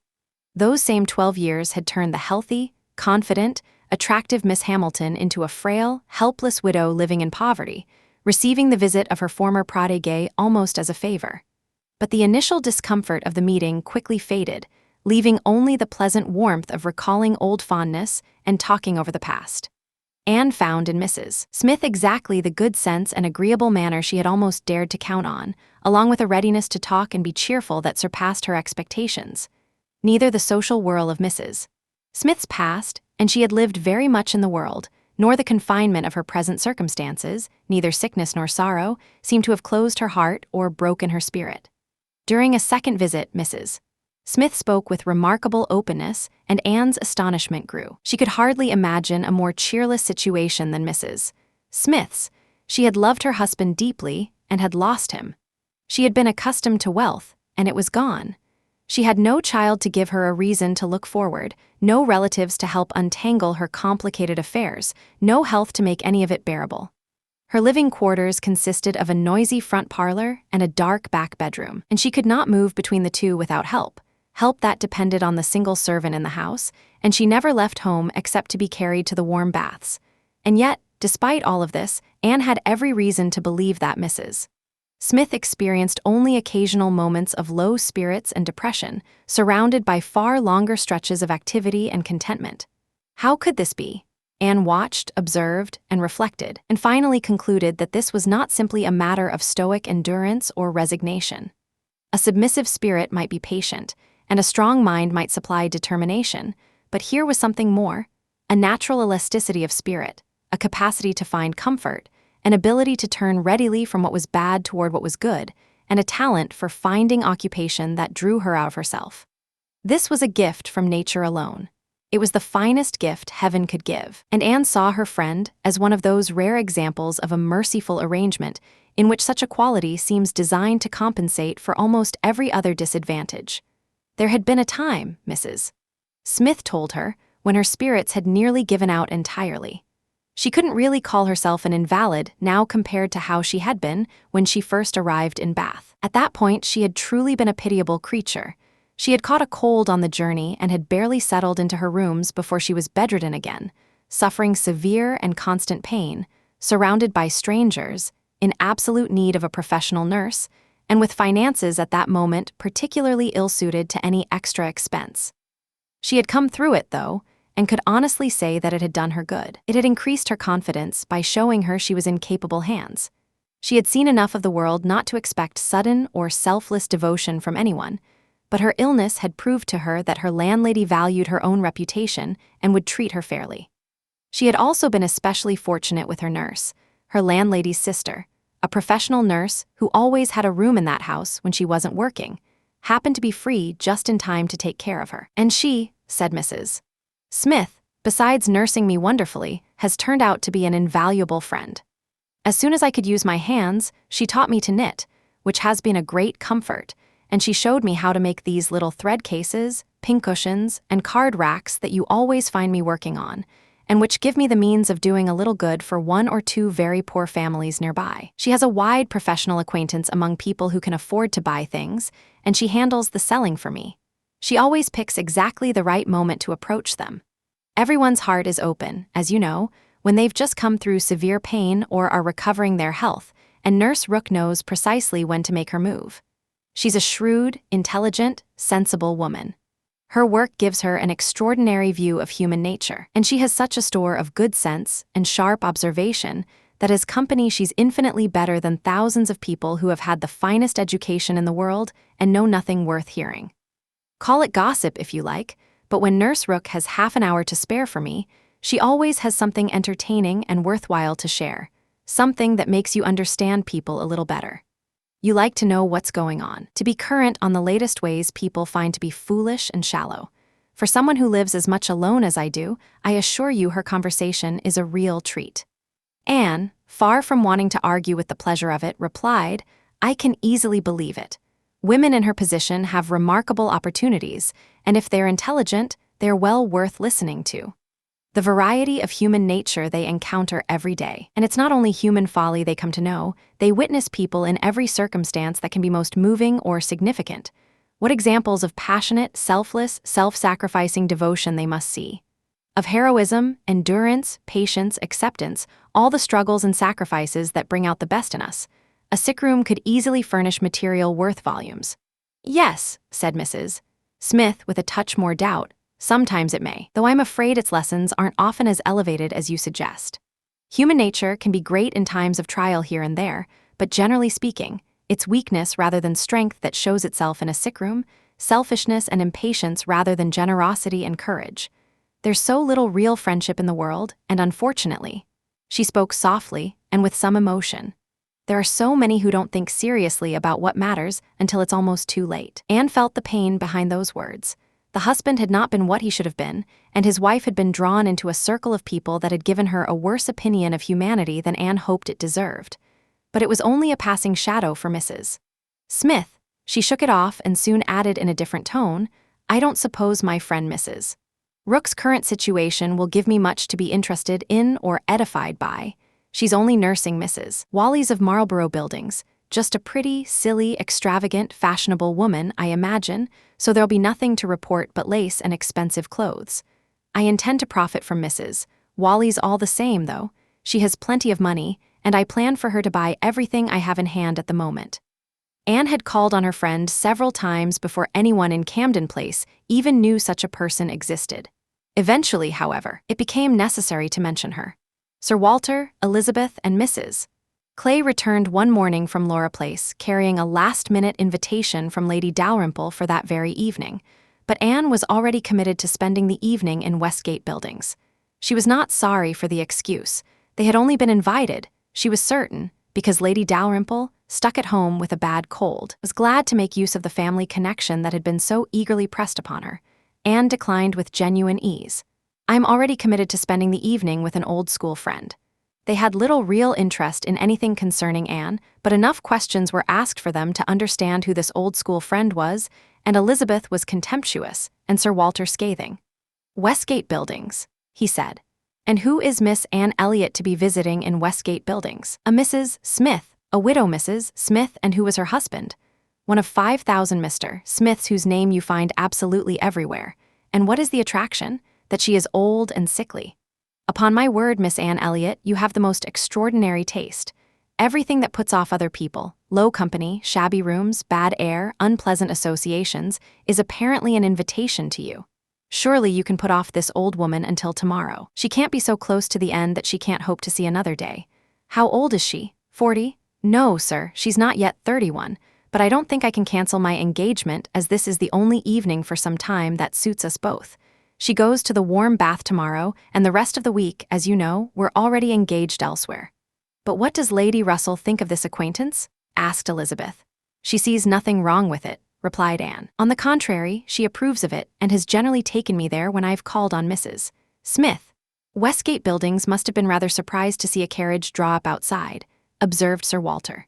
Sir Henry Russell's widow has no heraldic honors to display on her carriage, of course, but it's still a handsome vehicle, and no doubt well known as one that carries a Miss Elliot. A widow, Mrs. Smith, lodging in Westgate Buildings. A poor widow barely managing to live, somewhere between 30 and 40, a mere Mrs. Smith, an ordinary, everyday Mrs. Smith of all people and all names in the world, to be the chosen friend of Miss Anne Elliot, and to be preferred by her over her own family connections among the nobility of England and Ireland. Mrs. Smith, such a name? Mrs. Clay, who had been present throughout all of this, now thought it wise to leave the room. Anne could have said a great deal, and very much wanted to say at least a little in defense of her friend's claims, not entirely unlike their own, but her sense of respect for her father held her back. She said nothing, leaving him to recall for himself that Mrs. Smith was not the only widow in Bath between 30 and 40, with little to live on and no distinguished surname. Anne kept her appointment, the others kept theirs, and naturally she heard the following morning that they had had a delightful evening. She had been the only one of the group absent, for Sir Walter and Elizabeth had not only placed themselves entirely at Lady Dalrymple's disposal, but had actually been glad to help her by gathering other guests, taking it upon themselves to invite both Lady Russell and Mr. Elliot. Mr. Elliot had made a point of leaving Colonel Wally's early, and Lady Russell had rearranged all her evening plans in order to attend. Anne heard the full account of the evening from Lady Russell. For her, the greatest point of interest was that she herself had been much talked about between Lady Russell and Mr. Elliot, that she had been missed and regretted, and at the same time praised for having stayed away for such a reason. Her kind, compassionate visits to this old school friend, sick and reduced in circumstances, had apparently delighted Mr. Elliot enormously. He thought Anne a most remarkable young woman, in temperament, manner, and mind, an ideal of female excellence. He could hold his own with even Lady Russell in discussing her qualities, and Anne could not be given to understand so much by her friend, could not learn that she was so highly regarded by a sensible man, without feeling a good many of those pleasant sensations that Lady Russell intended to produce. Lady Russell was now completely settled in her opinion of Mr. Elliot. She was as convinced of his intention to win Anne in time as she was of his deserving her, and was beginning to calculate how many weeks remained before he was entirely free from the constraints of widowhood and at liberty to pursue her openly. She would not speak to Anne with the full certainty she felt on the matter, venturing on little more than hints about what might come, a possible attachment on his side, the desirability of such a match, assuming that attachment were real and returned. Anne listened and made no dramatic exclamations. She only smiled, blushed, and gently shook her head. "I'm no matchmaker, as you well know," said Lady Russell, being far too aware of how uncertain all human events and calculations are. "I only mean that if Mr. Elliot were at some point to declare himself to you, and if you were inclined to accept him, I think there would be every reason to expect happiness together. Everyone would consider it a highly suitable match, but I think it could be a genuinely happy one. Mr. Elliot is an extremely agreeable man, and in many respects I think very well of him," said Anne, "but we would not suit each other." Lady Russell let this pass and only replied, "I will say that to be able to think of you as the future mistress of Kellynch, the future Lady Elliot, to look ahead and see you in your dear mother's place, succeeding to all her rights, her popularity and her virtues, would give me the greatest possible satisfaction. You are your mother's image in face and character, and if I might be allowed to imagine you as she was, in situation and name and home, presiding and bringing joy in the same place, and only surpassing her in being even more beloved, my dearest Anne, it would give me more happiness than I often feel at my time of life." Anne was forced to turn away, to get up, to walk to a table across the room, and lean there pretending to be occupied while she tried to calm the feelings that image had stirred in her. For a few moments, her imagination and her heart were completely swept away. The thought of becoming what her mother had been, of bringing the precious name of Lady Elliot back to life in herself, of returning to Kellynch and calling it home again, her home forever, was a temptation she could not immediately push aside. Lady Russell said nothing more, content to let the idea work its own effect, believing that if Mr. Elliot could at that moment have spoken for himself with any propriety, she believed, in short, what Anne did not believe. But the very image of Mr. Elliot speaking for himself brought Anne back to herself. The appeal of Kellynch and of Lady Elliot dissolved entirely. She could never accept him, and it was not only that her feelings were still turned toward one particular person and no other. Her reasoned judgment, when she considered the matter seriously, was also against Mr. Elliot. Although they had been acquainted for a month now, she could not feel confident that she truly knew his character. That he was intelligent and agreeable, that he spoke well, expressed sound opinions, and seemed to think and act like a man of principle. All of this was clear enough. He certainly knew what was right, and she could not point to any single moral obligation he had obviously violated, and yet she would not have trusted herself to vouch for his behavior. She distrusted his past, if not his present. The names that occasionally came up in connection with his former associates, the references to past habits and pursuits, suggested things that were not in his favor. She could see that there had been bad habits, that traveling on Sundays had been routine, that there had been a period of his life, probably not a short one, when he had been careless, at the very least, about anything serious. And though he might now think very differently, who could really be certain of the true convictions of a clever, careful man, old enough now to understand the value of a good reputation? How could anyone ever know for certain that his character had truly changed? Mr. Elliot was rational, discreet, and polished, but he was not open. There was never any burst of feeling, any flash of indignation or delight at the wrongs or joys of others. To Anne, this was a clear flaw. Her early instincts had never left her. She valued frankness, open-heartedness, and enthusiasm above all other qualities. Warmth and passion still captivated her. She felt she could trust far more in the sincerity of someone who occasionally said something careless or impulsive than in someone whose composure never cracked and whose tongue never slipped. Mr. Elliot was too uniformly agreeable. Given the varied personalities under her father's roof, he managed to please everyone. He endured too easily. He was too well thought of by everybody. He had spoken to her with some openness about Mrs. Clay, appearing to see through her completely and to hold her in contempt, and yet Mrs. Clay found him just as pleasant as anyone else. Lady Russell saw either less or more than her young friend, for she saw nothing in him to distrust. She could not imagine a man who was more exactly what he should be than Mr.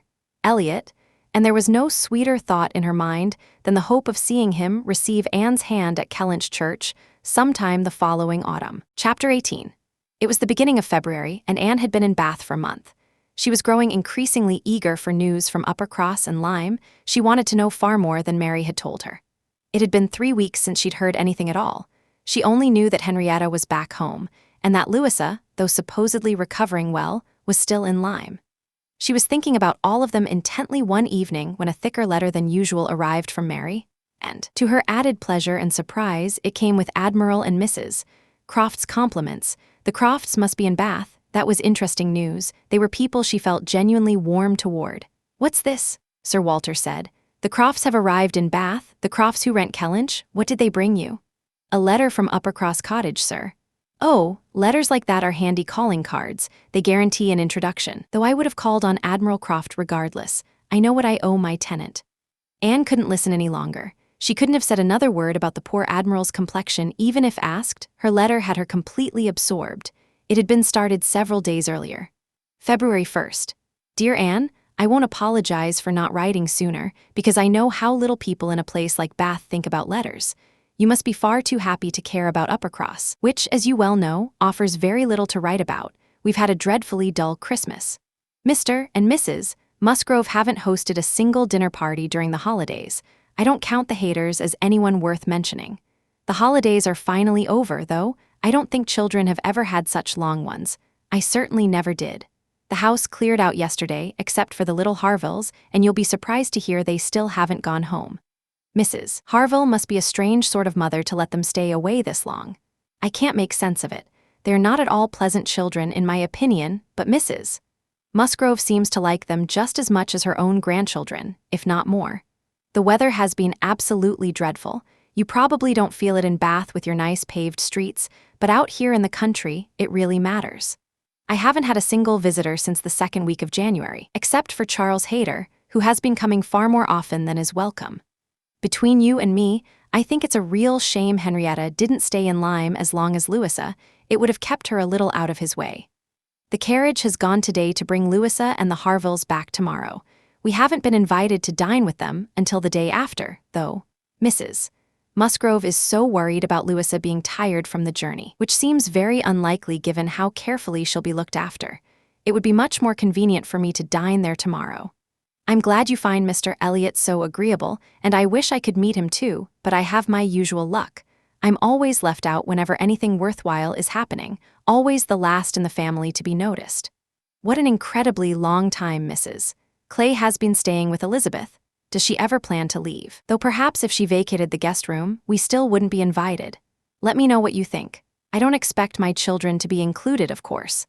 I can easily leave them at the great house for a month or 6 weeks. I've just this moment heard that the Crofts are heading to Bath almost immediately. They think the Admiral has gout. Charles heard it quite by chance. They didn't have the courtesy to let me know or to offer to carry anything along. I don't think they're getting any better as neighbors. We never see them, and this is really a glaring example of their thoughtlessness. Charles sends his love and all the usual. Yours affectionately, Mary M. I'm sorry to say I'm not at all well, and Jemima has just told me that the butcher says there's a bad sore throat going around. I'll no doubt catch it, and my sore throats, as you know, are always worse than anyone else's. That was the end of the first part, which had been tucked into an envelope along with nearly as much more. I left my letter open so I could tell you how Louisa handled the journey, and I'm very glad I did because I have a great deal to add. First of all, I had a note from Mrs. Croft yesterday offering to bring anything to you, a very kind, friendly note, addressed to me, just as it should be. So I'll be able to make this letter as long as I like. The Admiral doesn't seem very ill, and I sincerely hope Bath does him all the good he needs. I'll be truly glad to have them back again. Our neighborhood can't afford to lose such a pleasant family. But now, about Louisa. I have something to tell you that will astonish you considerably. She and the Harvilles arrived safely on Tuesday, and that evening we went to see how she was doing. We were rather surprised not to find Captain Benwick with the group, since he'd been invited along with the Harvilles. And do you want to know why he wasn't there? Simply because he's in love with Louisa and didn't want to come to Uppercross until he'd had an answer from Mr. Musgrove, because it was all settled between the two of them before she left, and he had written to her father through Captain Harville. Absolutely true, I promise. Aren't you astonished? I'll be very surprised if you had any hint of it, because I certainly didn't. Mrs. Musgrove swears solemnly that she knew nothing about it either. We're all very pleased, though, because while it's not as good as her marrying Captain Wentworth, it's infinitely better than Charles Hayter. Mr. Musgrove has given his consent in writing, and Captain Benwick is expected today. Mrs. Harville says her husband feels it somewhat on account of his poor late sister, but Louisa is a great favorite with both of them. Indeed, Mrs. Harville and I quite agree that we love her all the more for having nursed her through her recovery. Charles wonders what Captain Wentworth will make of it, though if you remember, I never thought he was attached to Louisa. I never could see anything of it. And so ends the business of Captain Benwick supposedly being an admirer of yours. How Charles could ever have gotten that idea into his head was always beyond me. I hope he'll be more agreeable now. Certainly not a brilliant match for Louisa Musgrove, but 1,000,000 times better than marrying into the Hayters. Mary needn't have worried that her sister would be in any way prepared for the news. Anne had never in her life been more astonished. Captain Benwick and Louisa Musgrove, it was almost too incredible to believe, and it took considerable effort to stay in the room, keep her composure, and answer the ordinary questions of the moment. Fortunately, there weren't many. Sir Walter wanted to know whether the Crofts had traveled with a 4-horse carriage, and whether they were likely to be staying in a part of Bath that would be convenient for Miss Elliot and himself to visit, but his curiosity didn't go much further than that. "How is Mary?" said Elizabeth, without waiting for an answer. "And what brings the Crofts to Bath?" "They've come for the Admiral's sake. He's thought to have gout." "Gout and old age," said Sir Walter. "Poor old gentleman. Do they know anyone here?" asked Elizabeth. "I don't know, but I can hardly imagine that at Admiral Croft's age and with his career, he wouldn't have plenty of acquaintances in a place like this." "I suspect," said Sir Walter coolly, "that Admiral Croft will be best known in Bath as the tenant of Kellynch Hall. Elizabeth, should we introduce him and his wife at Laura Place?" "Oh, no, I don't think so. Given our connection to Lady Dalrymple, cousins. After all, we ought to be very careful not to burden her with acquaintances she might not approve of. If we weren't related, it wouldn't matter. But as cousins, she'd feel we were imposing if we brought along unsuitable people." We'd better leave the Crofts to find their own circle. I'm told there are a number of rough-looking men walking around here who are sailors. The Crofts will fit right in with them." That was the full extent of Sir Walter's and Elizabeth's interest in the letter. Once Mrs. Clay had paid her more appropriately attentive tribute, asking after Mrs. Charles Musgrove and her lovely little boys, Anne was free to go. In her own room, she tried to make sense of it all. No wonder Charles wondered how Captain Wentworth would react. Perhaps he had stepped aside, given Louisa up, stopped loving her, realized he didn't love her at all. Anne couldn't stand the thought of any betrayal or fickleness, or anything resembling mistreatment between him and his friend. She couldn't bear the idea of such a friendship being broken unfairly. Captain Benwick and Louisa Musgrove, the vivacious, exuberant Louisa Musgrove and the quiet, reflective, emotionally intense, literary Captain Benwick, they seemed like exactly the wrong match for each other. Their minds were so utterly different. Where could the attraction have come from? The answer came to her quickly. Circumstance. They had been thrown together for several weeks, living within the same small household. Since Henrietta had left, they must have been almost entirely dependent on each other for company. Louisa, just coming through a serious illness, had been in a vulnerable and tender state, and Captain Benwick was not as inconsolable as everyone had assumed. That was something Anne hadn't been able to help suspecting before. And rather than drawing the same conclusion as Mary from all of this, the news only confirmed her earlier sense that he had begun to feel something for her herself. She didn't intend to make too much of that, though, or flatter herself more than Mary might have allowed. She was convinced that any reasonably pleasant young woman who had listened to him sympathetically and seemed to share his feelings would have received the same response. He had an affectionate heart. He needed to love someone. She could see no reason why they shouldn't be happy. Louisa already had genuine enthusiasm for the Navy, and they would naturally grow more alike over time. He would become more cheerful, and she would develop a taste for Scott and Byron. In fact, that had probably already happened. They had almost certainly fallen in love over poetry. The image of Louisa Musgrove, transformed into a person of literary sensibility and romantic reflection, was amusing, but Anne had no doubt it was exactly what had happened. The day at Lyme, the fall from the Cobb, that might have shaped Louisa's health, her nerves, her courage, her whole character for the rest of her life, as profoundly as it appeared to have shaped her future. In the end, Anne concluded, if a woman who had genuinely recognized Captain Wentworth's worth could find herself preferring another man, there was nothing about the engagement that should cause lasting surprise.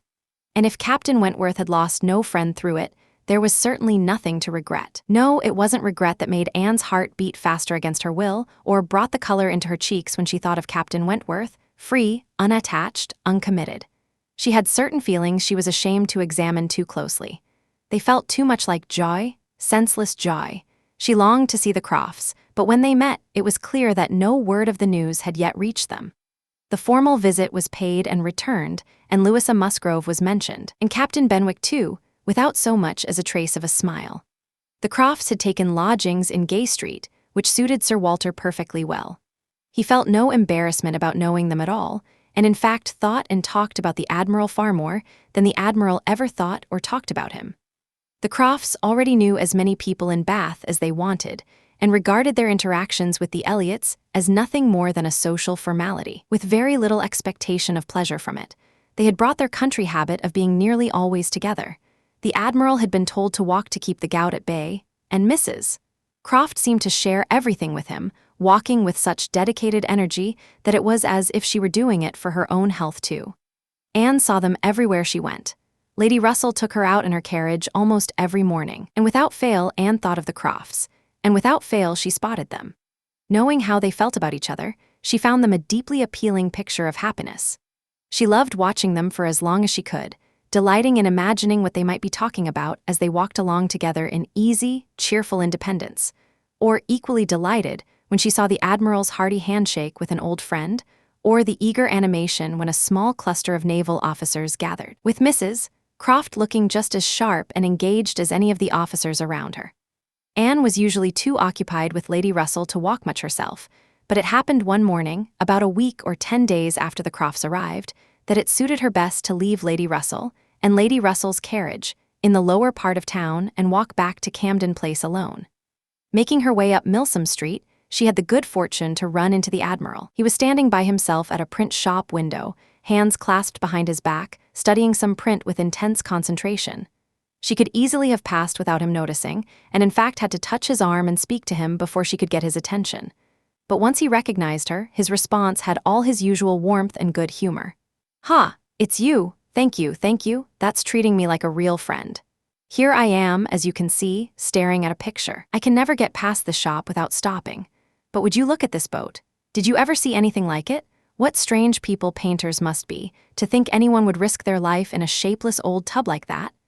And yet here are two gentlemen sitting in it perfectly at ease, gazing around at the rocks and mountains as if they're not about to capsize at any moment, which they absolutely must be. I'd love to know where that boat was built." He laughed heartily. "I wouldn't cross a horse pond in it." "Well, turning away, where are you headed? Can I go anywhere for you or with you? Can I be of any use?" "None, thank you, unless you'd like to give me the pleasure of your company for the short stretch we're going the same way. I'm heading home." "That I will, gladly, and further if you like. Yes, we'll have a good walk together, and I have something to tell you along the way. There, take my arm, that's right. I don't feel right without a woman on my arm. Lord, what a boat that is." He took one last look at the print as they set off. "You said you had something to tell me, sir?" "Yes, I do, in a moment, but here comes a friend, Captain Brigden. I'll just say hello as we pass, nothing more. How do you do, Brigden? He's surprised to see me with anyone but my wife. Poor soul, she's laid up. She has a blister on one of her heels the size of a half-crown. If you look across the street, you'll see Admiral Brand and his brother coming down. Shabby pair, the both of them. I'm glad they are on the other side of the road. Sophy can't stand them. They played me a rotten trick once, lured away some of my best men. I'll tell you the whole story another time. There's old Sir Archibald Drew with his grandson. Look, he's seen us, he's blowing a kiss to you. He thinks you're my wife." Ah, the piece came too soon for that young lad. Poor old Sir Archibald. How are you finding Bath, Miss Elliot? It suits us very well. We're always running into old friends. The streets are full of them every morning, never short of a good chat. And then we escape from them all, shut ourselves up in our lodgings, pull up our chairs, and feel as cozy as we did at Kellynch, or even back in our early days at North Yarmouth and Deal. I can tell you, we don't like our lodgings any less for reminding us of our first ones at North Yarmouth. The wind blows through one of the cupboards in exactly the same way. When they had walked a little further, Anne ventured to ask again what he had to tell her. She hoped to have her curiosity satisfied once they were clear of Milsom Street, but she had to wait still longer. The Admiral had decided not to begin until they reached the broader, quieter stretch of Belmont, and since she wasn't actually Mrs. Croft, she had to let him have his way. As soon as they were properly climbing Belmont, he began. "Right then, now you'll hear something that will surprise you. But first, you'll have to remind me of the name of the young lady I'm going to talk about. You know the one, the young lady we've all been so concerned about. The Miss Musgrove who had all that happened to her. Her first name, I can never remember her first name." Anne had tried not to look as though she understood too quickly, but now she could safely suggest Louisa. Yes, Miss Louisa Musgrove, that's the one. I do wish young ladies didn't have so many pretty first names. I'd never get confused if they were all called Sophy or something straightforward like that. Well, this Miss Louisa, we all assumed, you know, that she was going to marry Frederick. He was courting her week after week. The only mystery was what they were waiting for, until the business at Lyme, and then it was obvious enough they'd have to wait until her head had healed properly. But even then, the way things went on was peculiar. Instead of staying at Lyme, he went off to Plymouth, and then went off to visit Edward. When we got back from Minehead, he'd gone down to Edward's, and he's been there ever since. We haven't seen him since November. Even Sophy couldn't make sense of it. But now, the whole thing has taken the most extraordinary turn of all, because this young lady, the very same Miss Musgrove, instead of marrying Frederick, is going to marry James Benwick. You know James Benwick? I'm a little acquainted with Captain Benwick. Well, she's going to marry him, or more likely they're already married. I can't see what they'd be waiting for. I always thought Captain Benwick a very pleasant young man, said Anne, and I understand he has an excellent reputation. Oh yes, not a word to be said against James Benwick. He's only a commander, it's true, got his promotion last summer, and it's a difficult time for advancement, but I don't know of any other fault in the man. An excellent, good-hearted fellow, truly. A very active and dedicated officer too, which you might not guess from his manner. That quiet, gentle way of his doesn't do him justice. I must disagree with you there, sir. I would never take a lack of spirit from Captain Benwick's manner. I found it particularly appealing, and I'm sure most people would feel the same. Well, ladies are the best judges of these things, but James Benwick is a little too quiet for my taste, And though it's probably just our own bias, Sophie and I can't help feeling that Frederick's manner is superior. There's something about Frederick that suits us better. Anne caught herself. She had only meant to push back against the common assumption that spirit and gentleness couldn't coexist, not to hold up Captain Benwick's manner as the finest imaginable. After a brief hesitation, she was starting to say, I wasn't making any comparison between the two friends, but the Admiral cut her off. And the thing is absolutely true, by the way.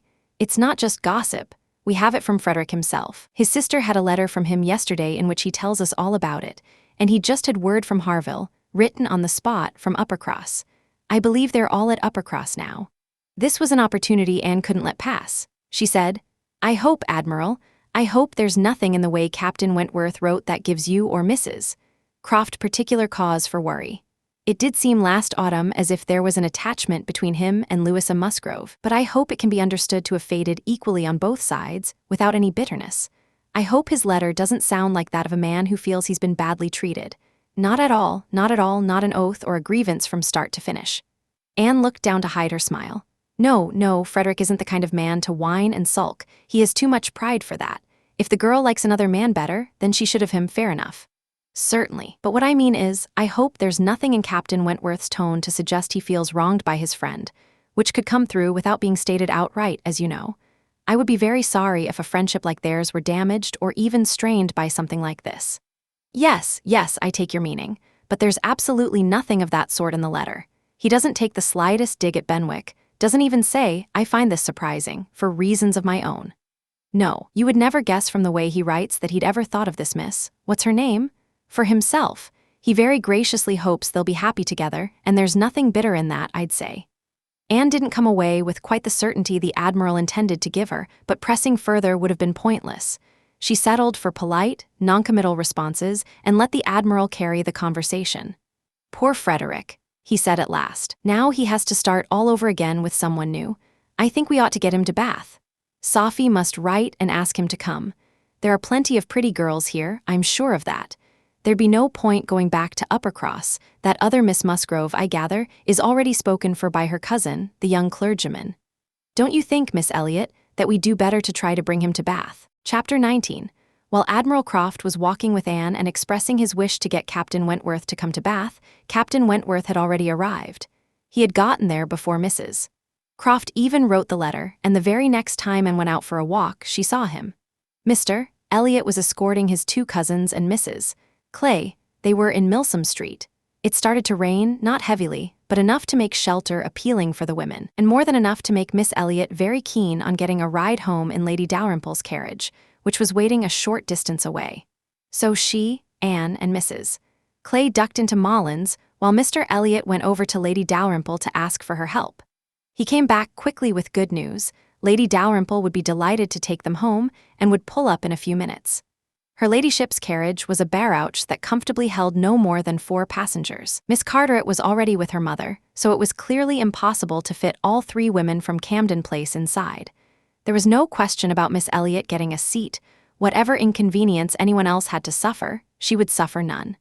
But it took a few minutes to sort out the polite standoff between the other two. The rain was really quite minor, and Anne was genuinely sincere when she said she would rather walk with Mr. Elliot. But Mrs. Clay insisted the rain was just as trivial to her. She'd hardly admit it was raining at all, and besides, her boots were so much thicker than Miss Anne's. In short, both women were so insistently gracious about being the one left to walk with Mr. Elliot that the others had to settle it for them. Miss Elliot pointed out that Mrs. Clay already had a bit of a cold, and Mr. Elliot, asked to decide the matter, ruled that his cousin Anne's boots were actually slightly thicker. So it was agreed that Mrs. Clay would ride in the carriage. They had just reached this decision when Anne, sitting near the window, unmistakably spotted Captain Wentworth walking down the street. Her startled reaction was visible only to herself, but she immediately felt like the biggest fool in the world, completely irrational and ridiculous. For a few moments she couldn't focus on anything in front of her. Her mind was spinning. When she finally pulled herself together, she found the others still waiting for the carriage, and Mr. Elliot, always obliging, had just headed off to Union Street on an errand for Mrs. Clay. She now had a strong urge to go to the front door. She wanted to see if it was still raining. Why should she suspect herself of any other motive? Captain Wentworth must be out of sight by now. She got up from her seat. She was going. She refused to let one half of her mind constantly second-guess the other, always suspecting herself of worse motives than she actually had. She would simply check whether it was raining. She was stopped immediately, however, by Captain Wentworth himself coming through the door with a group of men and women who were clearly his acquaintances, people he must have run into just below Milsom Street. He was more visibly startled and flustered at the sight of her than she had ever seen him before. His face went quite red. For the first time since they had reconnected, she felt that she was the less shaken of the two. She'd had the advantage of those last few moments to prepare herself. The overwhelming, disorienting first shock of surprise had already passed for her. Still, she had plenty left to feel. It was agitation, pain, pleasure, something caught between joy and misery. He spoke to her, then turned away. His manner was one of pure embarrassment. She couldn't have described it as cold or friendly, or really anything other than awkward. After a brief pause, though, he came back toward her and spoke again. They exchanged the usual pleasantries, probably neither one absorbing much of what the other said, and Anne remained very aware that he was less at ease than he used to be around her. Through sheer force of how much time they'd spent together, they had developed an ability to speak to each other with a fair degree of apparent indifference and composure, but he couldn't manage it now. Time had changed him, or Louisa had changed him. There was some kind of self-consciousness there. He looked well, not like someone who had been struggling physically or emotionally, and he talked about Uppercross, the Musgroves, and even Louisa, briefly flashing his old knowing smile when he said her name. And yet this was a Captain Wentworth who was not at ease, not comfortable, not able to pretend otherwise. It didn't surprise Anne, but it did hurt her, to notice that Elizabeth refused to acknowledge him. She could see that he noticed Elizabeth, that Elizabeth noticed him, that there was complete mutual recognition between them. She was certain he was ready to be recognized as an acquaintance, even expecting it, and she had to endure watching her sister turn away with cold indifference. Lady Dalrymple's carriage, for which Miss Elliot was growing increasingly impatient, now pulled up. The servant came in to announce it. The rain was picking up again, and between that and the general fuss, the delays, the bustle, the chatter, everyone in the small shop could clearly understand that Lady Dalrymple had come to collect Miss Elliot. At last Miss Elliot and Mrs. Clay walked out with only the servant to accompany them. Mr. Elliot still hadn't returned. Captain Wentworth, watching them go, turned back to Anne and through manner more than words offered to help her. "I'm very grateful," she said, "but I'm not going with them. There wasn't room in the carriage. I'm walking, I'd rather walk. But it's raining." "Oh, only just barely, not enough to bother me." After a brief pause he said, "I only arrived yesterday, but as you can see, I've already come properly prepared for Bath." He pointed to a new umbrella. "I wish you'd use it if you're set on walking, though I think the sensible thing would be to let me get you a sedan chair." She thanked him warmly but turned down both offers, repeating that she was sure the rain would amount to nothing, and adding, "I'm only waiting for Mr. Elliot. He'll be here any moment, I'm sure." She had barely finished the sentence when Mr. Elliot walked in. Captain Wentworth recognized him immediately. He was the same man who had stood on the steps at Lyme, watching Anne admiringly as she walked past.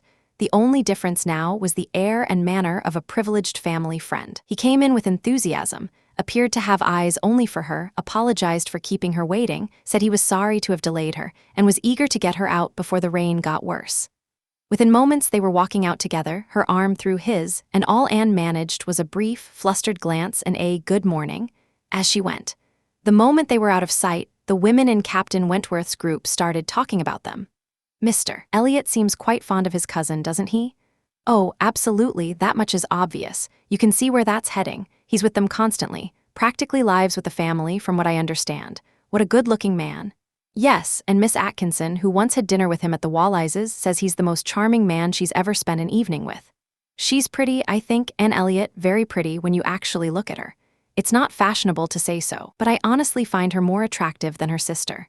"Oh, so do I. And so do I. No comparison at all, though the men all seem to chase after Miss Elliot. Anne is too refined for their taste."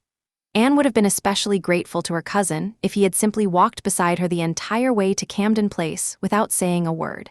She had never found it so hard to listen to him, though his attentiveness and care were beyond anything, and though his topics were usually ones she found genuinely interesting: warm, thoughtful, well-deserved praise for Lady Russell, and perfectly reasonable insinuations against Mrs. Clay. But right now, she could think only of Captain Wentworth. She couldn't work out what he was feeling, whether he was truly suffering or not, and until she could figure that out, she couldn't quite be herself. She hoped she would find her reason and composure in time, but she had to be honest with herself. She hadn't found them yet. There was something else she urgently needed to know: how long he intended to stay in Bath. He hadn't mentioned it, or she couldn't remember him mentioning it. He might only be passing through, but it seemed more likely that he had come to stay. In that case, since running into people in Bath was practically unavoidable, Lady Russell would almost certainly see him somewhere. Would she recognize him? How would it all play out? Anne had already had to tell Lady Russell that Louisa Musgrove was going to marry Captain Benwick. That conversation had cost her something. Dealing with Lady Russell's surprise had not been easy. And now, if Lady Russell happened to find herself in the same company as Captain Wentworth, her incomplete understanding of events might only deepen her prejudice against him. The following morning, Anne was out with her friend, spending the first hour in a tense and anxious watch for him that came to nothing. But at last, heading back down Pulteney Street, she spotted him on the right-hand side of the road, far enough away that she could keep him in view for most of the length of the street. There were plenty of other men around him, several groups walking the same direction, but there was no mistaking him. She instinctively glanced at Lady Russell, not because she had any wild notion that Lady Russell would recognize him as quickly as she had. No, it would be almost impossible for Lady Russell to notice him until they were nearly level. Still, she kept looking over at her from time to time with growing anxiety. When the moment came that would inevitably draw Lady Russell's attention to him, Anne didn't dare look again. She knew her own expression was giving her away. But she was perfectly aware that Lady Russell's eyes had turned in exactly his direction, and that she was, in fact, studying him intently. Anne could completely understand the kind of hold he must have over Lady Russell's attention, how difficult it must be for her to look away, and how astonishing she must find it that 8 or 9 years had passed, years spent in foreign places and active military service, without taking away a single trace of his good looks. At last, Lady Russell looked away. Now, what would she say? "You must be wondering," she said, "what I've been staring at for so long, but I was trying to spot some window curtains that Lady Alicia and Mrs. Frankland were telling me about last night. They described the drawing-room curtains of one of the houses along this side of the street as the finest and best hung in all of Bath, but they couldn't remember the exact house number, and I've been trying to figure out which one it could be. I have to say, though, I can't see any curtains around here that match their description."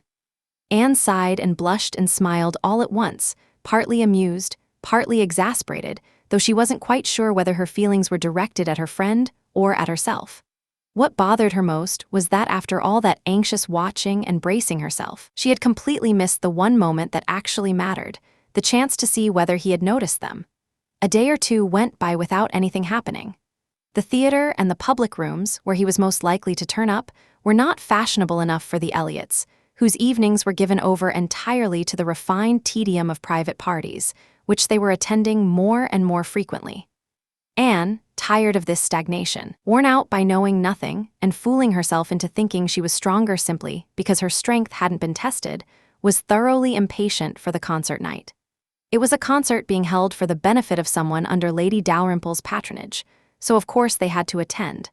It was expected to be genuinely good, and Captain Wentworth was very fond of music. If she could just have a few minutes of conversation with him again, she felt she could be satisfied. As for the courage to approach him and speak, she felt entirely ready for that if the opportunity came.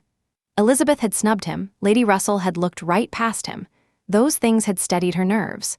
She felt she owed him her acknowledgement. She had earlier half-promised Mrs. Smith that she would spend that evening with her, but she made a brief, hurried visit to excuse herself and reschedule, promising instead a longer visit the following day. Mrs. Smith was graciously understanding. "Of course," she said. "Just tell me everything when you do come. Who will be in your party?" Anne told her all their names. Mrs. Smith said nothing in reply, but as Anne was leaving, she said with an expression that was half serious, half teasing, "Well, I truly hope your concert lives up to expectations. And don't forget me tomorrow if you can come. I'm beginning to have a feeling I may not be seeing much of you for much longer." Anne was taken aback and a little flustered, but after a brief uncertain pause, she found herself, not unwillingly, obliged to hurry away. Chapter 20. Sir Walter, his 2 daughters, and Mrs. Clay were the first of their party to arrive at the rooms that evening, and since they had to wait for Lady Dalrymple, they settled themselves by one of the fires in the octagon room. They had barely gotten comfortable when the door opened again and Captain Wentworth walked in alone. Anne was closest to him, and stepping forward slightly, she spoke to him right away. He had been about to bow and move on, but her gentle "how do you do" drew him out of his path to stand near her and ask after her in return, despite her formidable father and sister hovering in the background. Having them in the background was actually a comfort to Anne. She couldn't see their expressions and felt equal to doing whatever she believed was right. While they were talking, she caught the sound of whispering between her father and Elizabeth. She couldn't make out the words, but she could guess the subject. And when Captain Wentworth gave a distant bow, she understood that her father had seen fit to give him that simple acknowledgement of their acquaintance. She caught just enough, with a sideways glance, to see a slight curtsy from Elizabeth herself. Late, reluctant, and ungracious as it was still better than nothing, and her spirits lifted. After talking about the weather, Bath, and the concert, however, their conversation began to falter, and so little was said toward the end that she kept expecting him to leave at any moment, but he didn't. He seemed in no hurry to go, and soon, with renewed energy, a slight smile, and a touch of warmth, he said, "I've barely seen you since our day at Lyme. I'm afraid you must have suffered from the shock, and all the more because it didn't overwhelm you at the time." She assured him it hadn't. "It was a terrible hour," he said. "A terrible day." He passed his hand across his eyes, as though the memory was still too painful, but after a moment, half smiling again, he added, "The day did produce some results, though consequences that have to be considered the very opposite of terrible. When you had the presence of mind to suggest that Benwick would be the right person to fetch a surgeon, you could have had little idea that he would end up being one of those most involved in her recovery." "I certainly couldn't have, but it seems I would hope it will be a very happy match. There are good principles and good tempers on both sides." "Yes," he said, his gaze drifting slightly away. "But there, I think, the resemblance ends. With all my heart I wish them happiness, and I'm glad for every circumstance in their favor. They have no obstacles at home, no opposition, no whims, no delays. The Musgroves are behaving just as you'd expect them to, honorably and kindly, concerned only with their daughter's happiness, as good parents should be. All of that counts for a great deal, very much in favor of their happiness, more than perhaps—" He stopped. A sudden thought seemed to strike him, and he appeared to feel something of the emotion that was flushing Anne's cheeks and fixing her eyes on the floor. After clearing his throat, he went on. "I'll admit that I do see a disparity, too great a disparity, and in something no less essential than intellect. I think of Louisa Musgrove as a very sweet-natured, good-tempered girl, and not lacking in understanding, but Benwick is something more. He's a clever man, a well-read man, and I'll confess that his becoming attached to her does surprise me. If it had been the result of gratitude, if he had come to love her because he believed she preferred him, that would be one thing, but I have no reason to think that's the case. On the contrary, it seems to have been a completely spontaneous, unprompted feeling on his part, and that surprises me. A man like him, in his situation, with a heart that had been pierced, wounded, nearly broken. Fanny Harville was a truly exceptional woman, and his devotion to her was real devotion. A man doesn't recover from that kind of attachment to that kind of woman. He shouldn't, he doesn't. Whether it was the awareness that his friend had, in fact, recovered, or some other awareness entirely, he went no further. Anne, who despite the emotion in his voice toward the end, and despite all the various noises of the room, the almost constant slamming of the door and the steady hum of people moving through, had caught every word, was struck, moved, confused, and found herself breathing quickly, feeling 100 things at once. She couldn't bring herself to address that subject directly, and yet after a pause, feeling the need to say something, and having no desire whatsoever to change the subject entirely, she only deflected slightly by saying, "You were at Lyme for quite a while, I think?" "About a fortnight. I couldn't leave until we were sure Louisa was going to be all right. I had been too deeply responsible for what happened to find any peace. It was my fault, entirely mine. She wouldn't have been so stubborn if I hadn't been so weak. The countryside around Lyme is beautiful. I walked and rode a great deal, and the more I saw, the more I found to admire." "I would very much like to see Lyme again," said Anne. "Really, I wouldn't have thought you could have found anything there to inspire such a feeling. The horror and distress you were caught up in, the mental strain, the emotional exhaustion, I would have thought your last impressions of Lyme would have been ones of strong revulsion." "The final hours were certainly very painful," Anne replied, "but when pain is over, the memory of it often becomes something like a pleasure. You don't love a place less for having suffered in it, unless it was nothing but suffering the entire time, which was far from the case at Lyme. We were only in anxiety and distress during the last 2 hours, and before that there had been a great deal of enjoyment. So much that was new and beautiful. I've traveled so little that any new place would interest me, but Lyme has real beauty, and in short, she added, with a faint blush at certain memories, my overall impressions of the place are very pleasant ones. Just as she finished, the entrance door opened again, and the very party they had been waiting for appeared. Lady Dalrymple, came the delighted cry, and Sir Walter and his two ladies stepped forward to meet her with all the eagerness they could manage while still appearing suitably refined. Lady Dalrymple and Miss Carteret, escorted by Mr. Elliot and Colonel Wallis, who had arrived at almost the same moment, came into the room. The others joined them, and Anne found herself inevitably swept into the group. She was separated from Captain Wentworth. Their fascinating, almost too fascinating, conversation had to be broken off for now, but the interruption was a small price to pay for the happiness that had brought it on. In the last 10 minutes, she had learned more about his feelings toward Louisa, more about all his feelings than she dared to dwell on, and she gave herself over to the demands of the group, to the necessary courtesies of the moment, with sensations that were intense but deeply unsettled. She felt warmly toward everyone. She had been given something that made her want to be kind and gracious to all, and to feel a gentle pity for everyone around her as being less happy than herself. Those wonderful feelings were slightly dampened when, stepping back from the group to rejoin Captain Wentworth, she discovered he was gone. She was just in time to see him disappear into the concert room. He was gone, vanished, and she felt a moment's disappointment. But they would meet again. He would look for her, he would find her before the evening was over. And perhaps, for now, it was just as well to be apart. She needed a little time to collect herself. When Lady Russell appeared shortly afterward, the whole party gathered together, and all that remained was to organize themselves and proceed into the concert room, to make as much of an impression as possible, draw as many eyes, prompt as many whispered comments, and disrupt as many people as they could manage.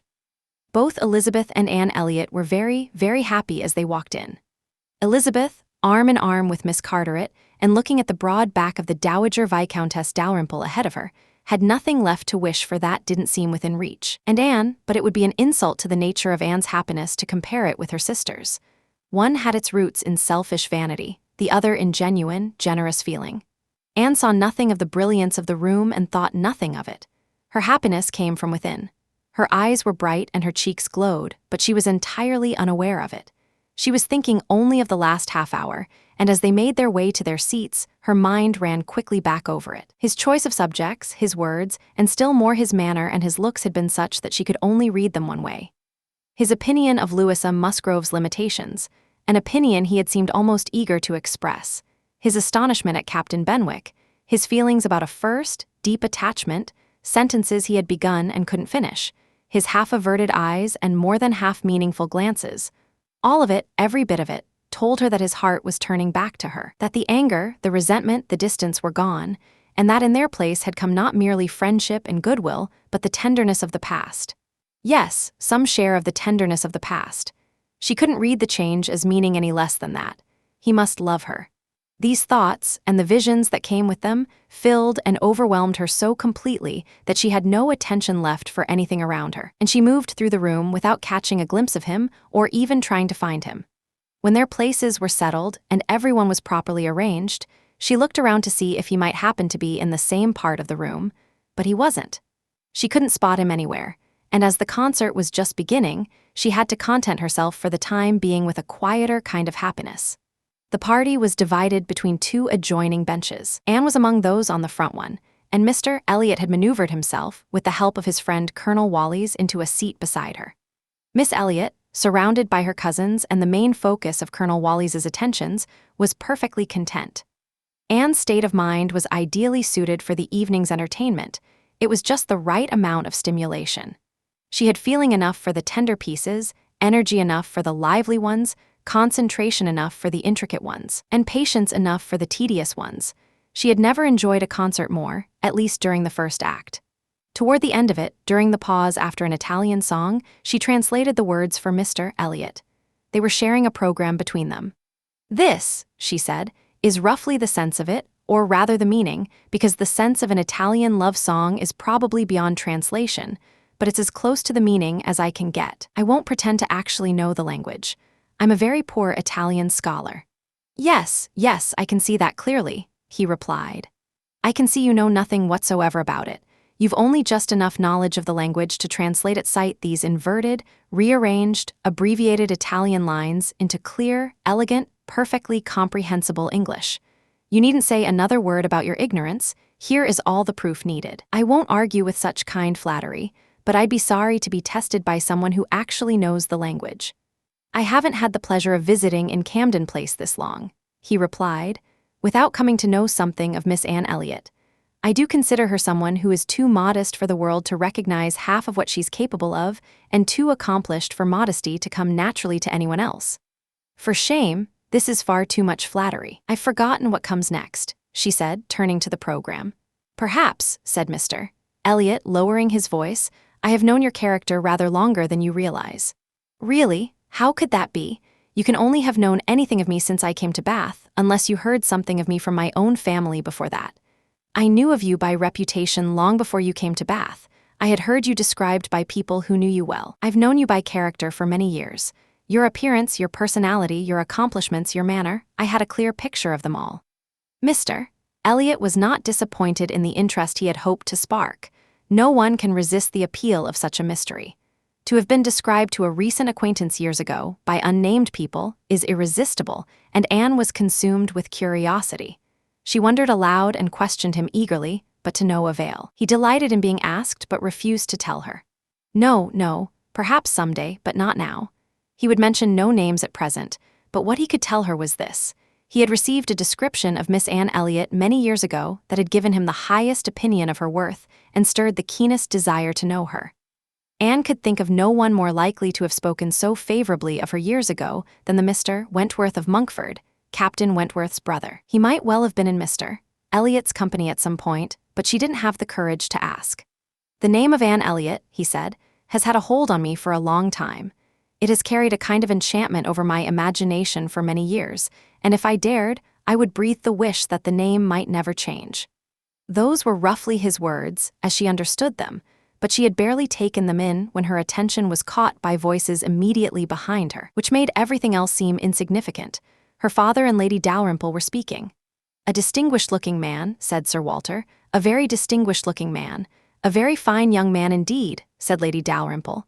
More presence than one usually sees in Bath. Irish, I'd imagine. No, I just know his name, a nodding acquaintance. Wentworth, Captain Wentworth of the Navy. His sister married my tenant in Somersetshire, the Crofts, who rent Kellynch. Before Sir Walter had finished saying all this, Anne had already looked in the right direction and spotted Captain Wentworth standing among a cluster of men a short distance away. The moment her eyes found him, his seemed to be turning away from her. At least, it had that appearance, as though she had been one moment too late. As long as she dared to watch, he didn't look her way again. But the performance was starting up once more, and she was forced to appear to turn her attention back to the orchestra and face forward.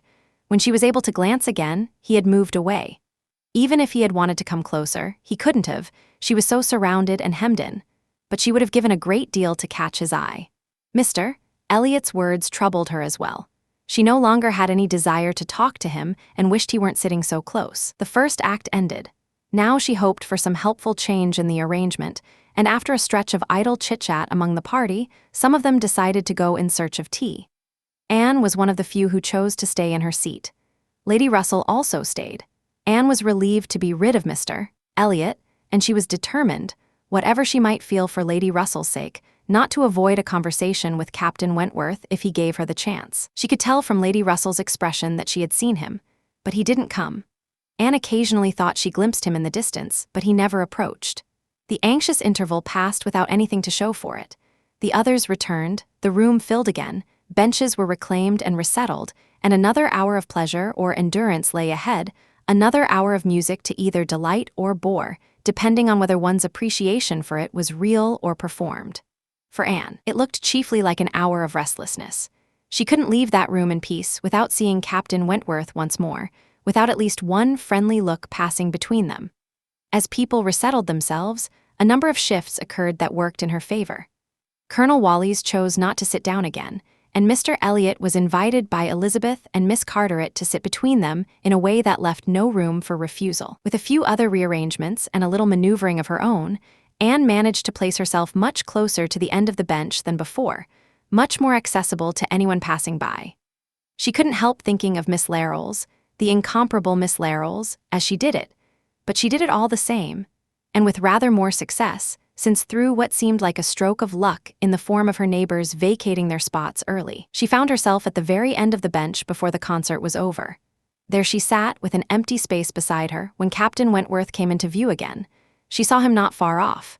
He saw her too, yet he looked serious, seemed uncertain, and only very gradually made his way close enough to speak to her. She sensed immediately that something was wrong. The change in him was unmistakable. The difference between how he seemed now and how he had been in the octagon room was striking. Why? She thought of her father. She thought of Lady Russell. Could there have been some unfriendly looks exchanged? He opened by speaking about the concert in a reserved way, more like the Captain Wentworth of Uppercross, admitted he was disappointed, had been expecting more singing, and in short, confessed he wouldn't be sorry when it was over. Anne replied, and spoke up for the performance so well, while at the same time acknowledging his feelings so graciously that his expression softened and he replied again with something close to a smile. They talked a few minutes more, the improvement held. He even glanced down at the bench as if he saw a place there well worth taking, when at that moment a tap on her shoulder forced Anne to turn around. It was Mr. Elliot. He apologized but said he had to appeal to her. He needed her to translate Italian again. Miss Carteret was very eager to have a general idea of what was about to be sung. Anne couldn't refuse, but she had never sacrificed herself to politeness with a more painful spirit. A few minutes, as few as she could manage, were unavoidably spent on it, and when she was free again, when she could turn back and look as she had before, she found Captain Wentworth saying a hurried, somewhat cool goodbye. He had to wish her good night. He was leaving. He would get home as quickly as he could. "Isn't this song worth staying for?" said Anne, struck suddenly by a thought that made her more eager than ever to hold him back. "No," he said emphatically, "there is nothing here worth staying for." And he was gone. Jealousy of Mr. Elliot, it was the only explanation that made sense. Captain Wentworth jealous of her affections. Could she have believed it a week ago, 3 hours ago? For a moment, the gratification was exquisite, but then came very different thoughts. How was that jealousy to be resolved? How was the truth to reach him? Given all the particular difficulties of their respective situations, how would he ever come to know her true feelings? The thought of Mr. Elliot's attentions was agonizing. The damage they could do was beyond measure. Chapter 21. The next morning, Anne was glad she had promised to visit Mrs. Smith. It would keep her away from home when Mr. Elliot was most likely to call, since avoiding Mr. Elliot had become something of a priority. She still felt warmly toward him. Despite the awkwardness his attentions had caused, she felt grateful, even compassionate toward him. She couldn't stop thinking about the strange circumstances of their acquaintance, about how everything, his situation, his feelings, his long-standing interest in her, seemed to give him some kind of claim on her attention. It was all very strange, flattering but painful. There was so much to regret. How she might have felt if Captain Wentworth hadn't been in the picture wasn't worth wondering about, because Captain Wentworth was very much in the picture, and whatever the outcome of this current uncertainty, her heart would belong to him forever. Their final separation couldn't have divided her from other men any more completely than their lasting bond already had. No one walking the streets of Bath that morning was carrying more romantic, passionate thoughts than Anne as she made her way from Camden Place to Westgate Buildings. It was almost enough to sweeten the air along the entire route. She was confident of a warm welcome, and Mrs. Smith did seem especially grateful for her visit that morning, almost surprised to see her, despite the fact that they had made the appointment. She immediately wanted to hear all about the concert, and Anne was happy enough about it that her face lit up as she talked. She shared everything she could gladly, but it wasn't much coming from someone who had actually been there, and it fell well short of satisfying Mrs. Smith, who had already heard a fairly detailed account through the efficient channels of a laundress and a waiter, covering the general success of the evening more thoroughly than Anne could manage. Mrs. Smith pressed for specific details about who had attended, and on that score Anne wasn't much help. Every person of any significance in Bath was well known to Mrs. Smith by name. "The little Durans were there, I imagine," she said, "with their mouths hanging open to catch the music, like baby birds waiting to be fed. They never miss a concert." "Yes, I didn't see them myself, but I heard Mr. Elliot mention they were in the room." "What about the Ibbotsons, and the 2 new beauties with that tall Irish officer everyone says is courting one of them?" "I don't know, I don't think so." "Old Lady Mary MacLean? I don't even need to ask, she never misses one, I'm sure of it. You must have seen her. She would have been right in your circle since you went with Lady Dalrymple. You would have been in the prime seats near the orchestra, of course. No, that's exactly what I was dreading. It would have been uncomfortable for me in every way. But fortunately, Lady Dalrymple always prefers to sit farther back, so we ended up in a very good spot, for hearing at least. I can't say for seeing, since I seem to have noticed very little. Oh, you saw enough to enjoy yourself, I can tell. There's a kind of private pleasure you can have even in a crowd, and you had it. You were a large enough group among yourselves, and you needed nothing else. But I really should have paid more attention to the room, said Anne, conscious as she said it that attention had been the last thing she had lacked. It was simply that it had all been directed in one particular direction. No, you were better occupied. You don't need to tell me you had a wonderful evening. I can see it in your face. I can read exactly how those hours went, that you always had something wonderful to listen to. And in between the music, there was conversation. Anne smiled a little and said, "You can see all that in my face?" "Yes, I can. Your expression tells me perfectly clearly that you spent last evening with the person you find most agreeable in the world, the person who matters more to you right now than everyone else combined." A blush spread across Anne's cheeks. She couldn't say a word. "And given that's the case," Mrs. Smith continued after a short pause, "I hope you can see that I really do appreciate your kindness in coming to visit me this morning. It's genuinely good of you to sit with me when you must have so many more appealing demands on your time." Anne heard none of this. She was still caught in the shock of her friend's perception, unable to work out how any news about Captain Wentworth could have reached her. After another brief silence, "Tell me," said Mrs. Smith, "does Mr. Elliot know that you're acquainted with me? Does he know I'm in Bath?" "Mr. Elliot?" Anne repeated, looking up in surprise. A moment's thought showed her the mistake she'd been making. She grasped it instantly, and with the relief of understanding came a return of composure. She added more calmly, "Are you acquainted with Mr. Elliot?" "I have been quite well acquainted with him," Mrs. Smith replied seriously, "but we seem to have drifted apart. It's been a long time since we've met." "I had no idea. You've never mentioned it before. If I'd known, I would have been happy to speak to him about you." "To be honest," said Mrs. Smith, slipping back into her usual cheerful manner, "that's exactly what I'd like you to do. I want you to talk to Mr. Elliot about me.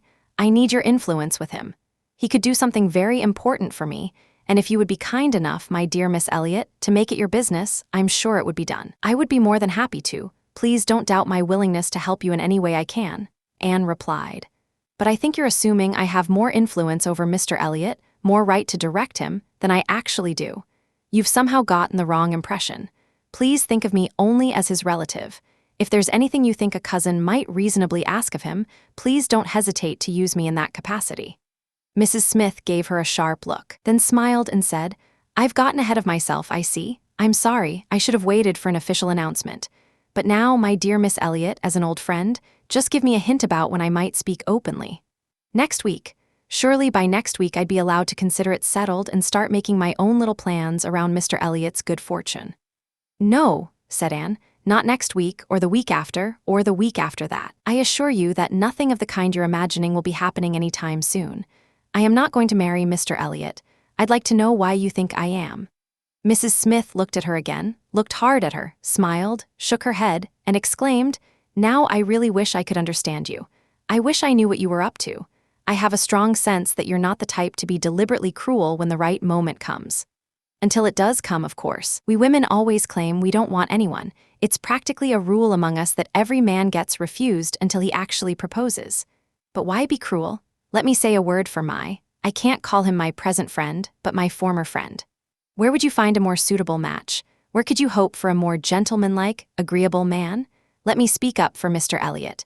I'm sure you hear nothing but good of him from Colonel Wallis. And who knows him better than Colonel Wallis? My dear Mrs. Smith, Mr. Elliot's wife has barely been dead 6 months. No one should be assuming he's paying court to anyone."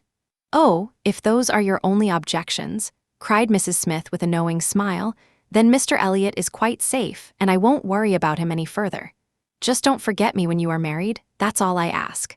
Let him know I'm a friend of yours, and then he'll think nothing of the small amount of trouble involved, which it's perfectly natural for him now, with so many of his own affairs to manage, to want to avoid. Very natural, perhaps. 99 people out of 100 would do the same. He can't possibly know how much it matters to me. Well, my dear Miss Elliot, I hope and trust you'll be very happy. Mr. Elliot has the sense to appreciate a woman like you. Your life won't be wrecked the way mine has been. You'll be secure financially and safe in his character. He won't be led astray, he won't let others lead him to ruin." "No," said Anne, "I can easily believe that about my cousin. He seems to have a calm, decisive temperament, not at all susceptible to dangerous influences. I have a great deal of respect for him. I've seen nothing in my own observation to suggest otherwise, but I haven't known him long, and he's not the kind of man who lets himself be known quickly. Doesn't the way I'm speaking about him tell you he means nothing more to me than that, Mrs. Smith? Surely it sounds calm enough. And truly, he means nothing more to me than that. If he were ever to propose to me, which I have very little reason to think he's considering, I would not accept him. I assure you I wouldn't. I assure you that Mr. Elliot had no part, not the part you've been imagining, in whatever pleasure last night's concert gave me.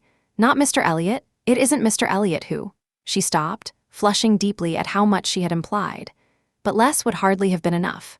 Mrs. Smith might not have believed so quickly in Mr. Elliot's failure if she hadn't sensed there was someone else. As it was, she accepted it immediately, with every appearance of seeing nothing beyond that, and Anne, eager to avoid any further probing, was suddenly impatient to understand why Mrs. Smith had ever imagined she was going to marry Mr. Elliot, where the idea had come from, and who had given it to her. "Do tell me how it first came to you." "It first came to me," Mrs. Smith replied, "from seeing how much you were together and feeling it was the most natural thing in the world for everyone connected to either of you to wish for. You can be sure all your acquaintances have come to the same conclusion, but I never heard it actually spoken of until 2 days ago. And it has actually been spoken of. Did you notice the woman who let you in when you called yesterday?" "No. Wasn't it Mrs. Speed, as usual, or the maid? I didn't pay particular attention." "It was my friend Mrs. Rook, Nurse Rook, who, by the way, had been very curious to meet you and was delighted to be the one to open the door. She had only just left Marlborough Buildings on Sunday, and she was the one who told me you were to marry Mr. Elliot. She had it from Mrs. Wallis herself, which seemed like reliable enough authority. She sat with me for an hour Monday evening and gave me the whole story." "The whole story?" Anne repeated with a laugh. "It can't have been much of a story, based on one small piece of groundless gossip." Mrs. Smith said nothing. "But," Anne continued after a moment, "even though there's no truth in this claim I supposedly have on Mr. Elliot, I would still be very glad to help you in any way I can. Shall I mention to him that you're in Bath? Shall I pass along any message?" "No, thank you, no, certainly not. In the heat of the moment, and under a mistaken impression, I might perhaps have tried to interest you in certain matters, but not now. No thank you, I have nothing to trouble you with. I believe you mentioned having known Mr. Elliot for many years?" "I did. Not after he was married, I assume?" "No, he wasn't married when I first knew him." "And were you close?" "Very close." "Really? Then please tell me what he was like then. I'm very curious to know what Mr. Elliot was like as a young man. Was he at all like he appears now?" "I haven't seen Mr. Elliot in 3 years," was Mrs. Smith's answer, delivered so gravely that it was impossible to press the subject further, and Anne felt she had gained nothing but a deeper curiosity. They were both silent. Mrs. Smith appeared deep in thought. At last, "I beg your pardon, my dear Miss Elliot," she said, returning to her warm, natural tone. "I'm sorry for the short answers I've been giving you, but I've been uncertain what I should do. I've been going back and forth about what I ought to tell you. There were so many things to weigh. One hates to be intrusive, to give bad impressions, to stir up trouble. Even the smooth surface of family harmony seems worth preserving, even when there may be nothing solid underneath it. But I've made up my mind. I think I'm right. I think you need to know what Mr. Elliot is really like. Even though I fully believe you have no intention of accepting him right now, there's no telling what might happen. You might, at some point, feel differently about him. So hear the truth now, while you're still unattached. Mr. Elliot is a man without heart or conscience, a calculating, cold-blooded schemer who thinks only of himself and who would commit any cruelty or betrayal that served his interests, as long as it carried no risk to his public reputation. He feels nothing for other people. He can neglect and abandon those he helped ruin without a moment's remorse. He is completely beyond the reach of justice or compassion. He is dark at heart, hollow and dark." Anne's look of astonishment made her pause, and she continued in a calmer tone. "My words shock you. You must allow for a woman who has been wronged and who is angry, but I'll try to control myself. I won't attack him. I'll only tell you what I've experienced firsthand. The facts will speak for themselves. He was the closest friend of my dear husband, who trusted and loved him and thought him as good a man as himself. Their friendship had formed before our marriage.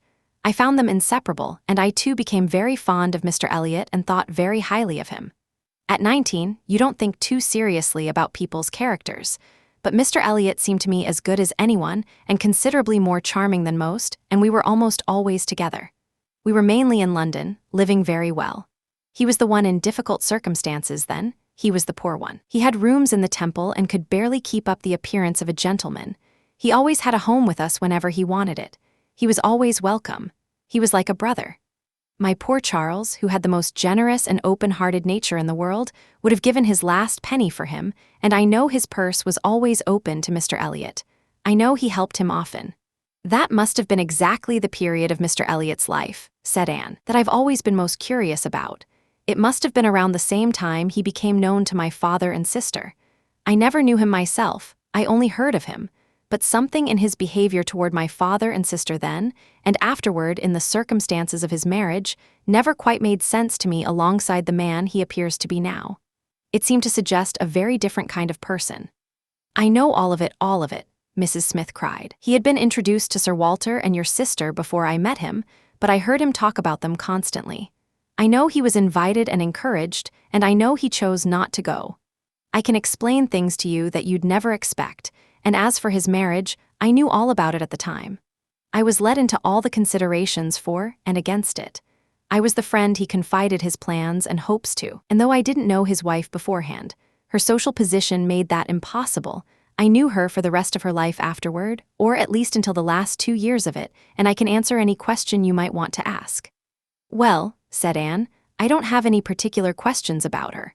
I've always understood it wasn't a happy marriage, but I would like to understand why, at that point in his life, he chose to distance himself from my father's acquaintance. My father was certainly prepared to be kind and welcoming to him. Why did Mr. Elliot pull back? At that period of his life, Mrs. Smith replied, Mr. Elliot had one goal, to make his fortune and by a faster route than the law would provide. He intended to make it through marriage, or at the very least, not to ruin his chances by an imprudent one. And I know it was his belief, whether rightly or wrongly, I can't say, that your father and sister, in their courtesies and invitations, were trying to arrange a match between the heir and the daughter of the family, and that such a match could never have given him the wealth and independence he was after. That was his reason for withdrawing, I can assure you of that. He told me the whole story, he kept nothing from me. It was strange that having just left you behind in Bath, my first and main new acquaintance after my marriage should be your cousin, and that through him I would constantly be hearing about your father and sister. He described one Miss Elliot, and I thought very fondly of the other. Perhaps, said Anne, struck by a sudden thought, you sometimes mention me to Mr. Elliot? Of course I did, very often. I used to speak proudly of my dear Anne Elliot and tell him you were a completely different sort of person from. She stopped herself just in time. That explains something Mr. Elliot said last night, Anne exclaimed. That's why he seemed familiar with me. I couldn't understand how completely we deceive ourselves where our own feelings are involved, how certain we are to be wrong, but forgive me, I interrupted you. So Mr. Elliot married purely for money, and I suppose that was what first opened your eyes to his real character. Mrs. Smith hesitated briefly. Oh, those things are too common. When you've lived in the world, a man or woman marrying for money is too everyday an occurrence to strike you as it should. I was very young, and I mixed only with young people, and we were a careless, pleasure-seeking group with no very strict principles. We lived for enjoyment. I think differently now. Time and illness and grief have changed my outlook, but back then I honestly saw nothing wrong with what Mr. Elliot was doing. Doing the best for yourself was considered a kind of duty. But wasn't she very much beneath him socially? Yes, which I thought nothing of, but he didn't care. Money was all he wanted. Her father was a livestock farmer, her grandfather had been a butcher, but none of that mattered to him. She was an attractive woman, reasonably well educated, had been brought into society through some cousins, happened to meet Mr. Elliot by chance, and fell in love with him, and he had not a single hesitation or scruple about her background. All his caution went into making absolutely sure of the real size of her fortune before he committed himself.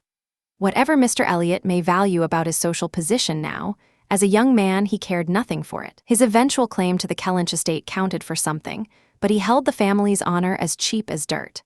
I've heard him say many times that if baronetcies were for sale, anyone could have his for £50, title, arms, motto, name, and livery included. but I won't pretend to repeat even half of what I used to hear him say on that subject. It wouldn't be fair. And yet you need proof, because all of this is just assertion, and you shall have proof." "My dear Mrs. Smith, I don't need any," Anne cried. "You haven't said anything that contradicts what Mr. Elliot appeared to be years ago. It all confirms what we used to hear and believe. What I'm more curious about is why he should be so different now. For my own satisfaction, though, would you be so kind as to ring for Mary? No. Wait, I wonder if you would do me an even greater kindness and go into my bedroom yourself and bring me the small inlaid box you'll find on the top shelf of the closet." Anne, seeing how earnest her friend was, did as she asked. The box was brought and set before Mrs. Smith, who sighed as she unlocked it and said, "This is full of papers belonging to him, my husband. Just a small portion of what I had to sort through when I lost him. The letter I'm looking for was written by Mr. Elliot to my husband before our marriage and happened to survive. How, one can hardly say. Charles was careless and disorganized, like most men about such things, and when I went through his papers, I found this one mixed in with all sorts of trivial notes from various people, while many letters and documents of real importance had been destroyed. Here it is. I didn't burn it because even then I was far from satisfied with Mr. Elliot, and I was determined to keep every record of the old intimacy. Now I have another reason to be glad I can produce it." The letter was addressed to Charles Smith, Esq., Tunbridge Wells, and dated from London as far back as July 1803. "Dear Smith, I have received yours. Your kindness almost overwhelms me. I wish nature had made hearts like yours more common, but I have spent 23 years in the world and have never come across another like it. At present, believe me, I have no need of your help, being in funds again. Rejoice with me, I have rid myself of Sir Walter and Miss. They have gone back to Kellynch and nearly made me swear to visit them this summer, but my first visit to Kellynch will be with a surveyor to advise me on how best to put it on the market. The baronet, however, is not unlikely to marry again. He is fool enough for it. If he does, at least they will leave me in peace, which may be fair compensation for losing the inheritance. He is worse than last year. I wish I had any name but Elliot. I am sick of it. The name Walter I can drop, thank God, and I ask you never to insult me with my second W. Again, as I intend for the rest of my life to be only yours truly, W.M. Elliot." Reading that letter put a flush of heat into Anne's face, and Mrs. Smith, noticing the color, said, "The language, I know, is deeply disrespectful. Though I don't remember the exact words, I have a very clear impression of the general meaning. But it shows you the man. Look at his professions toward my poor husband. Could anything be more telling?" Anne needed a moment to recover from the shock and mortification of seeing such words applied to her father. She had to remind herself that reading the letter at all was a breach of the rules of honor, that no one should be judged by private correspondence never intended for other eyes, before she could compose herself enough to hand it back and say, "Thank you. This is conclusive proof of everything you were saying. But why has he made himself known to us again now?" "I can explain that too," said Mrs. Smith, smiling. "Can you really?" "Yes, I've shown you Mr. Elliot as he was a dozen years ago. Now I'll show you as he is today. I can't produce written proof this time, but I can give you testimony just as reliable from his own friend Colonel Wallis about what he currently wants and what he's currently doing. He isn't pretending now. He genuinely wants to marry you. His present attentions to your family are sincere, entirely from the heart, and my source is Colonel Wallis. Colonel Wallis, you know him. Not directly. The information doesn't come to me in quite a straight line. It takes a couple of turns along the way, but the substance is as sound as if it had. Whatever small bits of nonsense get picked up along the way are easily set aside. Mr. Elliot talks very freely to Colonel Wallis about his intentions toward you, and Colonel Wallis, who I imagine is a sensible, careful, perceptive man, unfortunately has a very pretty and very silly wife, to whom he tells things he really shouldn't, and she repeats it all to her nurse, and the nurse, knowing of my connection to you, very naturally brings it all to me. That's how my good friend Mrs. Rook let me in on the secrets of Marlborough Buildings last Monday evening. So when I talked about having the whole story, you see, I wasn't exaggerating quite as much as you supposed. My dear Mrs. Smith, your source isn't reliable enough for this. It won't do. Mr. Elliot having designs on me doesn't begin to account for all the efforts he made to reconcile with my father. That all happened before I came to Bath. When I arrived, I found them already on the friendliest terms. I know you did. I know the whole thing perfectly, but indeed, Mrs. Smith, we really can't expect accurate information through such a chain of people. Facts and opinions that have passed through so many hands, distorted by one person's foolishness and another's ignorance, can hardly have much truth left in them. Just hear me out. You'll soon be able to judge how much credit the whole account deserves by listening to some specific details which you can immediately confirm or contradict yourself. No one suggests you were his first reason for coming. He had seen you before he came to Bath and had admired you, but without knowing who you were. That's what my source says. At least, is it true? Did he see you last summer or autumn, somewhere down in the west, as she put it, without knowing it was you? He certainly did. That much is entirely true. At Lyme, I happened to be at Lyme. Well then, Mrs. Smith continued triumphantly, give my friend credit for getting that first point right. He saw you at Lyme, liked you very much, and was delighted to encounter you again at Camden Place as Miss Anne Elliot. And from that moment, I have no doubt, he had a double reason for his visits there. But there was another motive, an earlier one, which I'll explain now. If anything in what I'm about to tell you strikes you as false or unlikely, please stop me. The account goes like this. Your sister's friend, the woman currently staying with you, whom I've heard you mention, came to Bath with Miss Elliot and Sir Walter as far back as September, when they first arrived, and has been there ever since. She is described as a clever, insinuating, attractive woman, poor but persuasive, and altogether the sort of person in her circumstances and manner to give most of Sir Walter's acquaintances the impression that she intends to become Lady Elliot, and to produce a general astonishment that Miss Elliot should apparently be blind to the danger. Mrs. Smith paused here, but Anne had not a word to say, and she went on. That was how the situation appeared to those who knew the family, long before you returned. Colonel Wallis had been watching your father closely enough to notice it, even before he began visiting Camden Place himself. But his friendship with Mr. Elliot gave him an interest in keeping an eye on things there. When Mr. Elliot came to Bath briefly just before Christmas, Colonel Wallis told him how things looked and what rumors were beginning to circulate. Now you need to understand that time had produced a very significant change in Mr. Elliot's feelings about the value of a baronetcy. On every matter of family blood and connection, he is a completely different man. Having had more money than he knew what to do with for a long time, with nothing left to want on the side of wealth or pleasure, he has gradually come to pin his happiness on the social position he stands to inherit. I thought I saw it coming before we lost touch, but it's now a deeply settled conviction. He cannot bear the thought of not becoming Sir William. You can imagine, therefore, that the news from his friend was far from welcome, and you can imagine what it prompted. The decision to return to Bath as soon as possible and establish himself there, with the aim of renewing his old acquaintance and regaining a foothold in the family, so he could assess exactly how serious the threat was and outmaneuver Mrs. Clay if necessary. That was what the two friends agreed must be done, with Colonel Wallis assisting in every way he could. Introductions were to be arranged, Mrs. Wallis was to be introduced, everyone was to be introduced. Mr. Elliot came back accordingly, was forgiven on application, as you know, and was welcomed back into the family. And from that point, his one constant object, his only object until your arrival added another, was to watch Sir Walter and Mrs. Clay. He missed no opportunity to be with them, put himself in their way, called at all hours. But I needn't go into detail. You can imagine what a calculating man would do, and with that in mind, you may well recall things you've already seen him do. Yes, said Anne, you're telling me nothing that doesn't fit with what I've already known or suspected. There's always something distasteful about the details of scheming. The maneuvers of selfishness and deceit are always revolting, but I've heard nothing that genuinely surprises me. I know people who would be shocked by this account of Mr. Elliot, who would struggle to believe it, but I've never been satisfied. I've always felt there had to be some other motive behind his behavior than the obvious one. I'd like to know what his current assessment is, whether he thinks the risk is getting smaller. Getting smaller, I understand, Mrs. Smith replied. He thinks Mrs. Clay is afraid of him, aware that he sees through her, and not daring to move forward the way she might in his absence. But since he must be away sometimes, I don't see how he can ever feel truly secure while she maintains her current influence.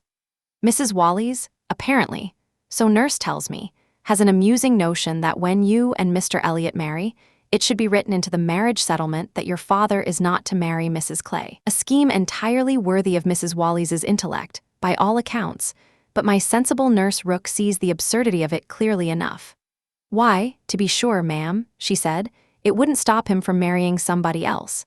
And in fact, to be honest, I don't think nurse herself is entirely opposed to Sir Walter making a second marriage. She must be allowed her fondness for matrimony, And since self-interest will creep in everywhere, who's to say she hasn't had a passing vision of attending the next Lady Elliot through Mrs. Wallis's recommendation? "I'm very glad to know all this," said Anne after a moment's thought. "In some ways, it will make being in his company harder, but I'll know better how to act. I'll be able to be more straightforward. Mr. Elliot is clearly a dishonest, artificial, worldly man who has never had any guiding principle beyond self-interest." But the subject of Mr. Elliot was not finished. Mrs. Smith had been carried away from her original point, and Anne had forgotten, in the absorbing business of her own family's affairs, how much had initially been implied against him on another score. Her attention was now brought back to the explanation of those early hints, and she listened to an account that, while it perhaps didn't fully justify Mrs. Smith's fiercest bitterness, proved him to have treated her with real callousness, to have failed her badly in both fairness and compassion. She learned that the friendship between them had continued undimmed after Mr. Elliot's marriage, and that he had led his friend into expenses far beyond what he could afford. Mrs. Smith was not eager to take blame for herself, and was very careful not to say too much against her husband. But Anne could piece together that their income had never matched their style of living, and that from early on there had been a great deal of shared extravagance. From his wife's account, Anne could form a picture of Mr. Smith as a man of warm feelings, an easy temperament, careless habits, and limited judgment, far more likable than his friend and very unlike him, led along by him and probably looked down on by him. Mr. Elliot, having been lifted into real wealth by his marriage, and inclined to every pleasure and indulgence that money could buy without compromising himself. Because for all his self-indulgence, he had become a careful man, and having begun to accumulate real wealth just as his friend should have been facing real poverty, seemed to have given not the slightest thought to that friend's likely financial situation, and had in fact been actively encouraging expenses that could only end in ruin. And so the Smiths had been ruined. The husband had died just in time to be spared the full knowledge of it. Before that, they had faced enough financial difficulty to put their friendships to the test, and to prove that Mr. Elliot's was not worth testing. But it was only after Mr. Smith's death that the full wreckage of his affairs became known. With a trust in Mr. Elliot's regard that said more about his own generous nature than his judgment, Mr. Smith had named him executor of his will. But Mr. Elliot refused to act, and the difficulties and distress that his refusal had piled on top of Mrs. Smith's already terrible situation were things that could not be described without anguish or listened to without matching indignation. Anne was shown several of his letters on the matter, his responses to urgent appeals from Mrs. Smith, and every one of them breathed the same firm resolution to not get involved in a thankless effort, while maintaining, beneath a surface of cold civility, the same hard-hearted indifference to whatever misery it might cause her. It was a devastating picture of ingratitude and cruelty, and Anne felt at moments that no blatant crime could have been worse. She had a great deal to hear, all the details of those past painful episodes, all the layers of distress upon distress that previous conversations had only hinted at were now laid out fully. Anne could understand perfectly well the relief that telling it brought, and she was only more struck by the composure her friend generally managed to maintain. One aspect of the story was a source of particular torment. Mrs. Smith had good reason to believe that some property her husband had owned in the West Indies, which had been tied up for years under a kind of legal arrangement for the payment of its own debts, might be recoverable through the right legal action. And this property, though modest, would be enough to make her comparatively comfortable. But there was no one to pursue it.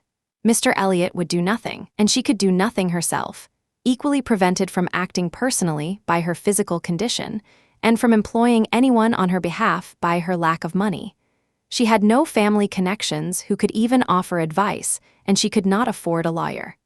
This was a cruel addition to her already strained circumstances, to feel that things should be better, that a small effort in the right direction might change everything, and to fear that delay was weakening her legal claim with every passing month was almost more than she could bear. It was on this point that she had hoped to engage Anne's help with Mr. Elliot. She had previously been dreading the thought of losing her friend through marriage to him, but once she understood that he hadn't even known she was in Bath, it had immediately occurred to her that a word from the woman he loved might accomplish something on her behalf. She had been hastily preparing to appeal to Anne's feelings, as far as Mr. Elliot's character would allow, when Anne's firm denial of any engagement changed everything.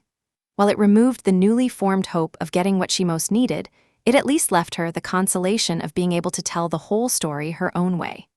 After hearing all of this about Mr. Elliot, Anne couldn't help expressing some surprise that Mrs. Smith had spoken of him so favorably at the start of their conversation, had practically seemed to recommend and praise him.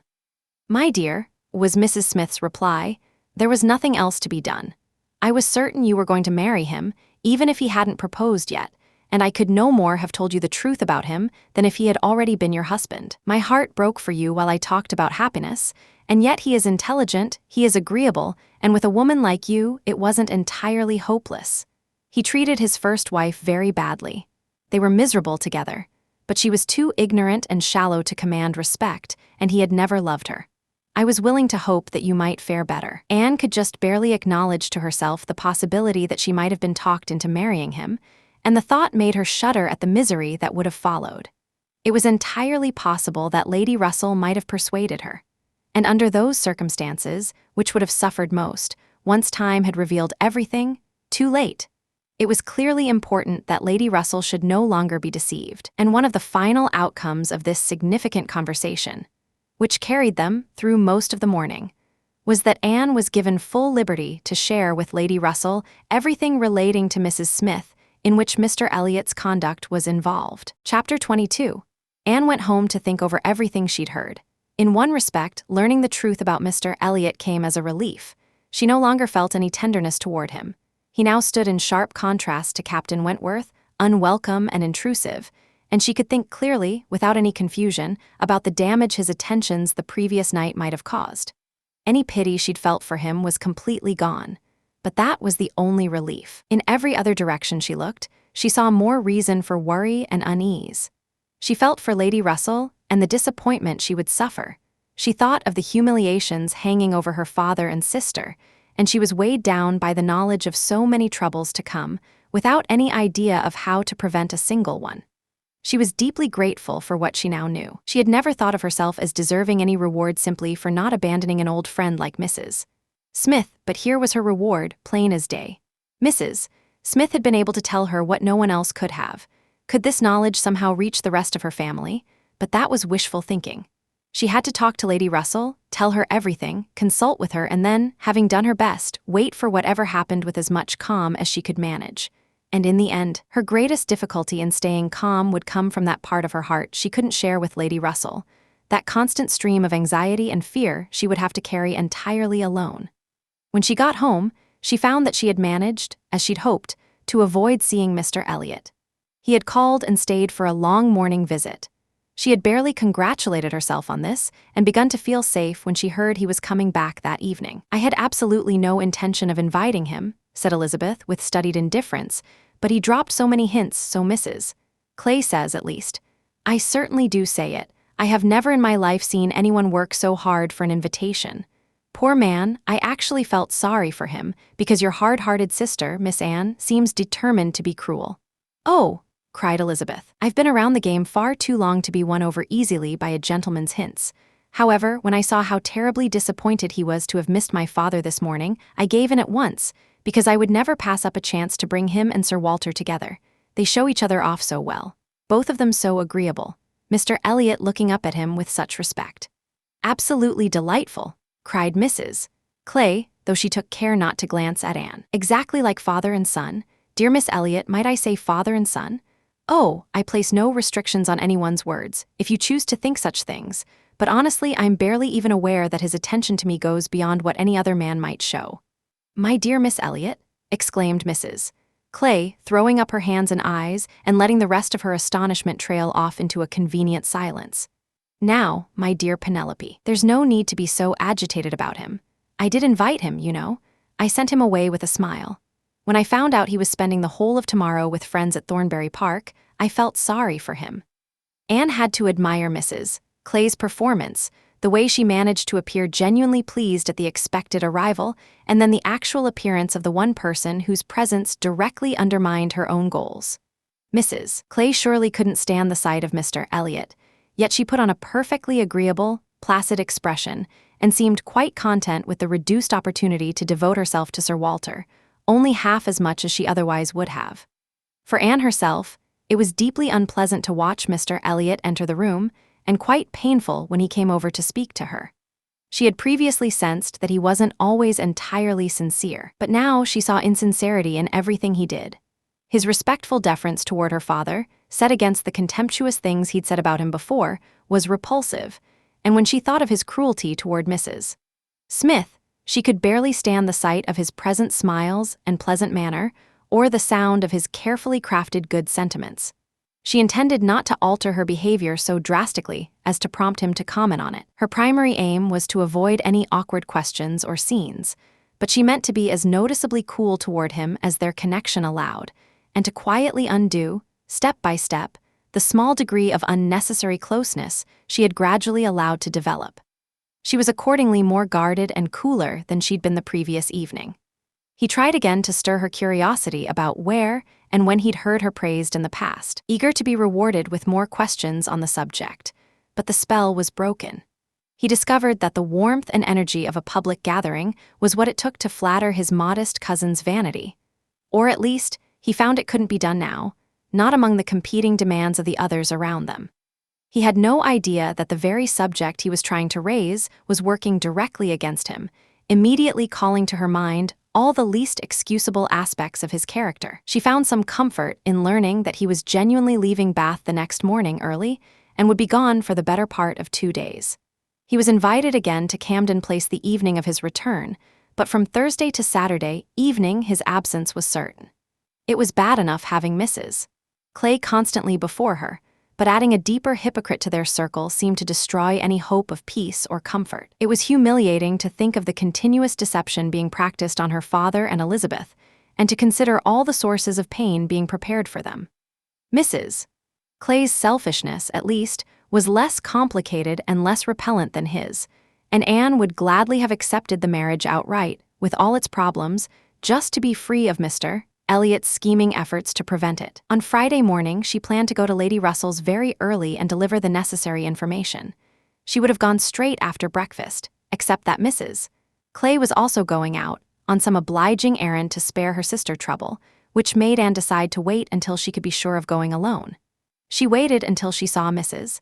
Clay safely out the door, and only then mentioned that she was thinking of spending the morning in Rivers Street. "Very well," said Elizabeth.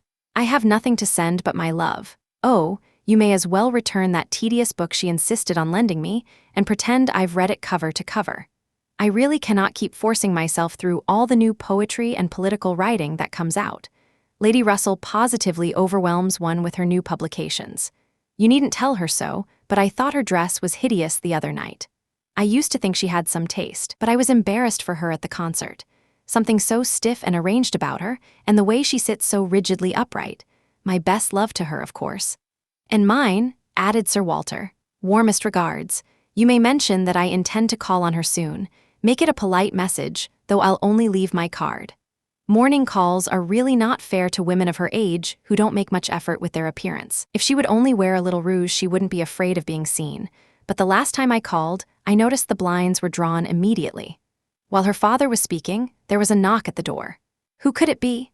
Anne, thinking of Mr. Elliot and his habit of dropping in at all hours, might have expected him, except that she knew he was engaged 7 miles away. After the usual pause and the usual sounds of approach, Charles and Mary Musgrove were shown into the room. Surprise was the strongest feeling their arrival produced, but Anne was genuinely glad to see them, and the others were not sorry enough to prevent putting on a reasonable show of welcome. Once it became clear that these nearest relations had not come with any expectation of being put up at the house, Sir Walter and Elizabeth were able to warm up considerably and play the gracious hosts quite well. Charles and Mary had come to Bath for a few days with Mrs. Musgrove and were staying at the White Hart. That much was quickly understood.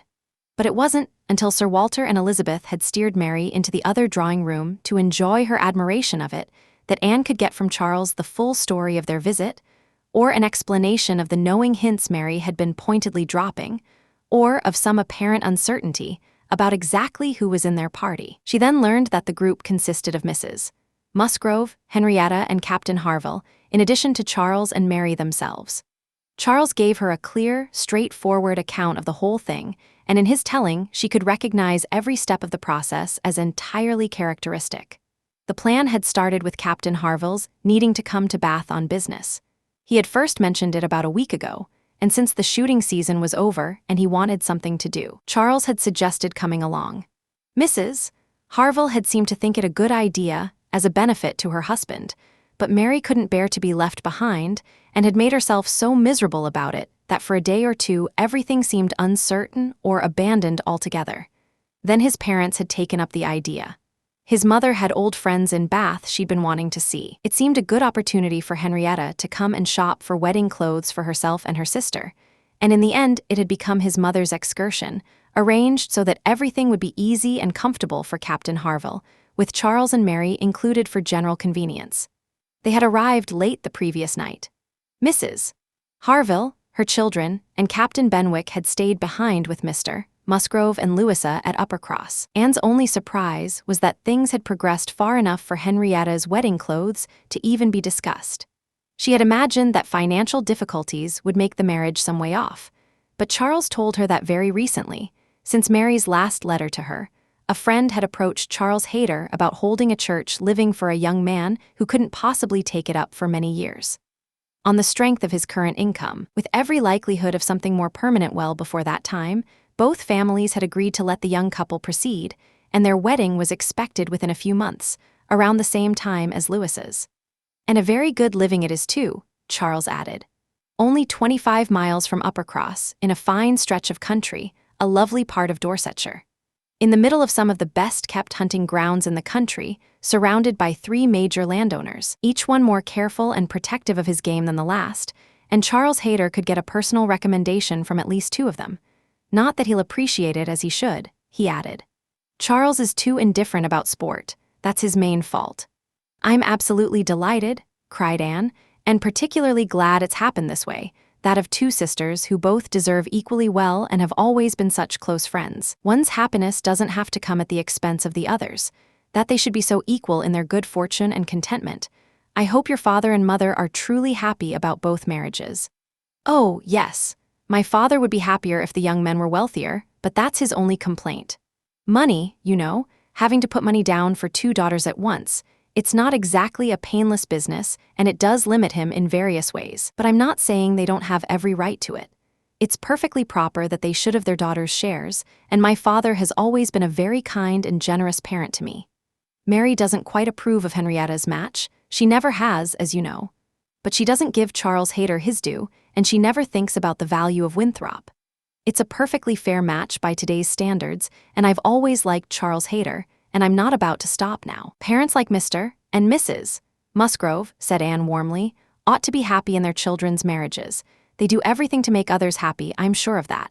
What a blessing for young people to be in such hands. Your father and mother seem entirely free from those ambitious notions that have caused so much bad behavior and misery in people of every age. Do you think Louisa is fully recovered now? He answered with some hesitation. Yes, I think so, very much recovered. But she's changed.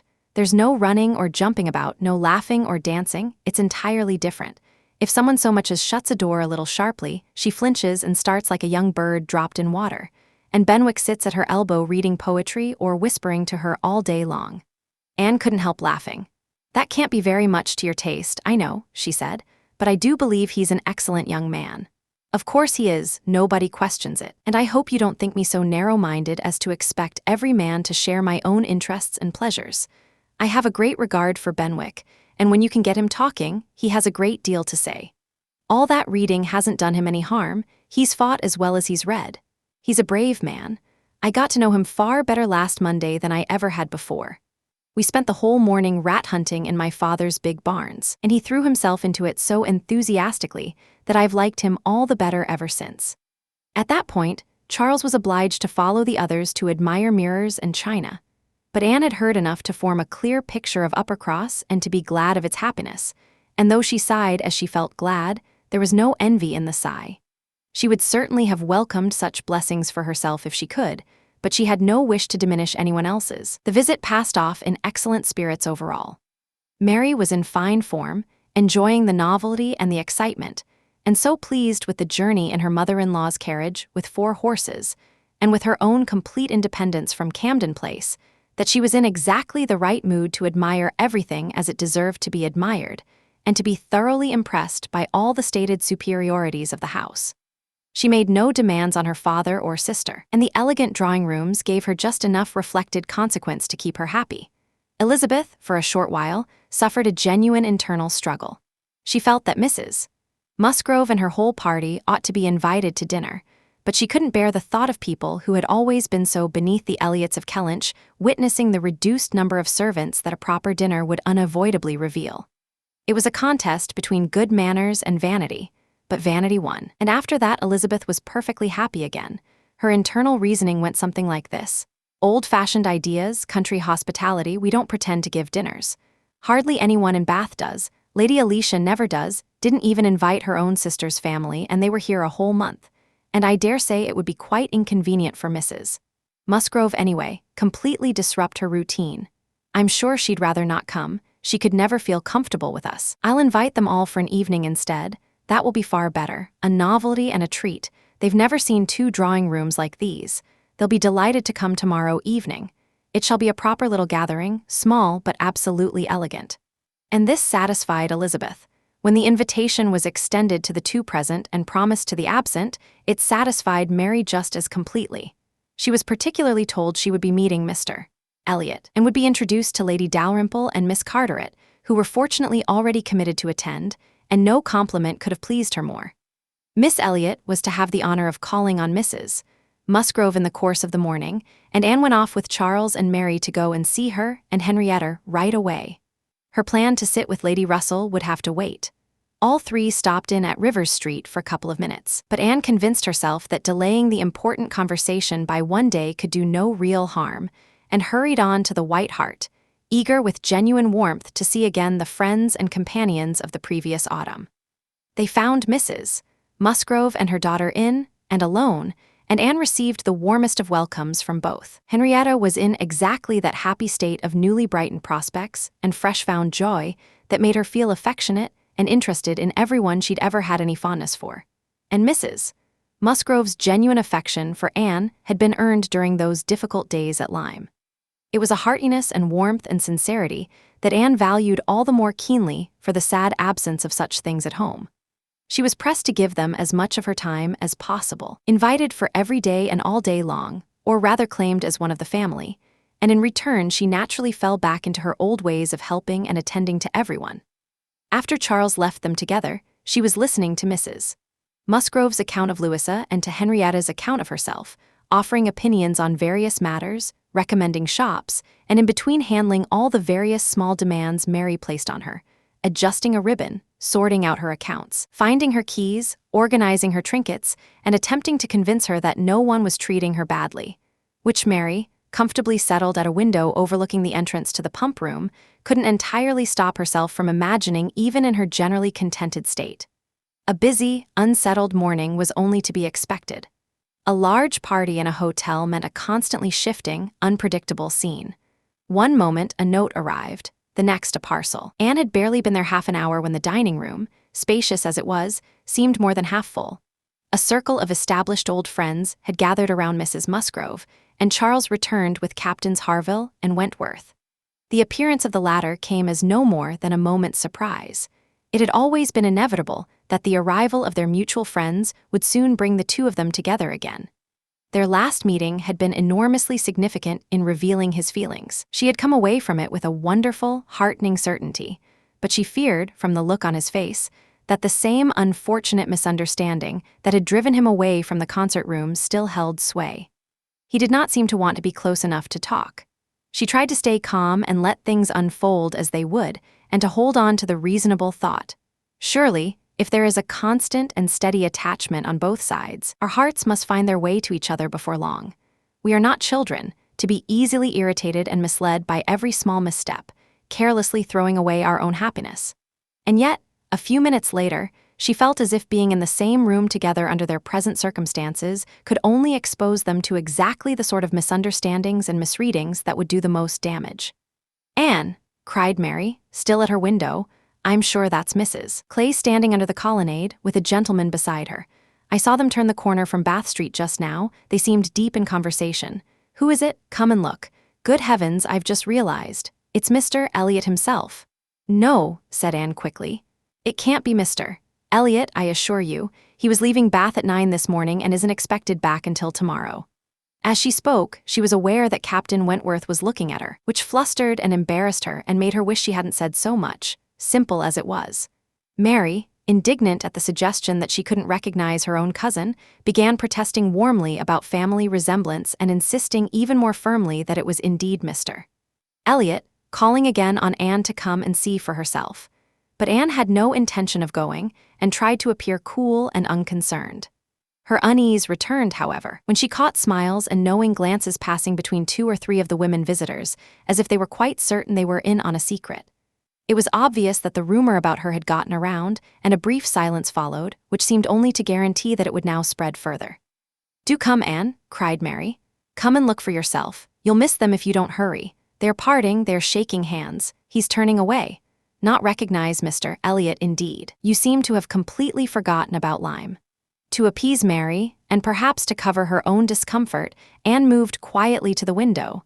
She was just in time to confirm that it really was Mr. Elliot, which she had never actually believed, before he disappeared on one side, while Mrs. Clay walked quickly away on the other. She suppressed the surprise she couldn't help feeling at such an apparent show of friendly familiarity between 2 people with entirely opposing interests, and said calmly, "Yes, it is Mr. Elliot, certainly. He must have changed the time of his departure, that's all, or perhaps I misunderstood. I might not have been paying close attention." And she walked back to her seat, composed, with the satisfying feeling that she had handled it well. The visitors took their leave, and Charles, having seen them off with due politeness and then pulling a face behind their backs and criticizing them for coming, launched in with, "Well, Mother, I've done something I think you'll be pleased about. I went to the theater and booked a box for tomorrow night. Aren't I a good son? I know you love a play and there's room for all of us. It seats 9. I've already secured Captain Wentworth. Anne won't be sorry to join us, I'm sure. We all enjoy a play. Haven't I done well, Mother?" Mrs. Musgrove was good-naturedly beginning to say she was perfectly happy to go to the play if Henrietta and everyone else wanted to, when Mary cut her off with sudden urgency.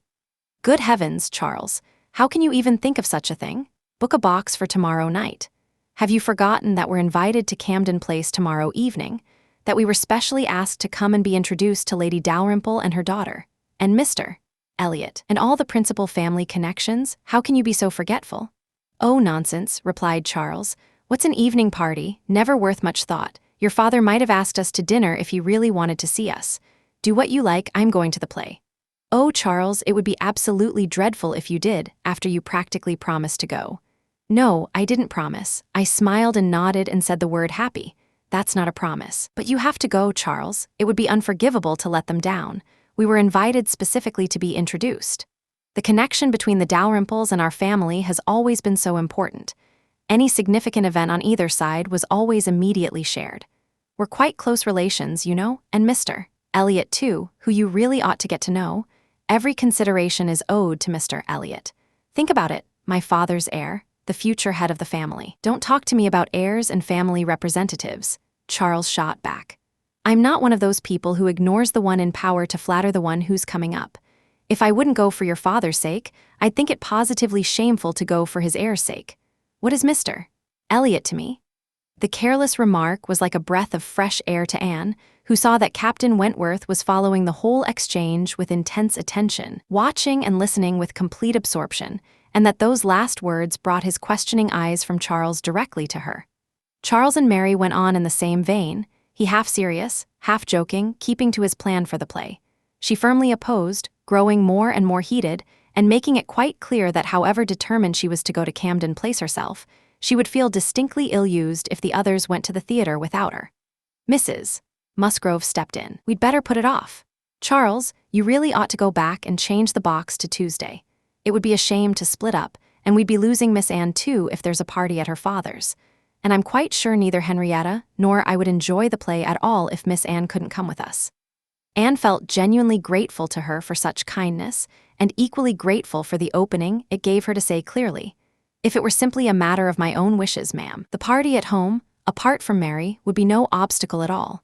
I have no particular pleasure in that sort of gathering, and I'd be more than happy to trade it for a play and your company, but perhaps it would be better not to attempt it." She had said it, and immediately felt her heart racing, all too aware that her words had been heard, not daring even to glance around to see what effect they'd had. It was quickly and generally agreed that Tuesday should be the day, with Charles merely keeping the upper hand in his ongoing teasing of his wife by insisting he would still go to the play tomorrow if no one else would. Captain Wentworth got up from his seat and crossed to the fireplace, probably, Anne thought, in order to move away from it shortly afterward and take a position with less obvious intent nearer to her. "You haven't been in Bath long enough," he said, "to grow tired of the evening parties here." "Oh no, the usual sort of thing holds nothing for me. I don't play cards. You never used to, I know. You didn't like cards then, but time changes a great deal." "I haven't changed quite that much," cried Anne and stopped, not sure what she feared she was implying. After a brief pause, he said, as if the words came from somewhere immediate and unguarded, "It is quite a stretch of time. 8.5 years is a significant period." Whether he would have continued was something Anne's imagination would turn over in a quieter moment, because even as his words still hung in the air, Henrietta broke in, eager to take advantage of a free moment to get out, urging everyone not to waste another minute before someone else arrived. They had to go.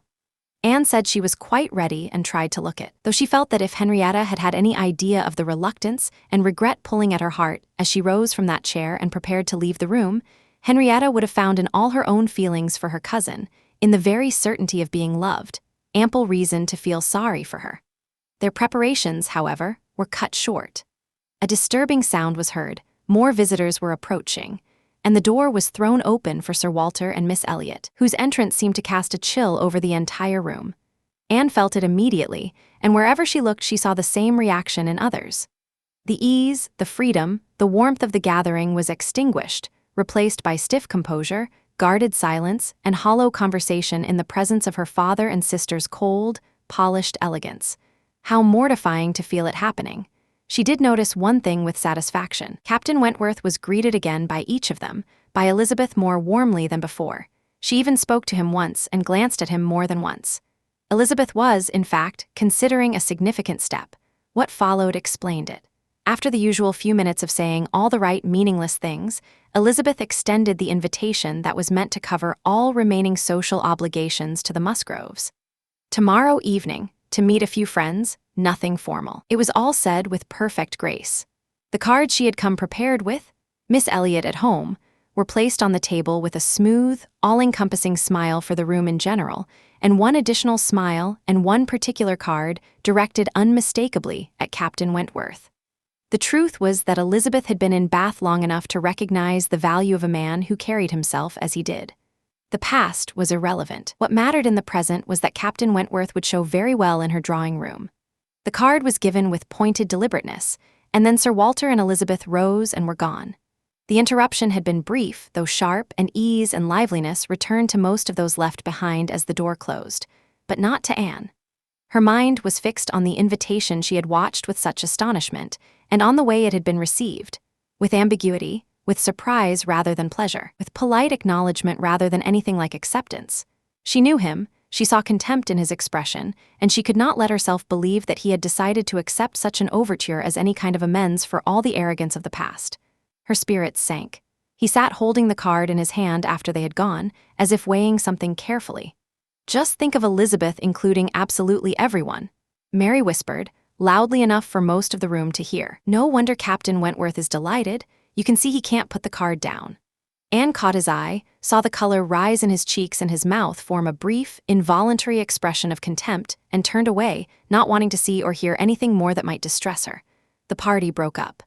The men went their own way, the women set about their own errands, and the group did not meet again while Anne remained with them. She was warmly pressed to stay and dine, to give them the rest of the day. But her spirits had been so long under strain that she felt incapable of any more, and fit only for home, where she could at least be as quiet as she liked.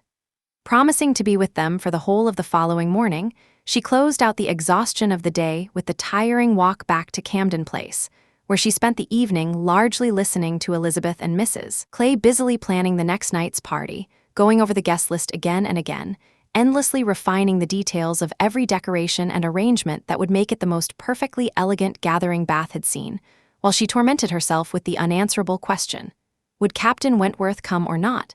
Elizabeth and Mrs. Clay were counting on him as certain to come.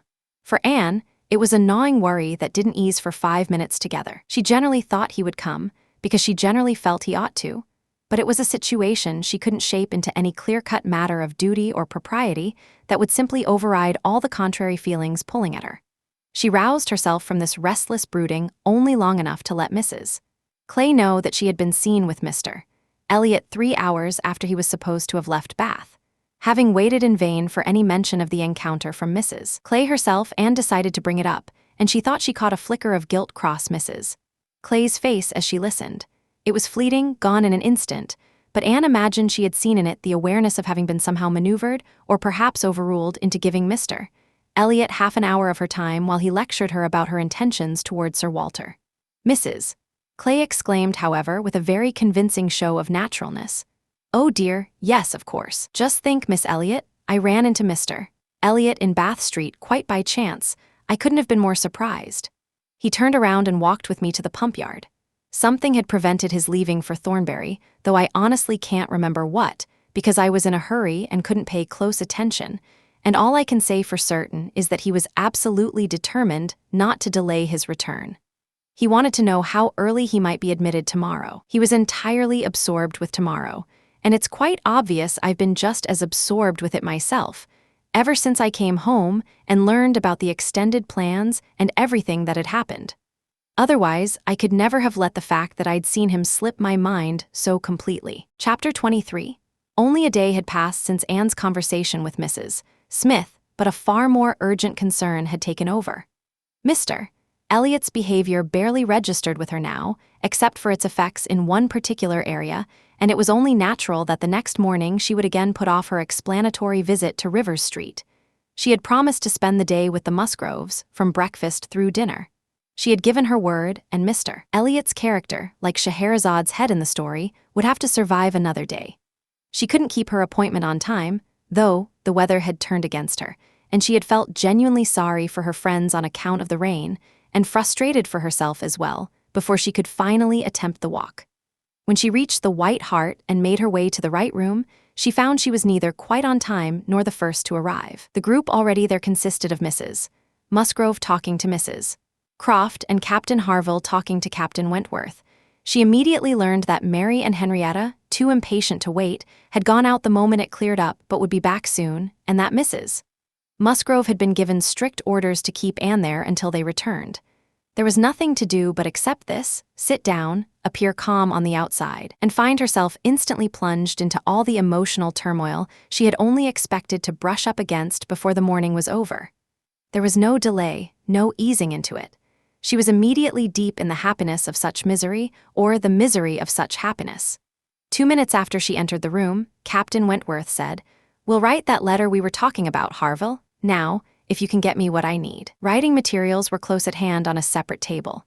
He went to it, and turning almost completely away from them all, became absorbed in writing. Mrs. Musgrove was telling Mrs. Croft the full story of her eldest daughter's engagement in that particularly inconvenient tone of voice that carries perfectly while pretending to be a whisper.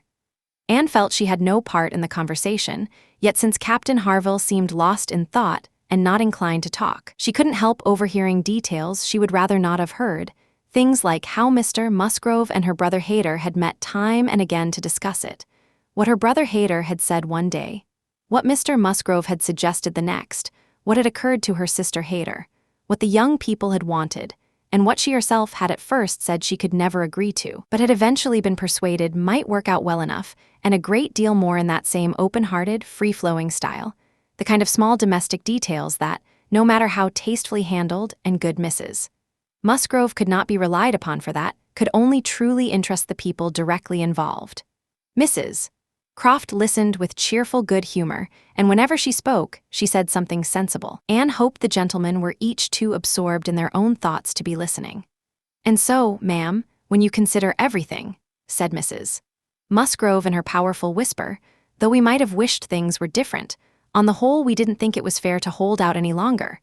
Charles Hayter was absolutely beside himself about it, and Henrietta was nearly as bad, so we thought they had better just get married right away and make the best of it, as plenty of others have done before them. At any rate, I said, it will be better than a long engagement." "That is exactly what I was about to say," cried Mrs. Croft. I would far rather see young people settle down on a small income right away and struggle through a few difficulties together than get caught up in a long engagement. I have always thought that no mutual— Oh, dear Mrs. Croft, cried Mrs. Musgrove, unable to let her finish. There is nothing I find so dreadful for young people as a long engagement. It's what I always argued against for my own children. It's perfectly fine, I used to say, for young people to be engaged if there's a reasonable certainty they can marry within 6 months or even 12, but a long engagement. Yes, dear ma'am, said Mrs. Croft, or an uncertain engagement, an engagement that may turn out to be long. To begin without knowing whether the means to marry will exist at any given point, I consider that very unsafe and unwise, and something all parents should prevent as much as they possibly can. Anne found herself unexpectedly gripped by this. She felt it apply directly to herself, felt it as a nervous tremor running through her entire body, and at that very moment, her eyes instinctively darted toward the far table. Captain Wentworth's pen had stopped moving. His head was raised, paused, listening, and the next instant he turned around to give her a look, one quick, conscious look. The two ladies went on talking, repeating the same acknowledged truths and reinforcing them with examples they had witnessed of the harm done when people took the opposite approach. But Anne heard none of it clearly. It was just a buzz of words in her ears. Her mind was in turmoil. Captain Harville, who had in fact been paying no attention to the conversation, now got up from his seat and moved to a window.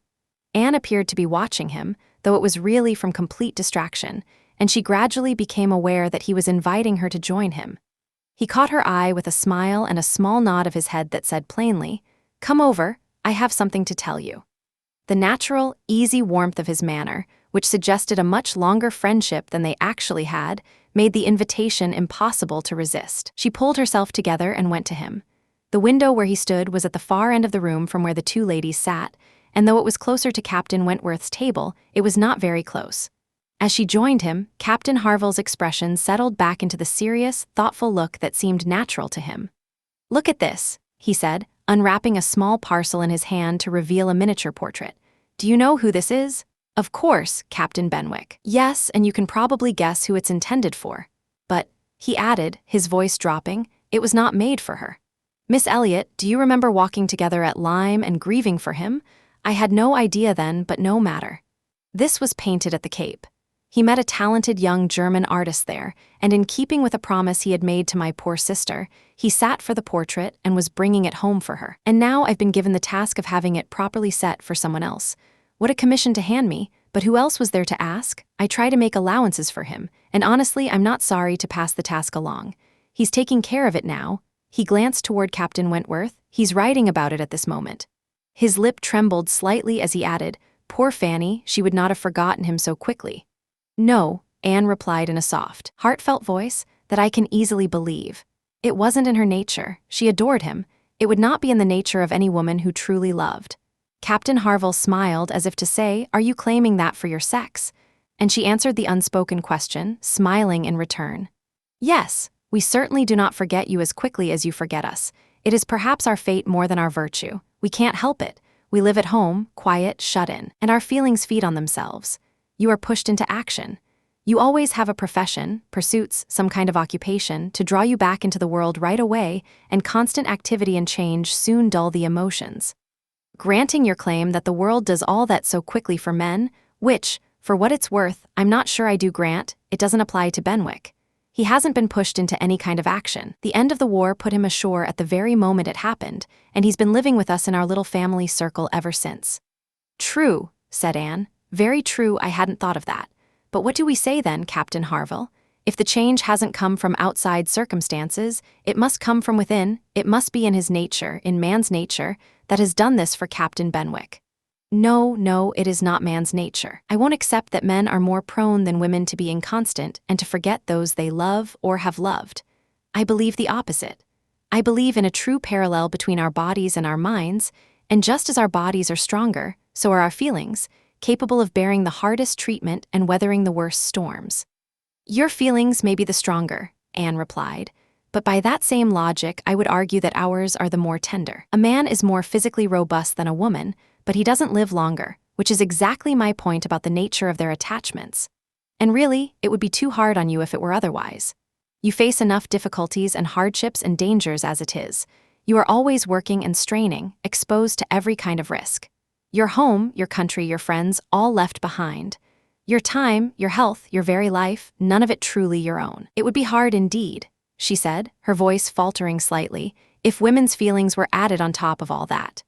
We will never agree on this, Captain Harville was beginning to say, when a small sound drew their attention to Captain Wentworth's corner of the room, which had been perfectly quiet until now.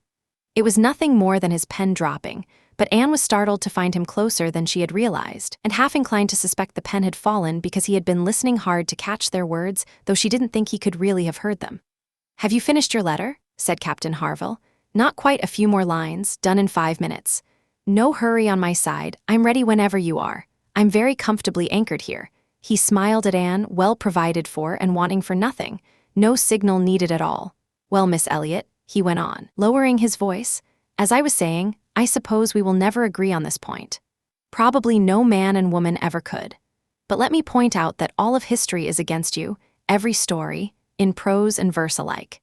If I had a memory like Benwick's, I could give you 50 quotations on my side of the argument right now, and I don't think I've ever opened a book in my life that didn't have something to say about women's inconstancy. Songs and proverbs all speak of women's fickleness, but perhaps you'll say that all those were written by men. Perhaps I will. Yes, if you don't mind, no appeals to books. Men have had every advantage over us when it comes to telling their own story. They have had far greater access to education. The pen has been in their hands. I will not allow books to prove anything. But how are we ever to prove anything? We never will. We can never expect to prove anything on a question like this. It's a difference of opinion that doesn't admit of proof. We each probably start with a slight bias toward our own sex, and from that bias, we construct every circumstance in its favor that we've encountered within our own experience. Many of which circumstances, perhaps the very ones that strike us most forcefully, may be precisely those that can't be brought forward without betraying a confidence or saying something that shouldn't be said. "Ah!" cried Captain Harville, with deep feeling, "if only I could make you understand what a man suffers when he takes that last look at his wife and children, watching the boat carry them away for as long as it's in sight, and then turns away and says, 'God only knows if we will ever meet again.' And then, if I could convey to you the warmth that floods through him when he does see them again. When, after perhaps a year's absence, he's forced to put into a different port, and he calculates how soon he might possibly get them there, pretending even to himself, saying they can't arrive before such and such a day, while all the time hoping they'll come 12 hours sooner, and then seeing them arrive, as if heaven had given them wings, earlier still by many hours. If I could explain all that to you, everything a man can endure and do, and glories in doing for the sake of those who are everything to him, I am speaking," he added, pressing his hand to his chest with emotion, "only of men who have hearts." "Oh," cried Anne with feeling, "I hope I do full justice to everything felt by you and by men like you. God forbid that I should undervalue the warm and faithful feelings of any fellow human being. I would deserve utter contempt if I dared to suggest that true love and constancy belonged only to women. No, I believe you capable of everything great and good in your married lives. I believe you equal to every important sacrifice and every domestic patience, so long as, if I may put it this way, so long as you have a reason. I mean, while the woman you love is alive and living for you. The only privilege I claim for my own sex, and it is not an enviable one, you need not envy it, is that of loving longest when all hope or existence is gone." She could not have spoken another sentence just then. Her heart was too full, her breath too constricted. "You're a good soul," said Captain Harville warmly, putting his hand on her arm. "There's no arguing with you, and when I think of Benwick, I find myself at a loss for words." Their attention was pulled back to the others. Mrs. Croft was taking her leave. "Here, Frederick, I think we part ways," she said. "I'm heading home, and you have plans with your friend. Tonight we may all have the pleasure of meeting again at your party." She turned to Anne. "We received your sister's card yesterday, and I understood Frederick had one as well, though I didn't see it myself. You're free this evening, aren't you, Frederick, same as us?" Captain Wentworth was folding a letter with great haste, and either could not or would not give a full answer. "Yes," he said. "Quite right, we part here, but Harville and I will be along soon after you. That is, Harville, if you're ready, I'll be with you in half a minute. I know you'll be glad to be off. Half a minute and I'm at your disposal." Mrs. Croft left, and Captain Wentworth, having sealed his letter with remarkable speed, was indeed ready, and there was a hurried, agitated energy about him that showed he was impatient to go. Anne couldn't make sense of it. She received the kindest "good morning, God bless you" from Captain Harville, but from Captain Wentworth, not a word, not even a look. He had walked out of the room without so much as glancing at her. She had barely moved closer to the table where he had been writing when footsteps were heard coming back. The door opened. It was him. He apologized for returning, said he had forgotten his gloves, and crossing the room directly to the writing table, he drew a letter out from beneath the scattered papers and placed it in front of Anne, his eyes burning with silent, urgent appeal as they held hers for a moment. Then he quickly snatched up his gloves and was gone again, almost before Mrs. Musgrove had even registered that he had come back in. The whole thing was over in an instant. The transformation that instant had worked in Anne was almost beyond description. The letter, addressed in barely legible handwriting to Miss A.E., was clearly the one he had been folding in such haste. While everyone assumed he had been writing only to Captain Benwick, he had been writing to her as well. Everything this world could offer her now depended on what that letter contained. Anything was bearable, anything was preferable to suspense. Mrs. Musgrove was busy with her own things at her own table. Anne would have to trust to that for privacy. She sank into the chair he had just vacated, the very spot where he had leaned and written, and her eyes consumed the following words: "I can listen no longer in silence. I must speak to you by whatever means I have. You pierce my soul. I am half agony, half hope. Do not tell me I am too late, that such precious feelings are gone forever. I offer myself to you again with a heart even more entirely yours than when you almost broke it 8.5 years ago. Do not dare say that a man forgets sooner than a woman, that his love dies earlier. I have loved no one but you. I may have been unjust, I have been weak and resentful, but I have never been inconstant. You alone brought me to Bath. For you alone I think and plan. Have you not seen this? Can you really have failed to understand what I want? I would not have waited even these 10 days if I had been able to read your feelings as clearly as I believe you have read mine. I can barely write. At every moment I hear something that overwhelms me. You lower your voice, but I can pick out those tones when they would be lost on everyone else. You are too good, too admirable. You do us justice. You do believe there is true attachment and constancy in men. Believe it to be most fervent, most unwavering, in F.W. I must go now, not knowing my fate, but I will come back here, or follow your party, as soon as I possibly can. One word, one look, will be enough to tell me whether I should enter your father's house this evening, or never." A letter like that was not something one recovered from quickly. Half an hour alone with her thoughts might have calmed her, but the 10 minutes that passed before she was interrupted, with all the restraint her situation imposed, could do nothing toward peace. Every moment brought fresh agitation. It was overwhelming happiness, and before she had even begun to move past the first flood of sensation, Charles, Mary, and Henrietta all came in together. The absolute necessity of appearing normal produced an immediate effort, but after a short while she could manage no more. She stopped understanding a word anyone said and was forced to plead illness and ask to be excused. They could see at once that she looked very unwell, were shocked and concerned, and absolutely refused to leave without her. This was dreadful. If only they had gone away and left her alone in that room, it would have been the best possible remedy, but to have them all hovering around her was unbearable, and in desperation she said she would go home. "By all means, my dear," cried Mrs. Musgrove. "Go home directly and take care of yourself so you're well enough for this evening. I wish Sarah were here to look after you, but I'm no doctor myself. Charles, ring and order a chair. She mustn't walk." But a chair, that was out of the question. Worse than anything, to lose the chance of exchanging even 2 words with Captain Wentworth during a quiet, solitary walk up the street, and she felt almost certain of meeting him, was not to be endured. She argued earnestly against the chair, and Mrs. Musgrove, whose mind ran only on one kind of illness, satisfied herself with some anxiety that there had been no fall involved, that Anne had not recently slipped and hit her head, that she was absolutely certain she had not fallen, and was then able to let her go with good cheer, confident she would find her better that evening. Anxious not to leave anything undone, Anne made one more effort. "I'm afraid, ma'am, that there may have been some misunderstanding. Would you be so kind as to mention to the other gentlemen that we hope to see your whole party this evening? I'm worried there may have been some confusion, and I particularly want you to assure Captain Harville and Captain Wentworth that we're expecting them both." "Oh, my dear, it's perfectly understood, I give you my word. Captain Harville has no intention of missing it." "Do you think so? But I'm still worried. It would make me very sorry if they didn't come. Will you promise me you'll mention it when you see them again? You'll see them both this morning, I'm sure. Please do promise me." "Of course I will, if you want me to." Charles, if you run into Captain Harville anywhere, make sure to pass on Miss Anne's message. But truly, my dear, you have no cause for concern. Captain Harville considers himself fully committed. I can answer for that, and Captain Wentworth the same, I'm sure." Anne could do no more, though her heart feared some small mishap might yet spoil her happiness. It couldn't last long in any case. Even if he didn't come to Camden Place himself, she would be able to send him a clear message through Captain Harville. There was one more brief frustration. Charles, out of genuine concern and good nature, insisted on walking home with her. There was no stopping him. It felt almost cruel. But she couldn't stay ungrateful for long. He was giving up a visit to a gunsmith's to look after her, and she set off with him with nothing visible in her manner but gratitude. They were on Union Street when a quicker step behind them, and something familiar in its sound, gave her 2 seconds warning before Captain Wentworth appeared. He joined them, though with a hesitation that suggested he wasn't sure whether to join them or walk on, and said nothing. He only looked. Anne steadied herself enough to meet that look without turning away.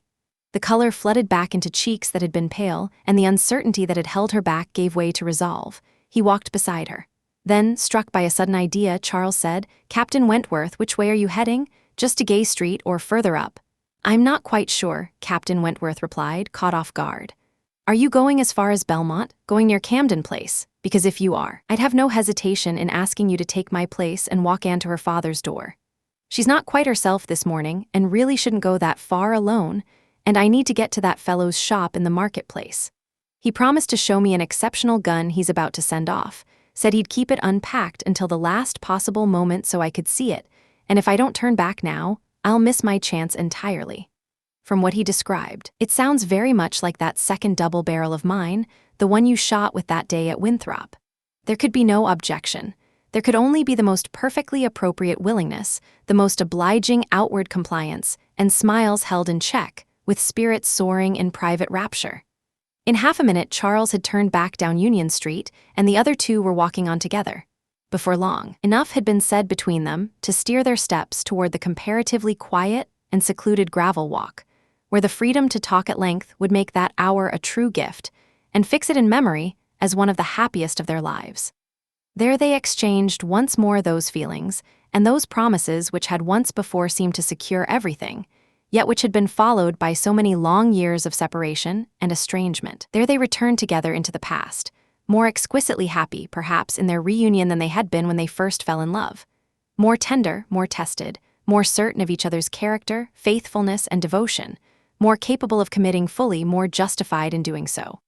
And there, as they walked slowly along that gentle incline, oblivious to everyone around them, not seeing the strolling politicians, the busy housewives, the flirting girls, the nursemaids with their children, they gave themselves over entirely to those reflections and acknowledgments, and especially to those explanations of everything that had led up to this moment, which were so intense and so endlessly absorbing. Every small shift of the past week was gone over in detail, and as for yesterday and today, there seemed no end to what needed to be said. She had not been wrong about him. Jealousy of Mr. Elliot had been the thing holding him back, the source of his doubt and torment. It had begun working on him from the very first hour he encountered her in Bath. It had returned, after a brief pause, to ruin the concert. And it had shaped everything he had said or done, or failed to say or do, in the past 24 hours.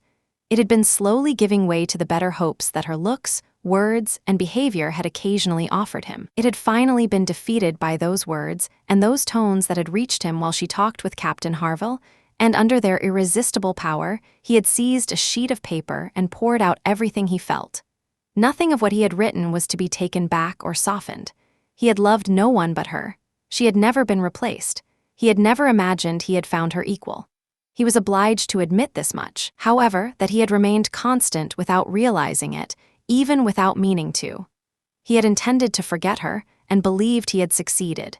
He had thought himself indifferent when he had only been angry, and had been unfair to her worth because it was her worth that had hurt him. His sense of her character was now fixed in his mind as something close to perfection, a beautiful balance of strength and gentleness, though he acknowledged that only at Uppercross had he begun to give her the credit she deserved, and only at Lyme had he begun to understand himself. Lyme had taught him more than one thing. Mr. Elliot's obvious admiration of her had at least shaken him awake, and the events on the Cobb and at Captain Harville's had confirmed her superiority beyond any doubt. His earlier attempts to attach himself to Louisa Musgrove, attempts driven by wounded pride, he now insisted he had always known to be impossible. He had not cared for Louisa, could not care for her, though until that day at Lyme, and the quiet that followed it, he had not understood what a genuinely fine mind was, one with which Louisa's could not begin to compare, nor how completely and exclusively that other mind held command over his own. It was at Lyme that he had learned the difference between strength of character and stubbornness, between reckless daring and the calm resolve of a collected mind. It was there that he had seen everything that raised his estimation of the woman he had lost, and there that he had begun to despair over the pride, the foolishness, the madness of the resentment that had kept him from trying to win her back when she was within his reach. From that point on, his penance had been severe. No sooner had he emerged from the horror and remorse of those first days after Louisa's accident, no sooner had he begun to feel alive again, than he realized he was alive but not free. "I discovered," he said, "that Harville considered me an engaged man. Neither he nor his wife had the slightest doubt about our mutual attachment. I was taken aback, shaken. To some extent, I could immediately contradict the idea, but when I began to think that others might have formed the same impression, that her own family might have, that perhaps she herself had, I no longer felt I could do as I chose. I was honor-bound to her, if that was what she wanted. I had been careless. I had never seriously thought this through before. It had never occurred to me that so much closeness between us must inevitably carry a risk of harmful consequences in many ways, that I had no business testing whether I could attach myself to either of the girls, at the risk of causing even an unpleasant rumor, let alone worse. I had behaved badly, and I had to face the results. He had discovered too late, in short, that he had entangled himself, and that just as he arrived at complete certainty that he felt nothing at all for Louisa, he was forced to consider himself bound to her if her feelings for him were what the Harvilles believed them to be. This decided him to leave Lyme and wait elsewhere for her full recovery.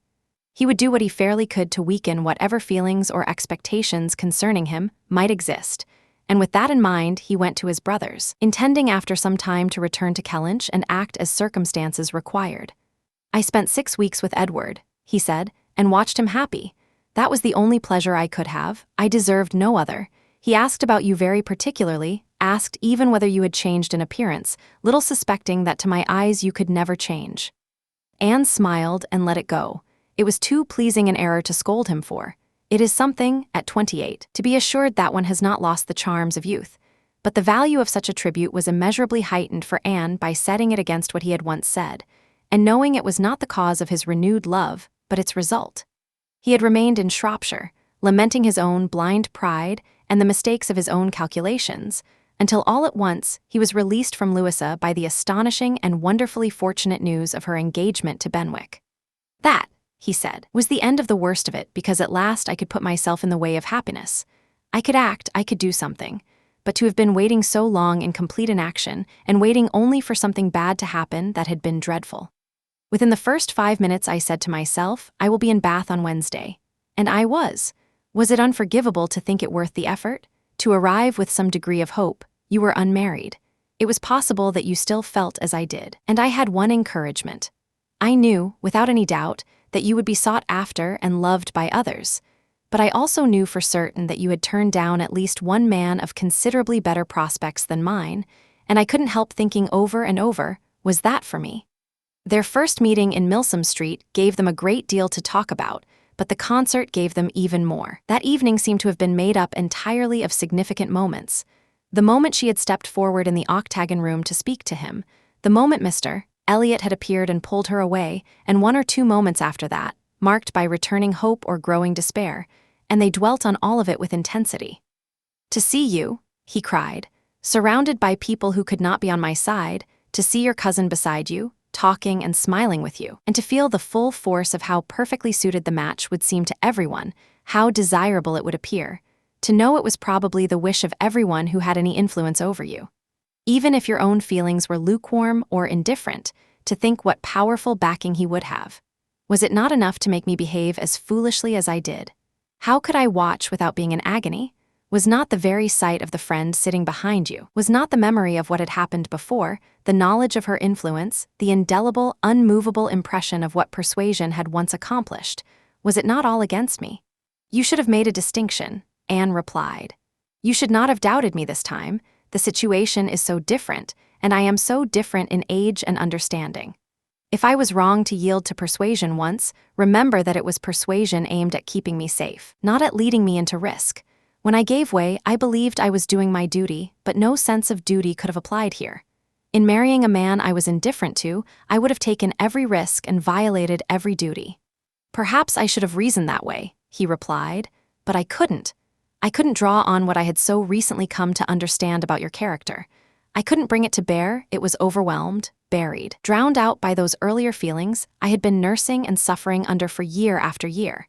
I could only think of you as someone who had given in, who had given me up, who had been influenced by anyone in the world rather than by me.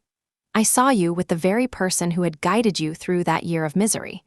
I had no reason to think her influence over you was any less now, and habit would only have strengthened it. I should have thought, said Anne, that the way I behaved toward you might have saved you much or all of this. No, your manner might easily have been explained by the ease that comes from being engaged to another man. I left you with that belief, and yet I was determined to see you again. By the next morning, my spirits had lifted, and I felt there was still a reason for staying. And at last Anne was home again, happier than anyone in that house could possibly have imagined. All the anxiety and suspense, and every other painful part of the morning, had been dissolved by their conversation. She re-entered the house in a state of happiness so intense that she immediately had to guard against a momentary fear that it could not possibly last. A period of quiet, serious, grateful reflection was the best remedy for anything dangerous in such extreme joy, and she went to her room and became steady and unafraid in the thankfulness of what she felt. Evening came. The drawing rooms were lit up. The guests assembled. It was nothing more than a card party, a gathering of people who had never met and people who met too often, an ordinary affair, too many for genuine intimacy, too few for real variety, but Anne had never found an evening pass so quickly.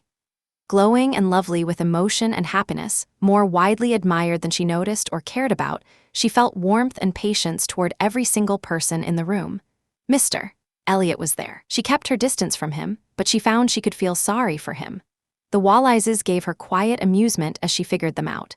Lady Dalrymple and Miss Carteret, they would soon be harmless relations to her. She had no anxiety about Mrs. Clay, and no reason to be embarrassed by her father and sister in company.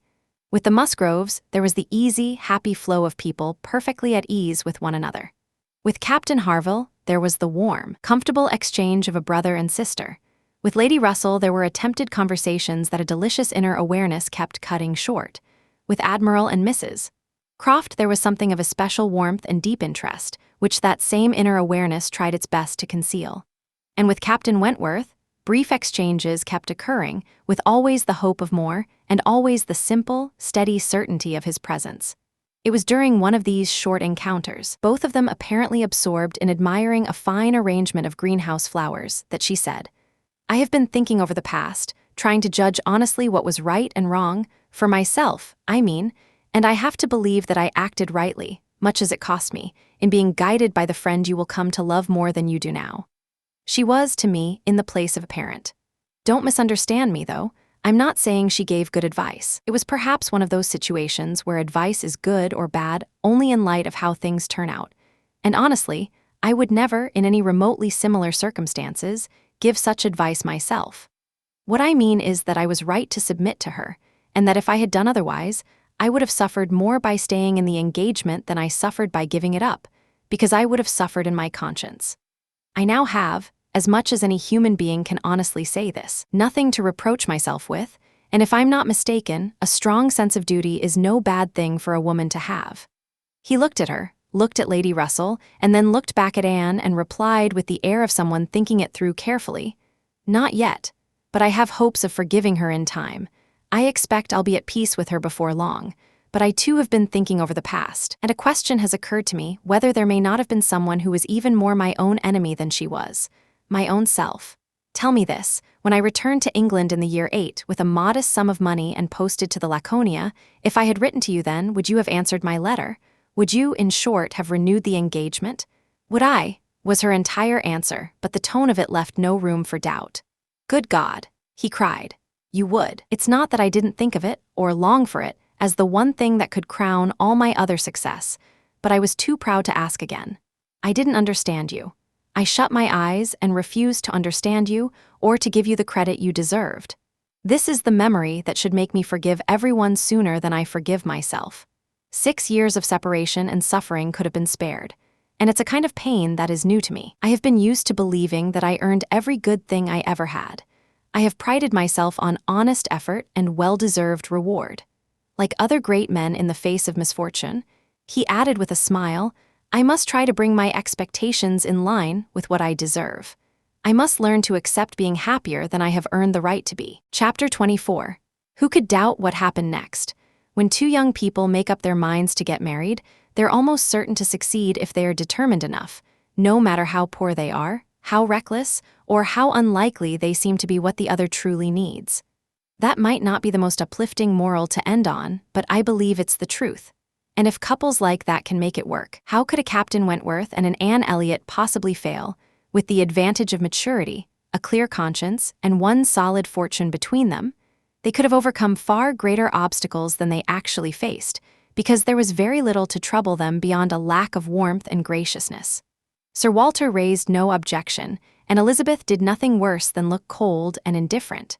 Captain Wentworth, with £25,000 to his name, and having risen as high in his profession as talent and hard work could take him, was no longer a nobody. He was now considered perfectly worthy to marry the daughter of a foolish, spendthrift baronet, a man who had lacked the principle or sense to maintain the position Providence had given him, and who could currently offer his daughter only a fraction of the £10,000 that would eventually be hers. Sir Walter, despite feeling no real affection for Anne and having no personal pride at stake to make him genuinely happy about the match, was far from thinking it a bad one for her. On the contrary, the more he saw of Captain Wentworth, seeing him repeatedly in daylight, studying him closely, the more he was struck by his impressive appearance, and he came to feel that Wentworth's physical superiority might fairly offset Anne's superiority of rank. Combined with his distinguished-sounding name, all of this enabled Sir Walter to pick up his pen with good enough grace and record the marriage in his cherished volume of family honor. The only person among them whose resistance caused any real concern was Lady Russell. Anne understood that Lady Russell must be struggling to let go of Mr. Elliot and working hard to see Captain Wentworth clearly and give him the credit he deserved. But that was exactly what Lady Russell now had to do. She had to accept that she had been wrong about both men, that she had been misled by appearances in each case. Because Captain Wentworth's manners hadn't matched her own ideal, she had been too quick to read them as signs of a dangerously impulsive character. And because Mr. Elliot's manners had pleased her so perfectly with their polish and propriety, their smooth courtesy and charm, she had been too quick to take them as proof of sound principles and a well-ordered mind. Lady Russell had no choice but to admit she had been almost entirely wrong and to adopt a completely new set of opinions and hopes.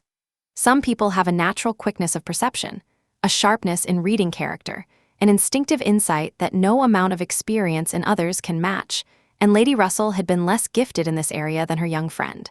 But she was a genuinely good woman, and if her second priority was to be sensible and sound in her judgments, her first was to see Anne happy.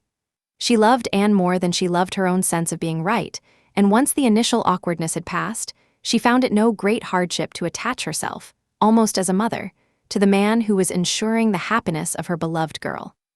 Of all the family, Mary was probably the one who felt the most immediate satisfaction. Having a sister marry well was a credit to her, and she could flatter herself that she'd had a significant hand in bringing the whole thing about by keeping Anne with her that autumn.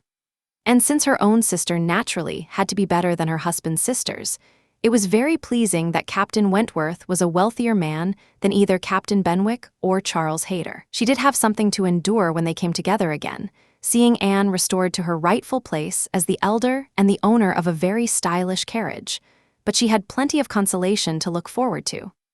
Anne had no Uppercross Hall ahead of her, no country estate, no position as head of a family.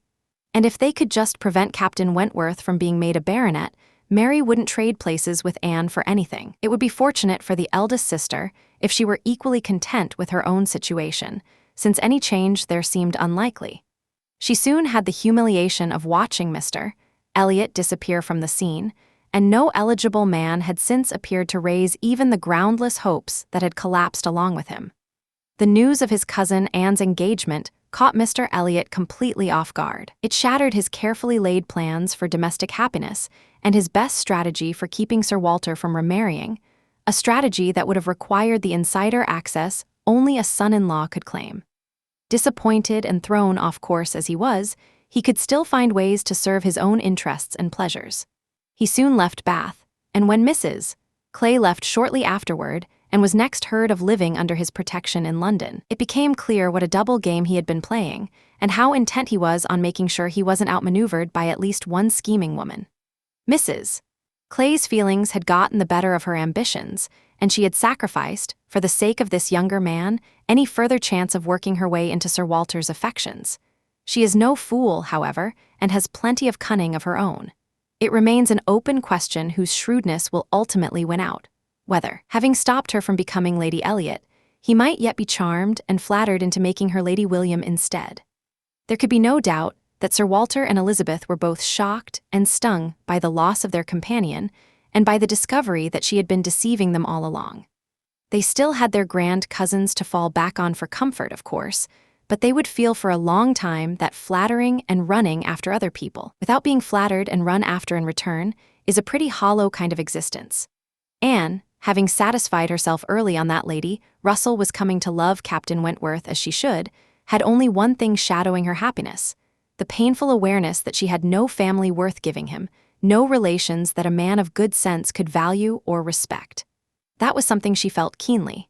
The difference in their fortunes meant nothing to her and didn't cost her a moment's regret. But having no family to receive him properly, nothing of dignity or warmth or goodwill to offer in return for all the worth he possessed and the generous welcome she had received from his brothers and sisters, that was a source of real pain, as sharp as her mind was capable of feeling under circumstances that were otherwise filled with joy. She had only two friends to bring to the relationship, Lady Russell and Mrs. Smith. But to both of them, Captain Wentworth was genuinely and warmly disposed.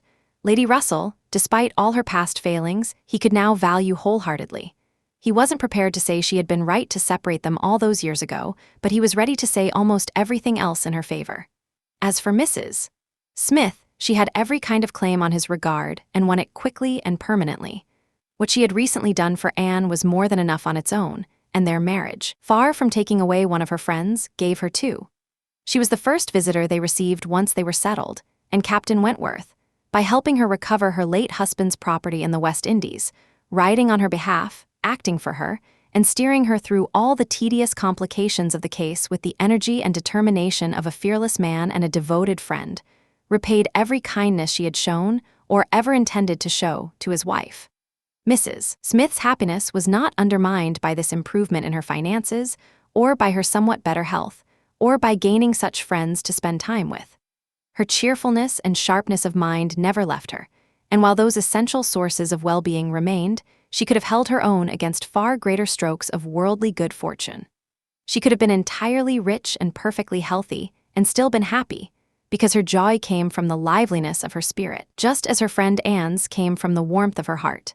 Anne was tenderness itself, and she found its full reward in Captain Wentworth's love.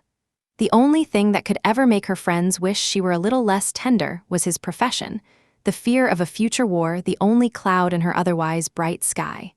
She was proud to be a sailor's wife, but she had to pay the price that came with belonging to a profession which, if anything, is as distinguished for the devotion of its men at home as for the glory it brings to the nation.